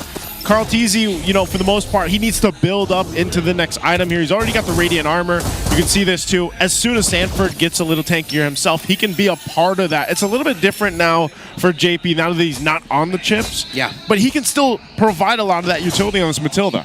Yeah, but just remember, Chip absolutely does. Oh, wait, Sanford goes in. 40 with the bravest fighter. Wow. Putting it on Lansu. And they just push them all back. Oh yeah, they really just want that tower. Yeah. Oh wait, it looks like Twisted Minds ain't done with it. Circling all the way into the back line. JP pulls it before getting full collision. That's a push for Oheb. Everything here seems to be for Oheb. Like, just give Oheb space. He'll get a turret, and it's a fight on the macro level for game 2. Yeah, they have gone back to basics. Play around your gold laner, but then again, because of wait. MP the King comes in, shadow kill. A little too much damage has been dispersed all throughout Liquid. And now Lansu gets caught on the choke in the tail end of the Appraiser's Wrath. That's a kill for Liquid. Sansan, and as well, the shield's coming from the guiding wind. Sanji goes to the back line. Sean able to get away, and the turret falls in mid. Twisted's map has now felt small again. 2,100 is their gold lead. So a quick switch up by Sanford. He goes for the Fury Hammer alongside building items for either the Blade Armor or Dominant Size. Carl Teasy completes Grand Theft Orange this time around. Smooth with it. Very smooth, and Liquid, again, very textbook with every single rotation they're doing. JP has been stellar as well with using the ultimate as a deterrent to what Twisted Minds wants to do. Like the sequences where it looks like, okay, Twisted Minds can fight. You see JP flying, it's not good. SOD finds its mark on the JP. Lord goes the Liquid. Carl Teasy secures. Sanji falls. Nosha finds one. MP the King forced to shadow out. AOG, no one home. Kaloy. They're looking to take down Carl. Kaloy falls. Oheb gets a kill. Nosha falls to the goat. And now Lansu left. Can Liquid put a period to the sentence they started? Death for one more, and Twisted Liquid run through him. And you remember why the Fredrin and the Matilda are such a good combo. What is up with Carl Teasy's Fredrin? It's different. There are times where he literally just stands there, takes damage, is like, all right, come here closer, let me Appraiser's Wrath you in the face. Once you've brought me down low enough, it's a different aura and swagger with this Fredrin. You look up the word aura in the modern dictionary and you see a picture of this friend. With Carl's face on it, you know. So this same picture with his name on it. It's mid lane. The taunt might have been a 3-man taunt. They do get enough to stop Kaloy in his tracks, canceling the AOJ, taking down Twisted's Roamer. One more taunt almost compromises MP. Appraiser's Wrath almost kills him. They're in your base, but not really. But now they're gonna take tier 3 up top. Oh, they take that and the body. Coming in from 40. Almost does get the turret, and now 40 gets punished hard. And he's still alive! He takes out Sean with him! What is this young man made of? 40 helps get another kill. Lansu falls. It's mayhem. Pandemonium in Twisted Mind's base. Kaloy bites it. Double kill for Oheb. Nosha falls. And MP the King the only one left. Carl TZ gets killed, but there's no waves. Can MP the King defend? It's all MP all by himself. And now, Liquid are gonna end the streak! The defending champions have served up Twisted Mind's first loss. A sweep for the Cavalry. It's a sweep for TLPH in the first loss for Twisted Minds. Remember the name. This is their game. You come in to a battle with Liquid with a streak in your name, and they are gonna walk away and take the W from you. The most dominant Liquid performance we've seen all season, and a harsh reality check for the plot twist we thought they had. Man, I can't believe. I don't even know what happened because we missed, like, the camera had to move down too to see Sean. But how did Sanford survive that? JP saved him, man. A guiding wind. Was it the guiding wind? Gave him just enough shield to survive and keep fighting. And Plus the spell vamp. Oh, man. Jinx. Hey. You owe me Dias. Oh, you owe man. Dias. Right now, We haven't Twisted gotten our Minds. monthly Dias yet. Yep, get your raffle entries. Taking their bow here, again, feeling the first loss for Twisted Minds, but this TLPH, man, I know that some people had some things to say leading into the weeks here after some of their matches, but they look great here. Let's go ahead and throw it over on stage to hear from TLPH and Hans and Odin. That is how you respond, ladies and gentlemen. Here are your winners, Team Liquid Philippines! What an answer, Coach RC. Just an amazing performance from your team. Nakita namin that you guys were serious for today. No team is undefeated in Season 16 at kayo ang dahilan nun. Talk to us about it. Ano ba yung mga kailangan i-address ng team ninyo with your losses? We know you suffered 1 win and 2 losses, but ano ba yung kailangan yung paghusayan pa to get this win against Twisted Minds? Sinabi ko lang sa kanila na kailangan natin bumalik sa basic. Parang ano lang tayo, parang hindi tayo kilalang tao. Kailangan lang natin ibigay yung kung paano tayo naglalaro ng ML dati. Tapos wala tayong kailangan patunayan sa kanila. Patunayan lang natin sa sarili natin na mas nag-improve tayo everyday. I love that, Hans. Ang ganda na sinabi ni Coach RC at mukhang pinapatunayan nyo every time na naglalaro kayo ang inyong mga sarili. Coach, I wanna know kung ano yung thoughts mo sa level of competitiveness ngayon ng mga teams natin compared to last season. Siguro ngayong MPL Season 16, unpredictable talaga kung sino yung mananalo everyday. Kasi bagay na bagay din ngayon yung katagaan natin na Pinas lang yung malakas. Kasi lahat ng team ngayon walang tapon, lahat talaga sila malakas. And everybody poses a challenge against Team Liquid Philippines. Respect gets respect. Now I want to give the mic to a respected figure again, Carl TZ. A moment for you in that game number 1. Sobrang solid ng naging performance mo. Twisted Minds were talking to us in a recent interview na kayo ang gusto nilang makalaban to figure out their team levels, kung gaano na ba sila kalakas. In your perspective, what did you think of the rookies, yung mga bagong salta natin dito sa liga?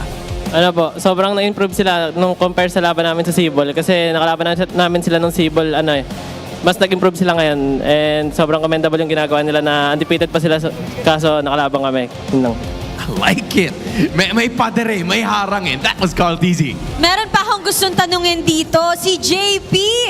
Bilang isa na rin sa pinakamatagal dito sa ating liga, what can you say dun sa legacy na natulungan yung i-build dito sa MPL Philippines? Ayun, masaya kasi hanggang ngayon nakapaglaro pa rin sa MPL. At malalakas pa rin kayo kahit ilang seasons na ang nagdaan, Hans. Meron pang isa. Meron pa. Meron pa. Ang ganda din ng performance nito, lalo nung game number 2 before the winning moment. Oh, Heb, grabe naman yung Granger mo. Parang natatakot kaming lahat. Napakalakas na sigawan ng mga fans. And with that, kanina nakausap namin yung fan na gumawa ng artwork for you. What can you say to the fans na patuloy na sumusuporta sa TLPH? Yun, sa nag-drawing sa akin, thank you. Sobrang na-appreciate ko. And sa mga fans naman, thank you na kahit nag-struggle kami nung mga early weeks, sinusuportahan niyo pa rin kami. And thank you sa mga nanonood sa inyong lahat. Love namin kayo. And shoutout nga po pala kay Ate Michelle. Happy birthday sa'yo. There we finally have it. An ecstatic win, a statement from the Cavalry. Once again, your winners, Team Liquid Philippines! Oh, this is how you respond from those losses. This is the way for you guys to go in Odin. This is the defending champions we're talking about. They're reminding us who they are at sabi mo nga, Hans, iba ang level ng competitiveness ng ating mga teams because as you said also, wala nang team na undefeated this time around. And with that being said, all of those matches, all of those team fights are going to be discussed by our casters as we toss it right back to them. Thank you so much, Hans, Odin, and of course, congratulations there to Team Liquid Philippines. It's a statement, I feel like, for them. I feel like, again, like before we threw it over there and we got to hear from them, it was something that I feel like they needed to end out week 2. And it's great they got it because this makes it a little bit of more of a threat for people that had a lot to say about TLPH leading into this. But our MVP, of course, is OHEB, 8-0-1. And my goodness, it started off with that 1v1 in the gold lane. First blood at 5.5 minutes. Yeah. And that literally opened up the map, as we mentioned. After that, it looked like Liquid, all right, let's go. Yes, Twisted Minds were able to get the turnaround to somewhat rebalance the momentum that Liquid was bubbling up with. But then eventually, OHEB just ran away with it, and Team Liquid ran away with it. Mathilda, Fredrin, tried and tested combo, and they were able to play it. This is what started things off. Bam! The flicker, just to make sure he gets that kill. He effectively twice his range because I don't think Nosha expected for OHEB to dash and then flicker and then get the basic in. Yeah, covered so much ground. That was ooh. Yeah, because OHEB was able to, Nosha was able to create so much distance between him and OHEB, but then the closeout was perfect. And then every sequence then, afterwards, we did mention at the end of the draft, it's 2 games in a row where Liquid are clearly playing around OHEB, making sure that he gets farm and he's safe. So then you make sure that you have a jungle like Fredrin, who, yes, is known to tank a lot of damage, but that's damage that he can return to his opponents through the Appraiser's Wrath if they cannot get the Fredrin down fast enough. And Twisted Minds also have to acknowledge that they didn't just lose to Liquid, they lost to Radiant Armor and Blade Armor the entire series. Yeah, that was something that they decided to go ahead and draft. I mean, this one was 11:07. What was our game one time? It was under 15. Under 15 as well, Yeah, it but was under 15. this one was definitely quicker. Under 12, sir. Yeah, under 12. This is what they call a stampede, a liquid stampede, sir. This was the liquid stampede. Why didn't we get the graphic effect of the liquid, that we had earlier?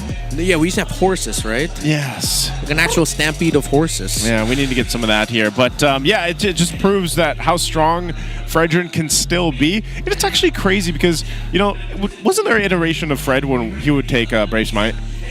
Or has it always been Concussive Blast? Like, has it always been... There was a version that took Quantum Charge. Quantum Charge, yeah. So... Yeah. I mean, the amount of damage you can take still as Fredrin is crazy. Yeah. There was also a time where it would be a support emblem on the Fredrin because you get cooldown and then you get a good healing for yourself. But yes, Radiant Armor and Blade Armor. You counter the Kimmy, you counter the Moskov. Yeah. When Liquid started to play in blue, they made a call to play the same lineup. I think Twisted Minds held their ground, and I don't know if it was ego, pride, or just, the old Coach Bonchan approach of, let's just iterate and try again because we have a solid idea. The fact that they tried to bump these 2 very similar drafts from game 1 again made for Liquid's veterancy and experience to make the difference. And it happened faster, than game 1. And worse. Yeah, because if it was, let's go again. Yeah. Go again. Go again. That's why we were suggesting... I'm glad you still remember that. Of course. That's why we were suggesting 2 different gold laners. Instead of the Moskov, please consider the Beatrix and the Bruno. Yeah. With the Beatrix, you have 4 different damage profiles through what weapon you're going to be wielding. And then if you go for the Bruno, at least you have someone to help balance out what could be a quicker scaling through the through the Granger and a lineup that has a Matilda that it will be known to scale fast. But since they decided to play the same game again for the longer game, Rich Guy Oheb walked away with 990 GPM. Yeah, Almost broke the 1K threshold. Almost broke it. So he's definitely the BPI Rich Guy for this one. And again, a very... I guess it's not even... It wasn't even a slow early game. Like, so much was technically happening. Yeah. It's just it wasn't converting into kills because TLPH wasn't after the kills. Like, they knew that just play for the map, play for Oheb eventually, and that's exactly what happened there. So, well, very funny, by the way. Total gold, how often do we get to see just that? Clean. 11,000 gold for Oheb, If the game went a second longer, it would have been 11:06. Yeah, or 11:00. Yeah. I guess there's no way. Is there a way to get 1 gold? Yeah, just passive gold. Just by standing there. Yeah, but Oheb doesn't get passive gold. Nah, dude. Not Oheb. Everything handed to kill one, he worked for. So, hey, that rounds it out for week 2 here. And I think, because we'll get a glimpse at the standings and everything else after in a bit here, but it's been one hell of a week. I think week 2. So far, I'd still say there was some good surprises, and then you had some adjustments being made for the teams. It's still unpredictable. Though. Coach RC mentioned it during the interview. You can't say that there's a team right now so far this season that are just like throwing. Yeah. As a Falcons guy, I'm a shut up right now. But yeah, it's a very competitive league. Again, it's not obvious to say who the bottom 2 teams are. I thought we had a clear idea of who the top 2 teams are, but then Liquid comes out with a victory, breaking another streak. Twisted Minds were 3-0. They were able to take down teams such as Onyx and Aurora. And Falcons. And No, just Onyx, Aurora, yeah, still. Omega was one of them, if I'm not mistaken. Yeah, Onyx, Omega. Onyx, Omega. Falcons? Yeah. Why am I blanking on this? Anyways, they took down some big names. That's the important thing here. And then Liquid, who were already starting to get a lot of doubters and bashers, suddenly show up with a 2-0 sweep of them. Like, bro, that is really good fan fiction. AP Brand, I think, is the other one. Oh, AP Brand. Oh, that's right. That is fan fiction. Right. Yeah, it is. But that's why you can end this week, we're about to, but it's like you can still go out saying, like, it's one darn competitive season, man. Like, you actually don't know, even after week 2 is over, because eventually we're going to stop saying it's still early. It's still early. I mean, even at week 3, you generally have an idea of how these teams have been playing, how their strategy is, and how they like to approach the game. But before that, let's go ahead and hear our winning mic check from TLPH. Oh, yung maangat lang. Angat na, G. Maangat. Patay. Ito lang, Su. May green dyan. Yung game mo, Tara. Tsaka yung mga kodad. Wala. Piso kay Miptol. Piercer. Kaya patay na yan. Pagpatay mo na, G. Pasag kami mid, ha. Patay ka pa ako. Sumibat sa akin. Yan, Su. Ito siya sa akin. Tonto. Flicker na. Kaya rapa lang. Duwaling ako. Tara. Maangat ko. Tonto pagkatot. Kaya go lang. Go siya, walang flicker.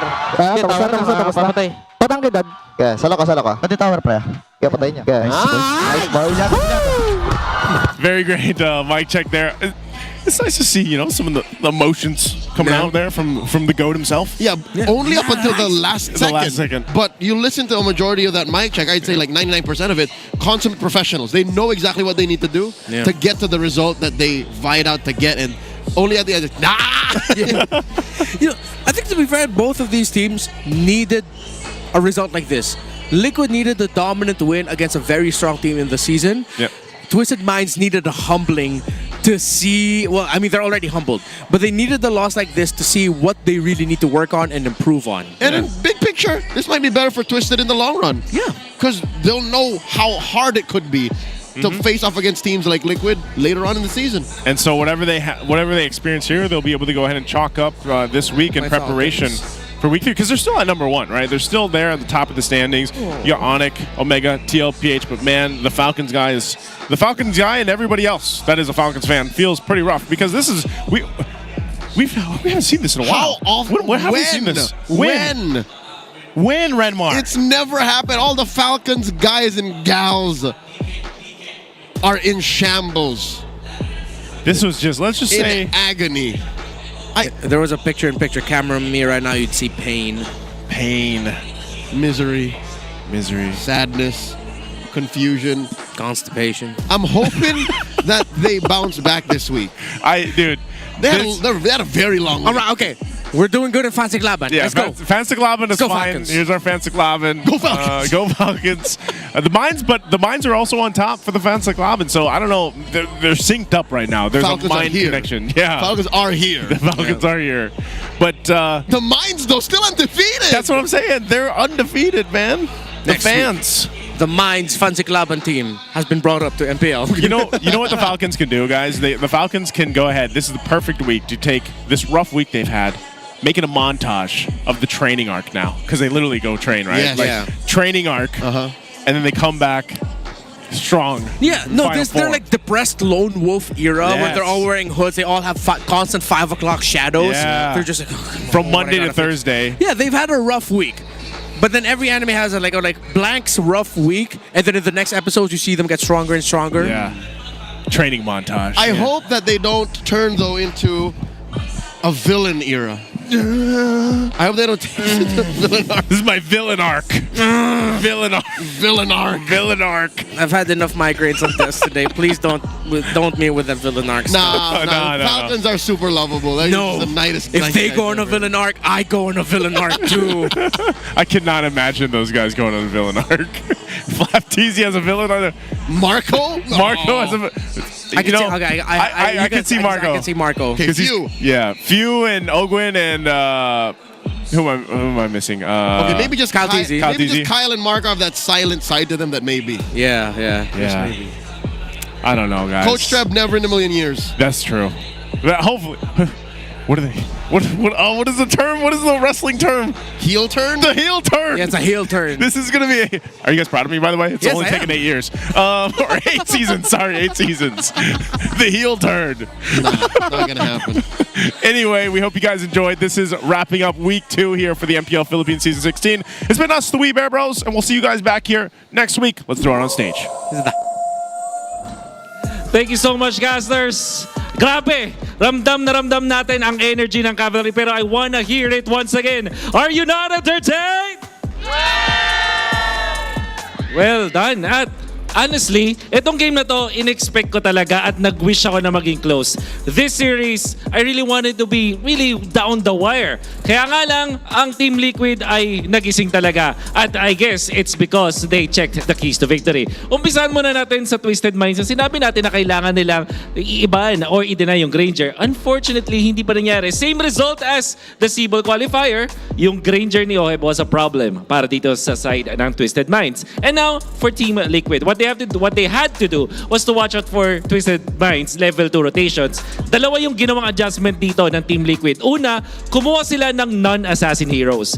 Kumuha sila ng Fredrin, isang hero na na-master talaga ni Carl Fredrin Nepomuceno. At nung ginamit niya tong hero na to, hindi na nakaporma ang Twisted Minds sa level 2 power spike. Tapos nag-group up sila with another hero for Sanford na mas active din pagdating sa early stages of the game. Kaya naman, na-checkan din nila yung second na win condition natin dito, which is to get the first turtle. On both ends, on both games, I mean, nakuha nila ang first turtle at nag-snowball sila out of that scenario. Although there are times na ang Twisted Minds ay nakakapalaga dahil pa rin dun sa ginawa nitong ni Carl Fredrin Nepomuceno ay hindi na nakaporma ang Twisted Minds. Talagang nakita natin, he is locked in.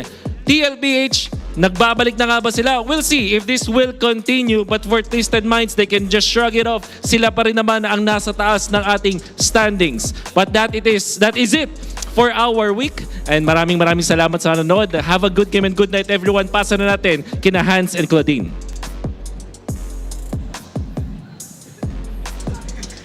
And with that being said, the final season, or should I say the final day of week number 2 has come to an end. Masyado tayong na-excite sa mga pangyayari and week 2 has been very great para sa ating mga teams, lalong-lalo na sa Smart Omega as they ended their losing streak when they faced Team Falcons with a 2-0 sweep.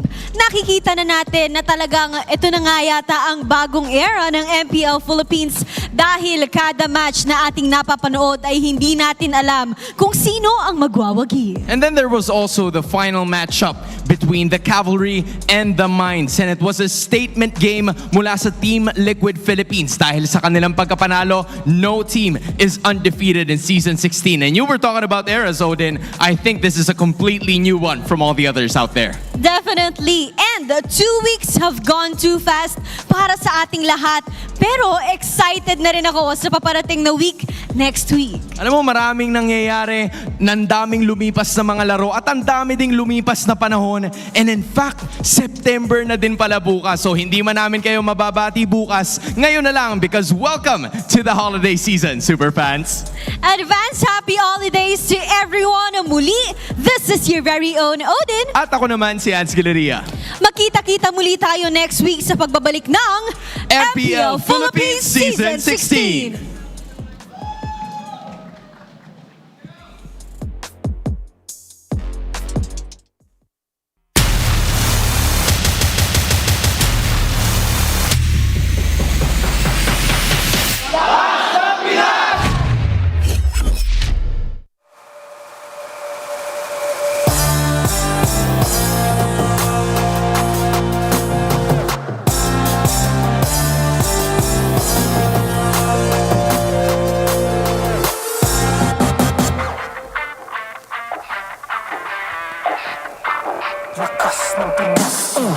Malakas, Pilipinas, malakas, kahit anong lane, we become the monsters. Malakas, Pilipinas, malakas, face the golden sun and repping for the 3 stars. Look at us, to the top, no ifs, no buts, winning any game, para to sa PIN na yes. Di mo matitinag aming boses sa new level, nasa kalye man o mobile, you know I become a legend. Listen, open fire, we unite, we winners, but with pressure, like diamonds are made of. Switching the lane na parang gera, HP racing made a setup, kakatang buhat ni Hilda, full dome SS parang Laila. Susundan ko ang iyong wakas, kasama pataas, tagumpay natin to, dahil tayo'y malakas para sa Pinas. Nasa amin ang alas, hindi to atas, kinikilala sa taas kasi kami ang malakas para sa Pinas. Nasa amin ang alas, hindi to atas, kinikilala sa taas, ganito kami sa Pinas. Yeah.